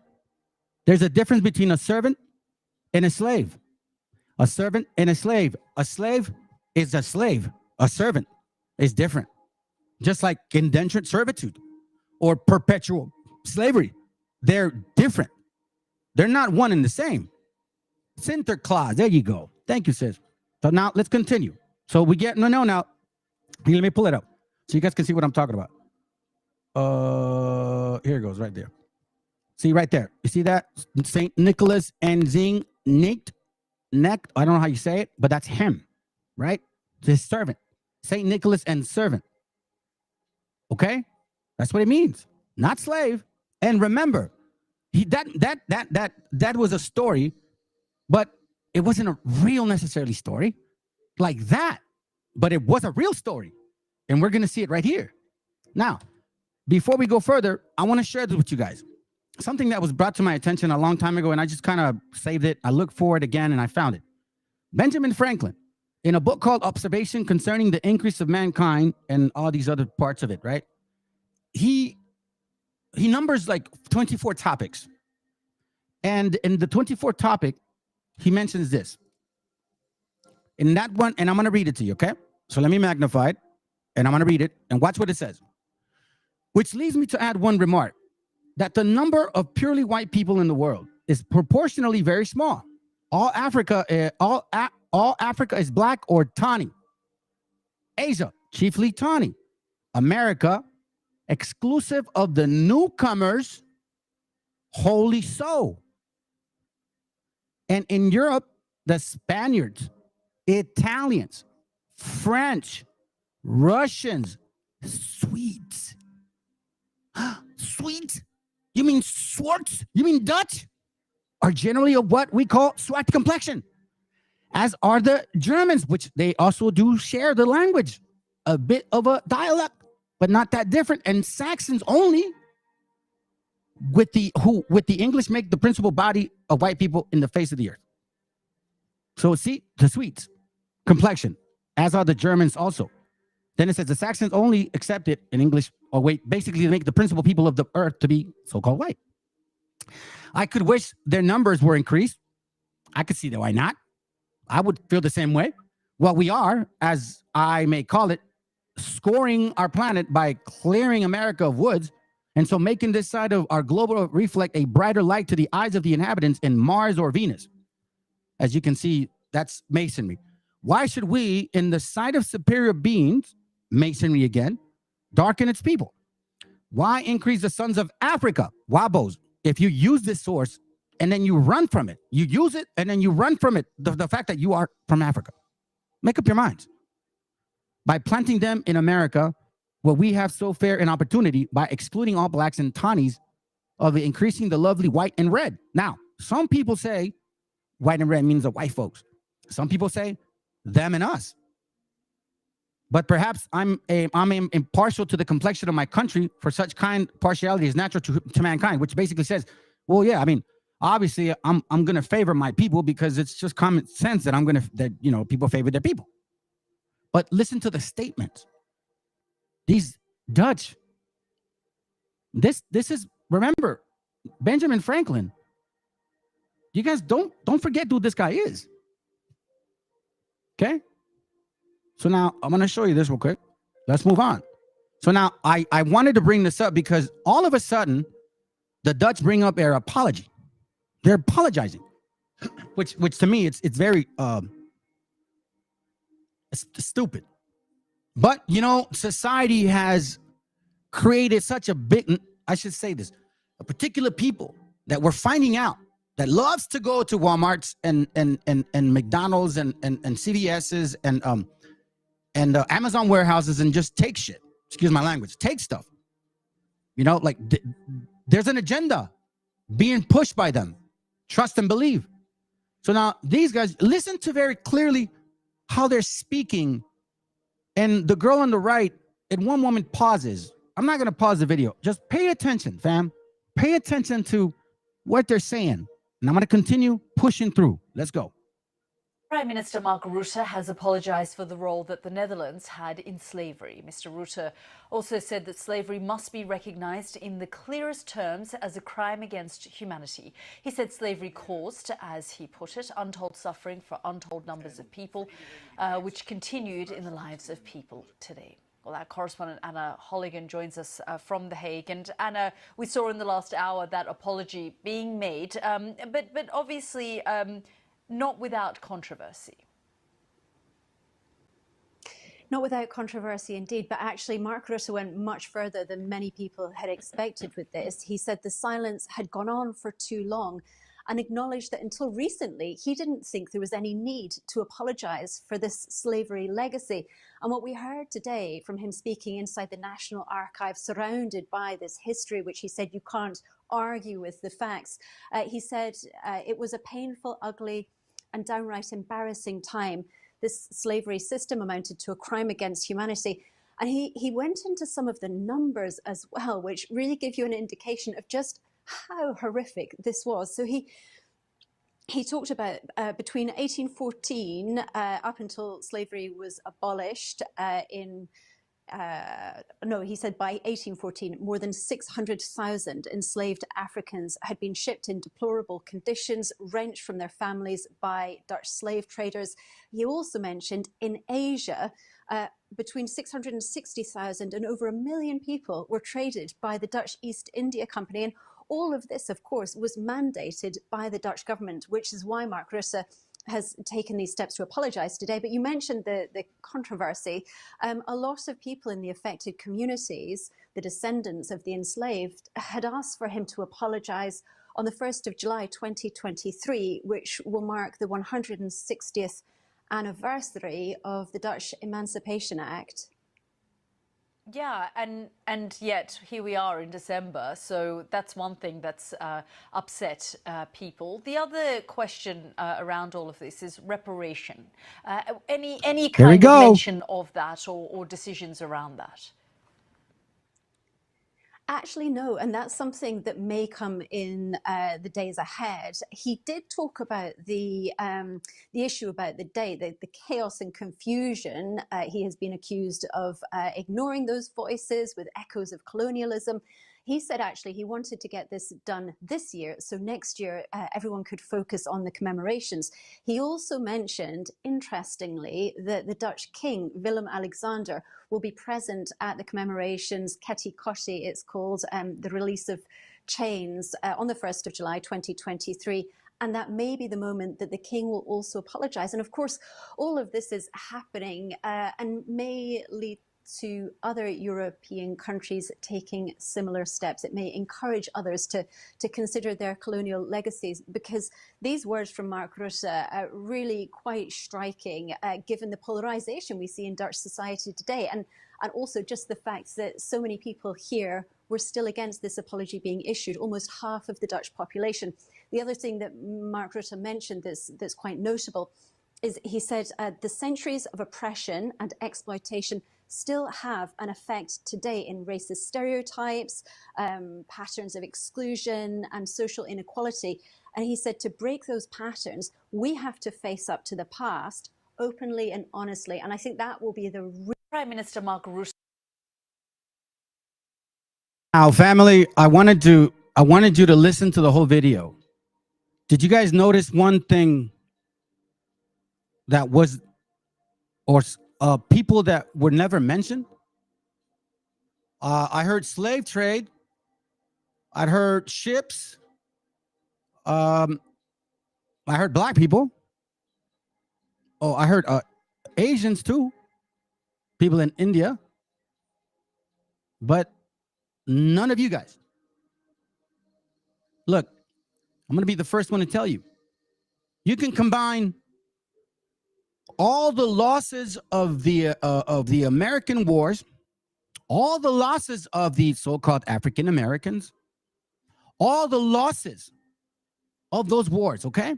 Combined them, and they will never amount to the amount of people that died in the American Holocaust by the Dutch, the French, the Germans, the Spanish, the Portuguese, and the Brits.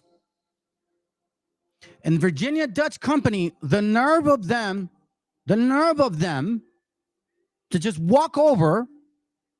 I mean, first of all, look, I'm going to give you a message to you so-called white folks. If you're watching this channel, I don't think you do. Stop keeping your mouth shut, man. Bring the truth out. It's okay if you were conquered. You see, that's why I love the scriptures, family. And we're going to read some scriptures. I'm just trying to get through this. Because kingdoms come and kingdoms go. But Israel is an everlasting salvation. Israel is an everlasting salvation. So it doesn't matter whether the status of above, whether we are on the bottom, it's okay. We're in everlasting salvation. Let me let my camera charge real bit. So now, the reason I'm bringing this up also, in regards to the Dutch and why it's important to know, because watch this. This whole entire time they're apologizing, sympathy, Africa, Africa. Okay, fine. But the Virginia Dutch Company had something to do with the Americas here. So now, the Virginia Dutch Company, who was the CEO of the Virginia Dutch Company? Now, at that time, they didn't call them CEOs. But let's find out who this guy was. All right, you guys are going to be pretty impressed or surprised. Let's read this, okay? This is from a link. It's pretty easy to read. Coats of arms of the Virginia Company. Let me go ahead and magnify this. And look what he reads. It says, the Virginia Company of London was a joint stock company chartered by King James. Whoa, what? Hold on. Gotcha, bitch. Oh, let me do that again. Gotcha, bitch. King James. Hold on a second. Let me read it again. The Virginia Company of London was a joint stock company chartered by King James I in 1606. Remember, family, who were the Swarty people? What did Benjamin Franklin say? Yeah, let's get going. Let's keep going. And what are these BHIs saying about King James? That he's a Hebrew, right? Because he's black. Okay. All right. So now wait, hold on a second there, Mr. One Westerners. You're telling me King James, who authorized the translation of the Bible, also had a joint stock company for Virginia Company of London, who had a lot to do with slave ships? Let's continue. In 1606, to establish a colony in North America. Such a venture allowed the crown to reap the benefits of colonialization. Swallow that pill, One West. Leverage against the Spanish without bearing cost. Investors, meanwhile, were protected from catastrophic losses in the event of the project failure. The company established a settlement in Jamestown in 1607. Over the next 18 years, the Crown granted the company 2 new charters, democratizing its governance and reforming its financial model. That began as an enterprise of investors seeking dividends, such, he's talking about money, right? But as you can see, let me read this. By 1618, the company had found a way to use its most abundant resource, land, to attempt settlers to pay their own passage from England to the colony, which is what's called headright program. I'm not going to talk about it in this class. I'll bring it up later. I've done it before. After revival, to pay the company a quit rent or fee to use the land. Still the Virginia Company and the colony, it oversaw struggle to survive. You guys can see. Watch this. Disease, mismanagement, Indian attacks, and factionalism in London all took toll until 1623. So we know now that King James had a joint stock company with Virginia Company, right? Okay, let's continue. Now, one thing I want to show you, King James. And I did a class on this before. So I want to make sure that you guys understand who this guy is. See, everybody thinks that this guy is a so-called Hebrew Israelite. Okay? Now, I have a book here, and I bought it by curiosity, so-called Lee Cummings. So Lee Cummings, he's a Fopi writer and all them fools, right? If you read this book, it's just all over the place. But I like that. You know, it says here, out of the abundance of the heart, the mouth speaketh, right? You that are wise, understand, discern information.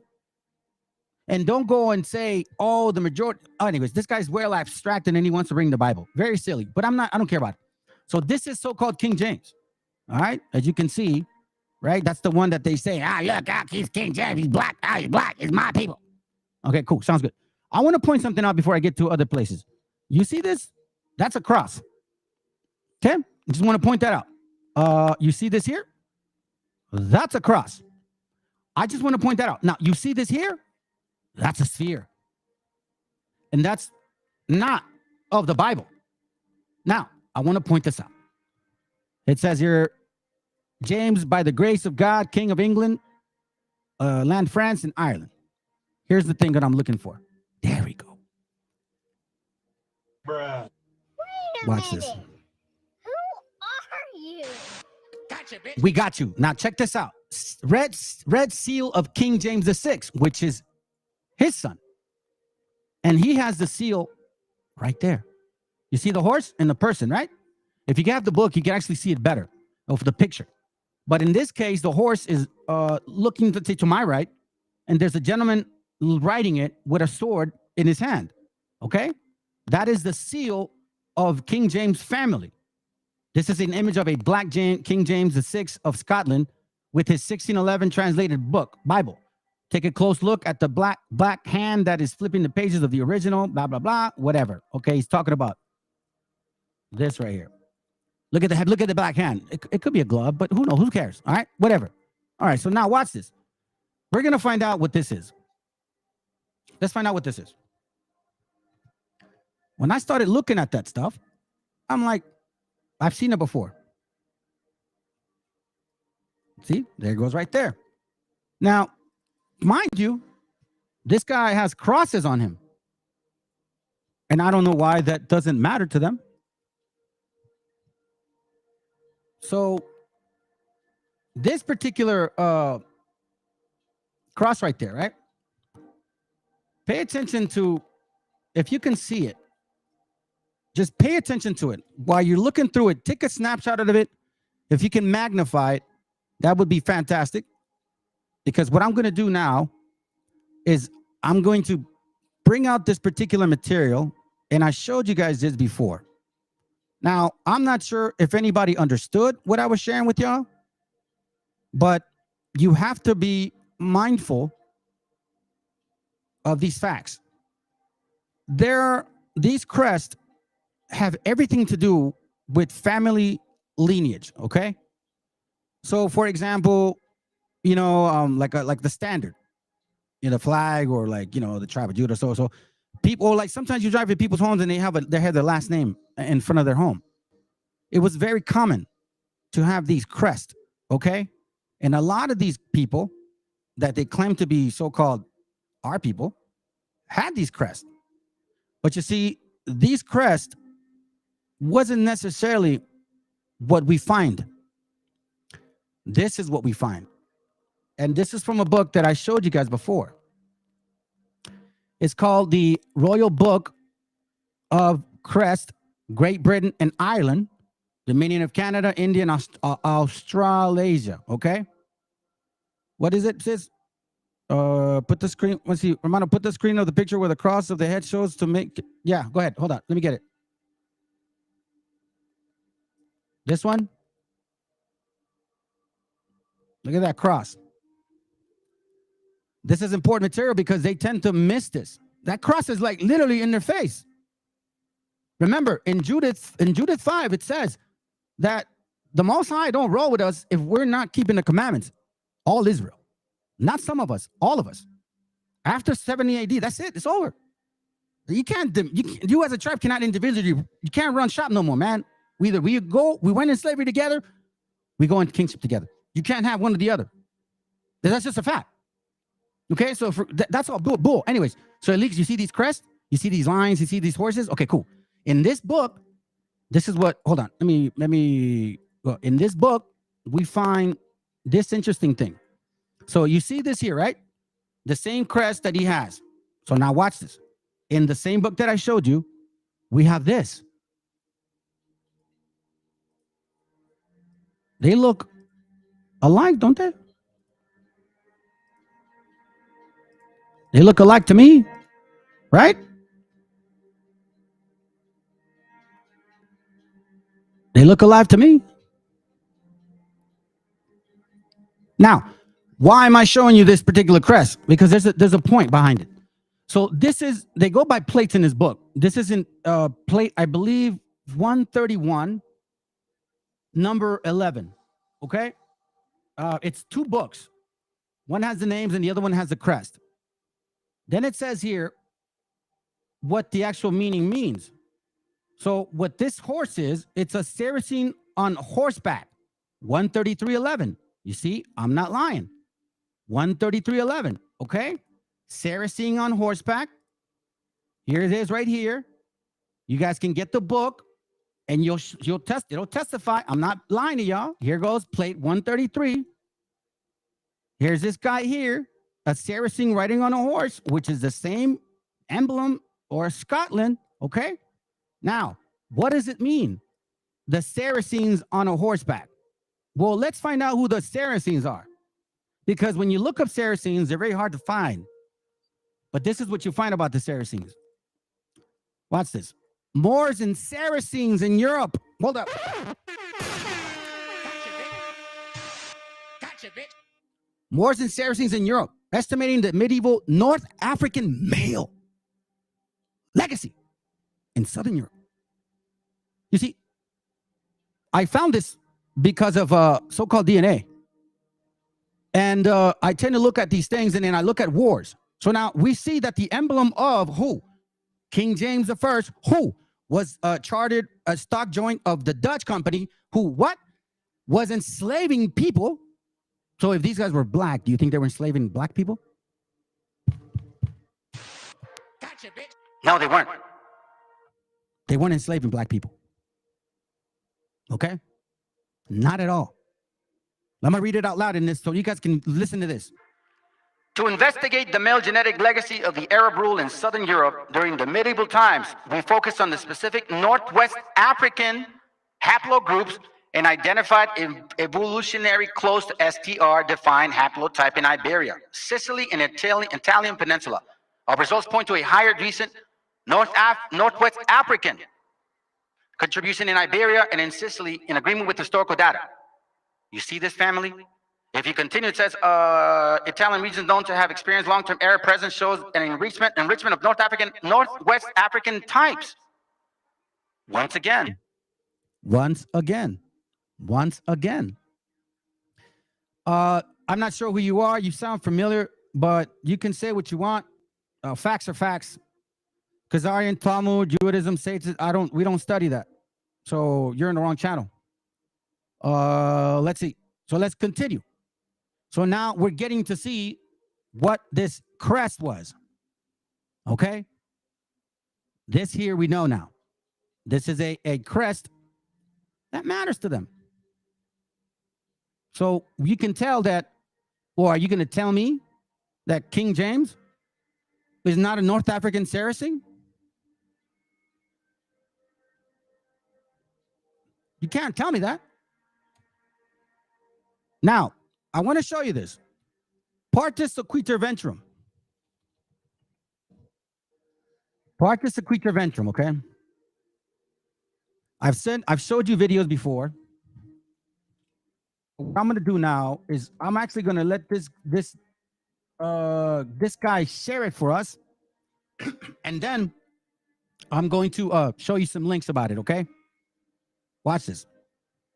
Let's listen in. A common characteristic for the first illustrious so-called African Americans to rise into prominence was a melanin deficient parent, in most cases, a father. This outcome was mostly a result of Virginia colonial slave statute, Partus sequitur ventrum.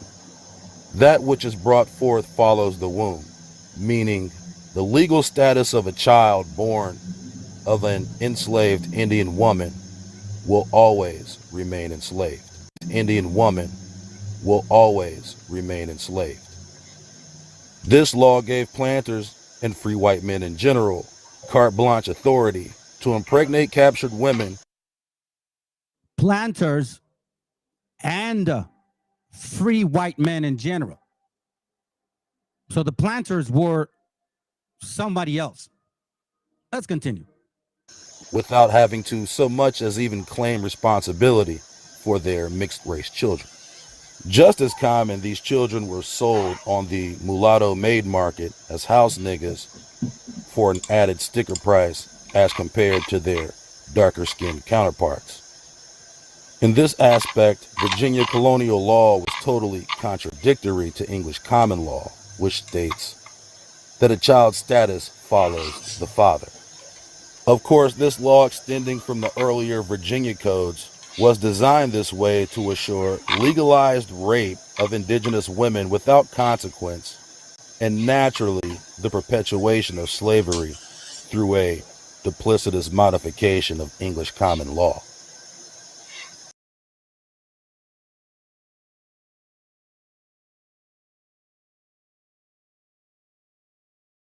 On. Now, you talk about a good bullshit story. Holy shit. See what I'm saying? And this is, and when you look at the comedian and listen to him, and if you're like in kind of like back and forth with the truth, you're like, I don't know, man, am I really an Israelite? Am I really a Hebrew? And you don't have a lot of education. You don't really know where to look. You don't really know where to search. You know what I'm saying? You could be kind of stuck, and all you've ever done is heard about, white Jesus, and Christianity, and everybody loves everyone, and God hates the sin, but loves the sinner. So you got to embrace homosexuality. You know what I'm saying? Like, that's really the case. All praises, man. I appreciate y'all for your comments. And you know what? Let me read some of them because it's true. Let's see. Oh, first of all, brother, Shalom, bro, Shalom. And yeah, I was actually there when that happened. I wasn't there in the room, and I wasn't there in the school and at that school, but I was like at home when this happened. And that's when I started realizing this happened several years ago. And that's that seed that, like, I'm gonna tell you this, man, and you know this. For you to just blatantly say that, like naturally, it's because you have some real hatred inside. For you to say it like that, that's what that means. Shalom, brother. Appreciate you. So, yeah, Shakira is always selling the word of God, man. That's one thing for sure. Sakari is doing it too. And I heard about that one, and I forgot about him, honestly. And I was like, $150. I cannot believe that, man. Like, I talk about filthy lucre. Now, we can't look. 1492 happened, and we deal with that consistently. We were engraved with complete falsehood, and then they're asking for money from us, right? First, they slave us through money. Then they use the actual communion for money. Then they use religion for money, and now they're using what? This whole Hebrew convert for money. Again, we're back at money again, man. Let's see what else. And then Deacon got an academy program that you can sign up to pay and learn the word of God. Wow. I don't know if you're asking or if you're saying. No, I don't know, bro. I don't know that. Yeah, they sell rap music, clothing, and not charge for lessons. Yeah, they got something called Patreon that you have a special membership because you may be of the elect. They were always fake vultures. The devil knows its people cater to them. Hey, I got a scripture for it. Wow.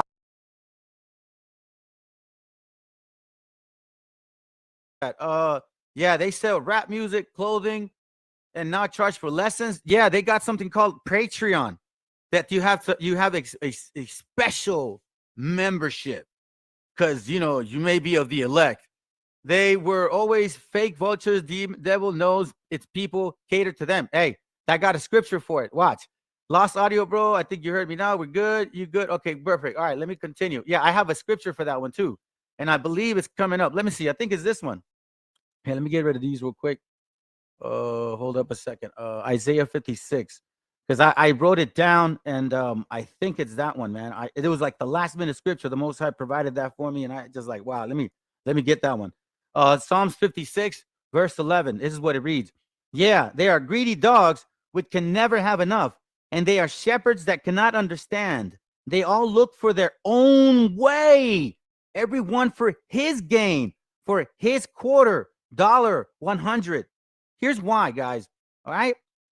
Do they distribute any of that profit?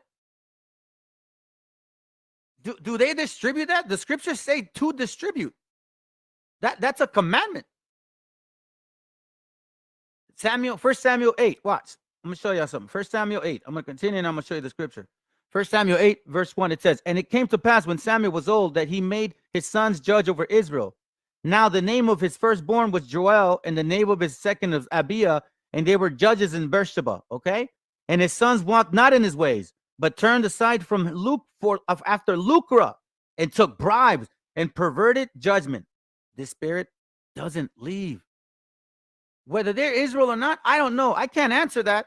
But based on their perversion and based on who they're feeding, I don't know. I have to doubt it if they really are about our people, because they're the ones that are teaching. They started teaching most people. And all of them, if not most of them, are taking money. It said, Jeremiah 7:4, trust ye not in lying words, saying, the temple of the Lord, the temple of the Lord, the temple of the Lord are these. Look at this. The temple of the Lord, Sakari. The temple of the Lord, IUIC. The temple of the Lord, ISUPK. Because they all say, we have the truth. I don't know about Sakari does that, but I know IUIC says it. They don't say it directly, but they say if you leave, you lose your spirit. That's what they say. Ezekiel 13:19. Let's see. Maybe it's this one. Let's see. It reads, And will ye pollute me among my people for a handful of barley? No, it's not it. And will ye pollute me among my people for a handful of barley and for pieces of bread to slay the souls that should not die? Oh, here it goes. Here it goes. This is the one you're talking about, Mexican. It says, Ezekiel 13:19, right? And it says, and will ye pollute me among my people for handfuls of barley and for pieces of bread? That was basically like alms. That's what it was like, right? And check this out. To slay the souls that should not die and save the souls alive that should not live. That's what you said, bro. Let me put that up again. That's what you said. The so-called Sakari selling rap music, clothing, and now charge for lessons. They were always fake vultures. Devils know its people. Caters to them. Again, and ye will pollute me among my people for a handful of barley and for pieces of bread to slay the souls that should not die, meaning you guys, that you were telling y'all, hey, listen, you're technically a degraded gene. You really look more like us. Oh, you're Northern Kingdom. You guys are silly dubs. We're the superior tribe. We're equal but separate. Right? To slay the souls that should not die. That kills your spirit, brothers and sisters, whether you believe it or not. You've heard that from the so-called white man. That's where we came from. To slay the souls that should not die. Y'all shouldn't be dying. And to save the souls alive that should not live, they're catering to them. By your lying to my people that hear your lies. You see what I'm saying? You hit the spot, Mexican. Like, that was it, bro, for real. That was the actual scripture for it. It was coming up. So who are you teaching, guys? Are they our people or are they Canaan? Because now, for so many years, they said Psalms 83, the white man, the Asian man, the Arab man, the Hindu man, all of those, right? But yet they never identify the Africans. Why? And I always wondered, why not? And after discernment, guess what happens? We identify them now. So now we know who you are. Do I say all of y'all? No, a good portion is our people. But unfortunately, y'all mixed. Just like we did. And see, that's the beauty. Because now we got to work hard to earn this walk.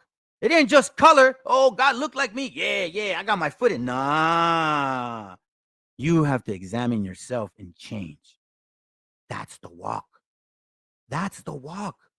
That's how you determine if you are a true Hebrew.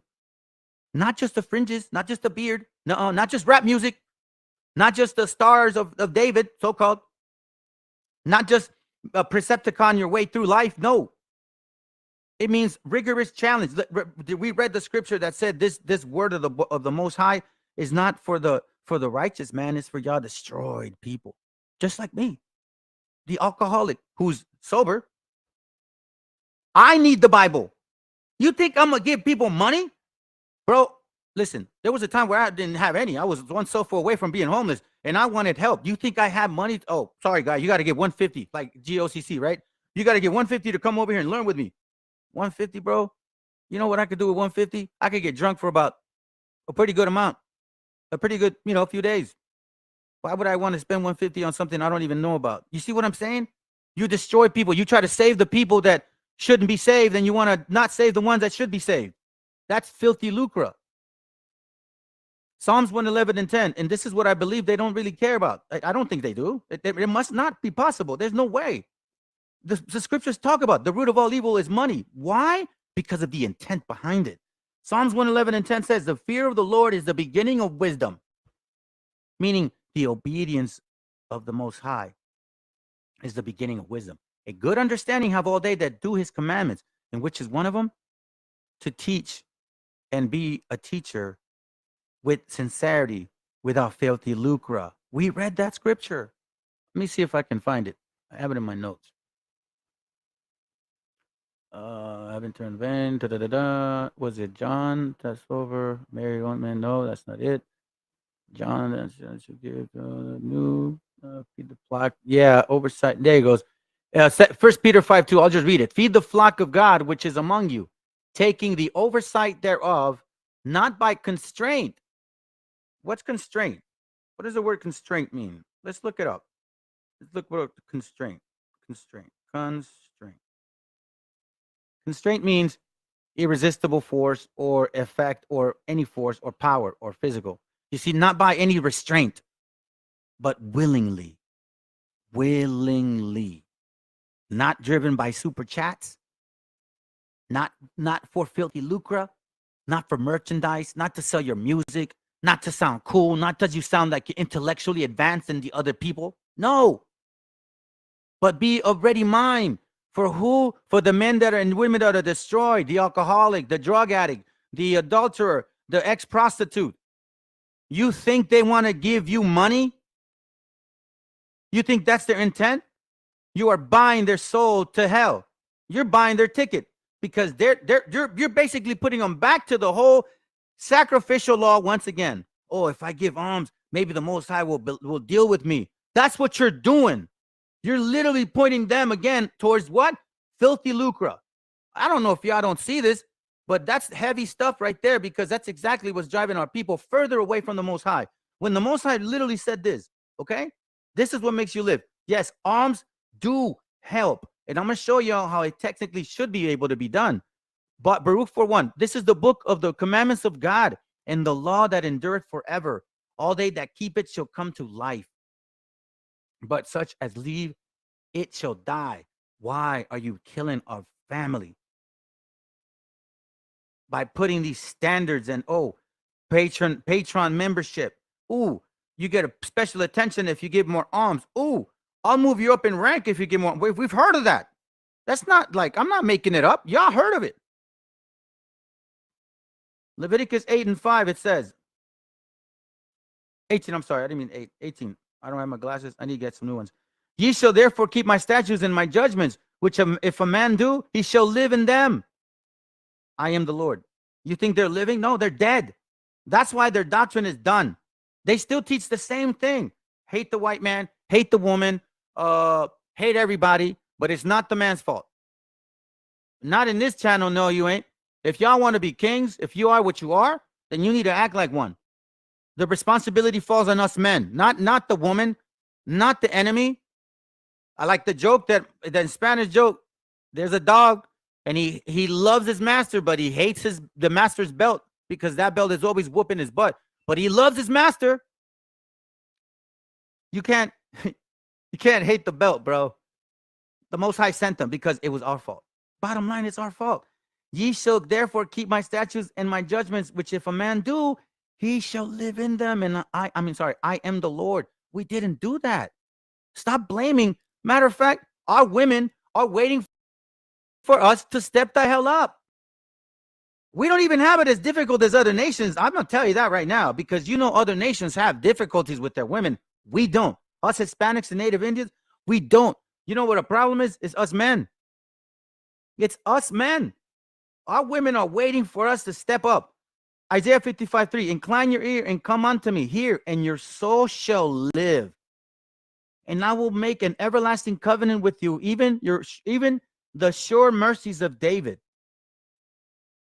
Incline your ear, come unto me, meaning it takes the scriptures, it takes wisdom, it takes discipline, it takes some complete humility and not the cares of this world to really embrace and understand what the scriptures are trying to tell us. If you're a true Hebrew of a Hebrew, you will go further above and beyond your way to make the change. You're going to look at yourself and say, yes, this walk ain't fun, but I'm willing to do it because I love the Most High. Because I want the discipline, because that's going to change my life.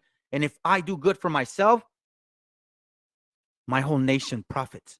If I respect the laws and they respect the laws, I'm going to respect them. They're going to respect me. If I need help, they're going to be there for me. Because the law says, be there for your brethren. Love your brother as you love yourself. That's a commandment for you Hebrews. That is not for other people. That's why we have it in our spirit to be that way. We love each other very much, but we at the same time are very crabbish because of the bitterness that colonialism has completely painted over us. So the only way to renew our mind, or if you want to, for lack of better words, remodel your building, you need the laws. You cannot get around them. I don't care what other people say.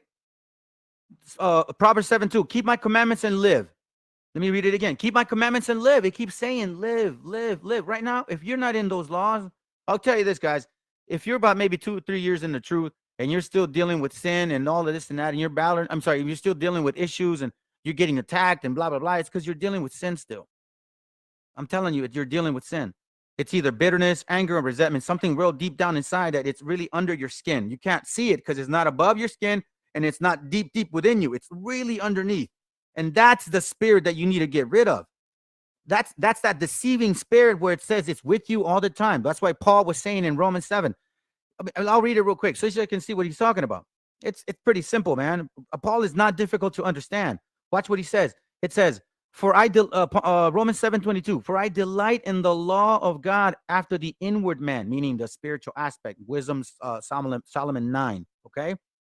But I see another law in my members, warring against the law of my mind and bringing me into captivity to the law of sin, which is in my members. O wretched man that I am, who shall deliver me from the body of this death? You see what I'm saying? So the only way that you can actually live is by what? By keeping the spiritual laws of God, because even here it says, verse 14, we know that the law is spiritual. So you need spiritual laws. Like, for example, when I close my eyes, all I see is a road, one direction. That's it. That's all I see. I don't see nothing else. And I pray to the Most High that all of y'all can see it just like that, because the fight is internal. The fight is in the mind. You discipline your mind, you're going to be able to overcome this flesh, right? So now let's go back to Tobit 12:8 so we can finish the actual class. Tobit 12:8, look what it says. It says, prayer is good with fasting and alms and righteousness. So now it's saying, let's go back to the alms part. So now alms and fasting and prayer is good, right? Excuse my daughter, man. She's still sick. A little with righteousness is better than much with unrighteousness. You see that? A little with righteousness is better than much with righteousness. So if you are charging 150, that's not alms. It is better to give alms than to lay up gold. So what kind of alms are we talking about? What kind of alms are we talking about? Like, are we talking about like the alms that necessarily mean money? Sirach 5 and Sirach 3:30. Watch what it says. All right, I'm almost done, guys. It's a short class. I just want to get through it. Water will quench a flaming fire, and alms will make an atonement for sins. So again, alms are important. But right now, are we in the situation where you technically can't really do alms the way it's supposed to be done? Here's the proper alms, the proper process to alms, okay? And y'all tell me if that's something that we could do today, okay? Deuteronomy 14:24, and it reads, and I'm not saying not to, but you got to discern what I'm tell you, okay? Deuteronomy 14:24. If the way be too long for thee, so that thou art not able to carry it, meaning the alms, or if the place be too far from thee, which the Lord God shall choose to set in his name there, when the Lord thy God had blessed thee. This is regarding for like the day of like tithes, right? The seed tithes, okay? Verse 25. Then shalt thou turn it into money and bind up the money in thy hand, and thou shalt go into the place which the Lord thy God shall choose. Okay, so now you're saying the alms that you have, where you're at, you sell it. You turn it into money, you sell it, okay? But that's not all. Then it says, and thou shalt bestow that money for whatsoever thy soul lusted after, for oxen, for sheep, for wine, for strong drink, and for whatsoever thy soul desireth. And thou shalt eat there before thy Lord thy God, and thou shalt rejoice there, thou and thine household. Right? And the Levite that is within thy gates, thou shalt not forsake him, for he had no part and no inheritance in thee. So now it's speaking about the Levites, that they have no inheritance. Let's just finish it. And at the end of 3 years, thou shalt bring forth all thy tithes of thine increase. That's the tithes, the increase. Your cattle, your ox, your food, and shall lay it up within thy gates. And the Levite, because he had no part, no inheritance with thee, and the stranger, and the fatherless, and the widow within thy gates shall come and shall eat and be satisfied, that the Lord thy God may bless thee in all the works of thine hand, which the Lord thou doest. So it sounds like tithes was food. Can we do that now? Maybe, but that's not my point so far. Now here's another point. So now I'm gonna basically smash these. I don't want to say smash, man. Let me rephrase that. I don't want to sound like a child. Let me just make sure they get corrected. How about that? Acts 2:42 reads, it says, and they continue steadfastly in the apostles' doctrine and fellowship and in breaking of bread and in prayer.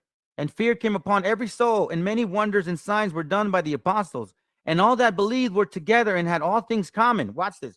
And sold their possessions and goods and parted them to all men as everyone had need. Parted them to all men. And they, continuing daily with one accord in the temple and breaking bread from house to house, did eat their meat with gladness and singleness of heart, praising God, having favor with all people. And the Lord added to the church daily such as also should be saved. Now, these guys don't do distributions. What they do is, well, I know for me, at least from the school I was in, unless you need money, you have to ask them. They don't distribute. Here it shows that you're supposed to distribute evenly to the nation of Israel, depending on the size of their families. So all of this merchandise, all this money y'all are making, you're not distributing it at all. No, what you're not doing, you're doing is trips. You're asking people to pay for their trips. You're asking people to pay for their food. When you do high holy days, you're always asking for money. And when it comes to the actual process of alms, if you really want to do it the righteous way, we have a system right now in this country that you can actually do it. E-commerce, online sales, farmers market. Y'all go out and sell Gatorade at corners. You telling me that people can't say, look, I'm going to go to Costco and I'm going to spend $200 on food. Okay. So since you guys have a farmer's market going up, go ahead and resell it. Get a license permit, resell it. Don't relabel it. Just resell it. Sell it for like maybe a little bit less. And then that money, turn it into money for the actual body and the body for building. Or you know what? Be transparent with your cost. Say, okay, guys, here's the treasury.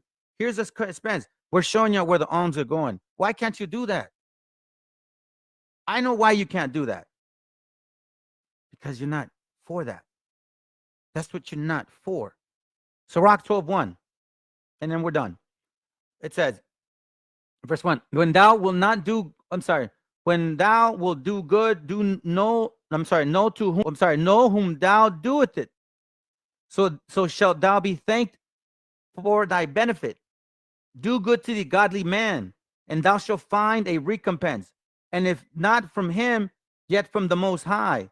There can be no good come to him that is always occupied in evil, nor to him that giveth no alms. So right here is letting us know that alms is really, in a sense, for our benefit, to between brethren that you know for a fact is a godly brethren that's keeping the laws of God. Now, that's a relationship between y'all. Unless these schools can change their way, I don't really see any other way. Filthy lucre, it's all involved. Unless you're okay, do distributions. When I see distributions, then you're actually applying all the laws, statutes, and commandments of the Most High. Because if not, this is what's going on still. And then we're done with this. Hold on. Let me show y'all something.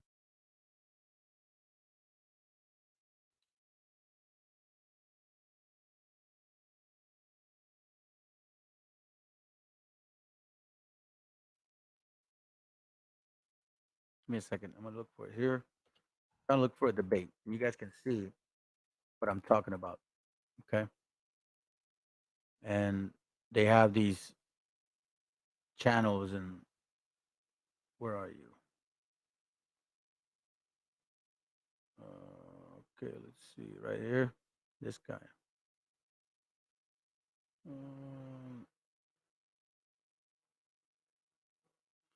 And I believe it just started, like not right now, but look.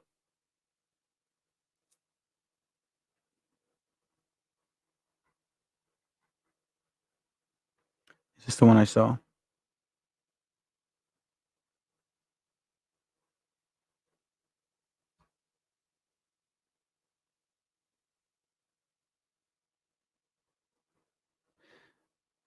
Maybe this isn't the video I saw, but in this videos, there's videos you can see where they do like super chats. There it goes right there. There it goes right there. Look, that right there. Thanks. A donation. Thanks. I don't know what to tell you. I don't see nothing else but filthy lucre. Here, I'm gonna show y'all something real quick. Because if hold on. Let's see what's going on. Let's see what's going on.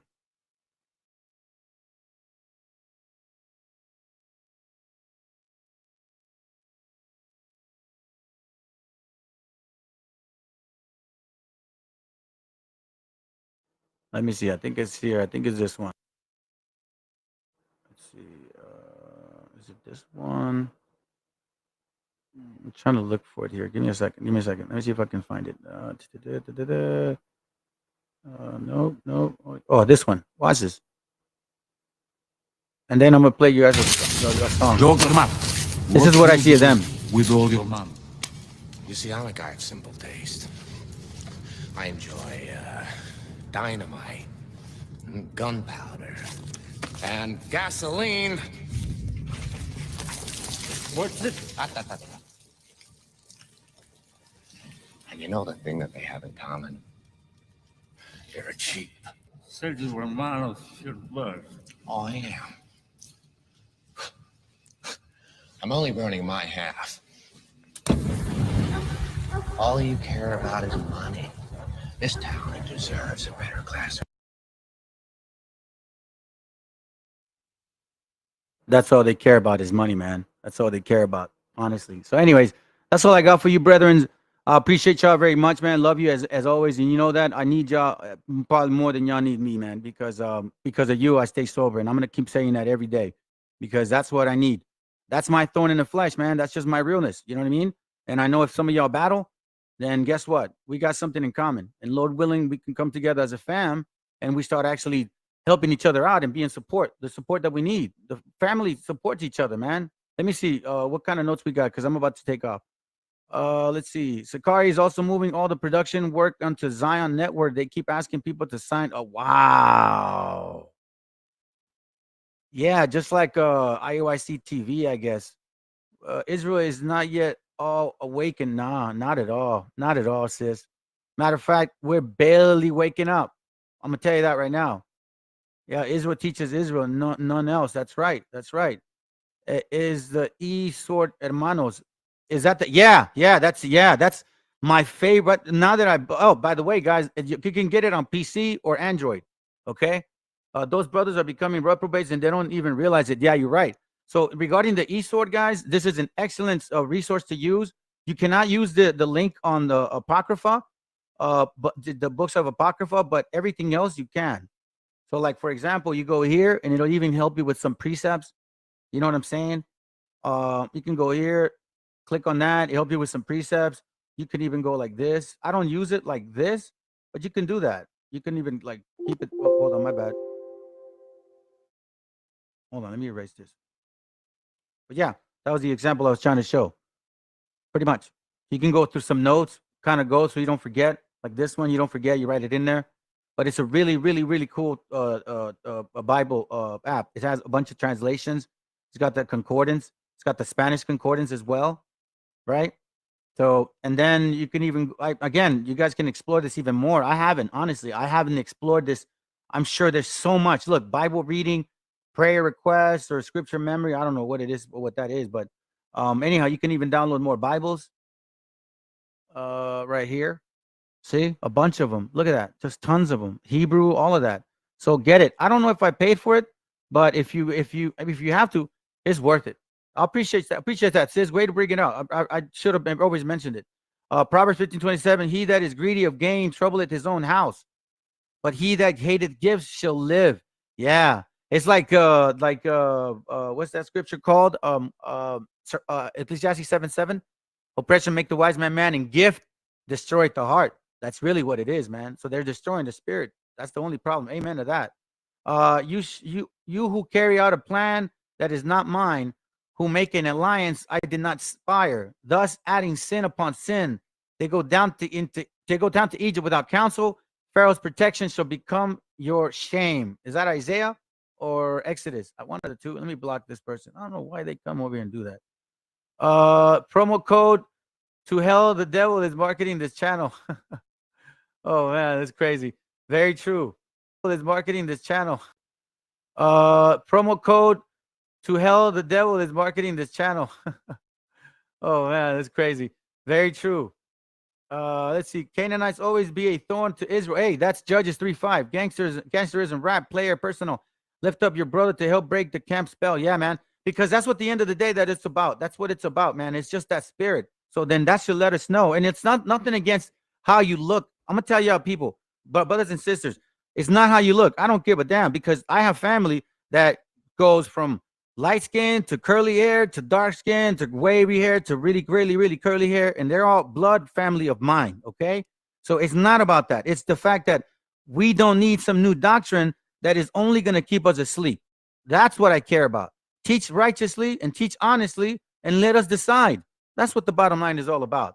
All right. So, anyways, I'll let you guys be. I appreciate y'all, brothers, man. And Lord willing, tomorrow, by the way, so this will be the last evening class. I'm gonna do one every morning at 7 o'clock my time. I'm in San Diego. Okay. So if you guys are East Coast, whatever, that's 10 o'clock. So every at 7 o'clock, I will have one.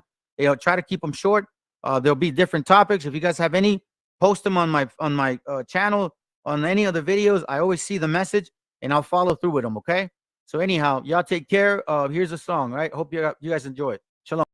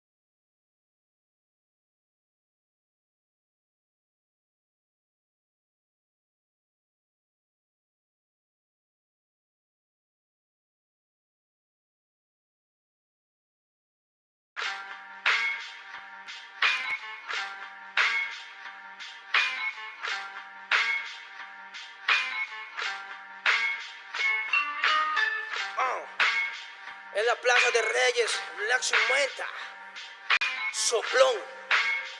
Yeah. ¿Qué vas a saber? ¿Qué vas a saber tú? Oye, chibolito, faltomé. Pulpín de los pulpines, batería de Rapunzel, de rapeos, de raptos, de lagartos en cuartel. Cualquier la pega de cruel con un viejo coronel. Soy flojo, se me antojó dormirme en el laurel. Elevé mi level con un label y un Faber Castell. Ya un papel, lo empape con sangre de todo aquel que se jura Nobel y no ve mis trenes en la riel. What's so man? ¿Por qué no sacan la tablet? Juro por mis aguas que no te hablo por las powers. Soy chinchado neto, búscame por pico sour y te voy a meter al centro loco como Beckenbauer. Escúchame atento mi bro, que estamos rompiéndole en pro. El negro de Plaza de Reyes como siempre rompe de este micrófono. Que quiere meterle como yo pero no puede meterle taco bron. Si te pensaba que solo era un gallo, déjame decirle que se equivocó. Real motherfucker feeling on the street. Es el Black Sheep Metal de Plaza de Kings. Motherfucker, soplón.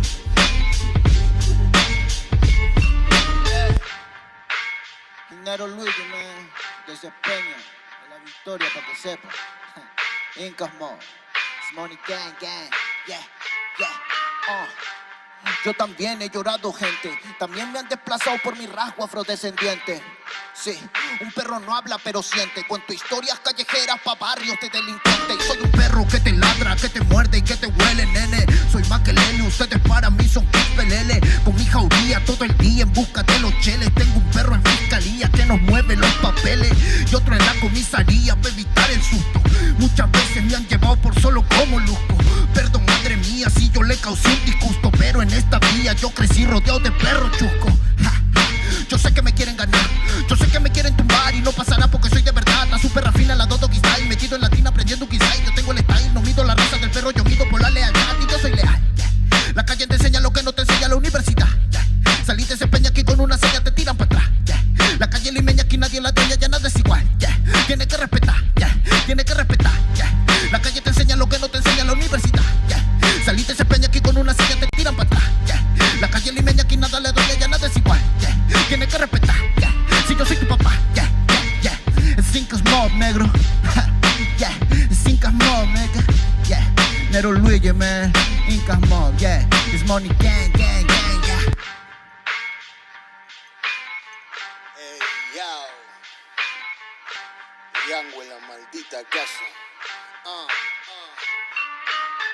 Me llaman para que les dé al menos una vez al mes. Se metieron al lago y olvidaron que era el mes. For everybody bless. La fama es una puta, me está llamando a las 3. Dile que llame después de las 16 y 25. Volví de la infancia de Abraham Lincoln, con fuerza ya inco, luchando para salir del rincón. Letra callejera en CD brinco, under del under. Puede que tu viejo te lo mande. Sale de vez en cuando como el cóndor por los Andes. Mi cuerpo no es de madera como Dandy. Antes que me break, yo seré la ola que los expande.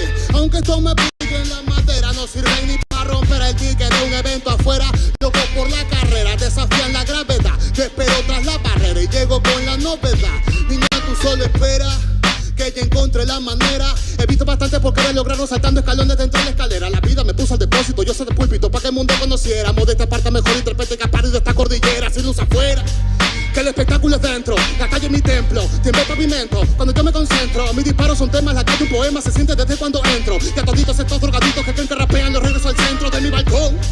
Yo he visto el clon del clon en la misma gestión, pero a la malla no llega el balón. Y para esta pantalla no existe patrón. Yo ya me sé la cuestión y doy fe por cada renglón. Consciente de la operación del final de Mbappé con la edad de bufón.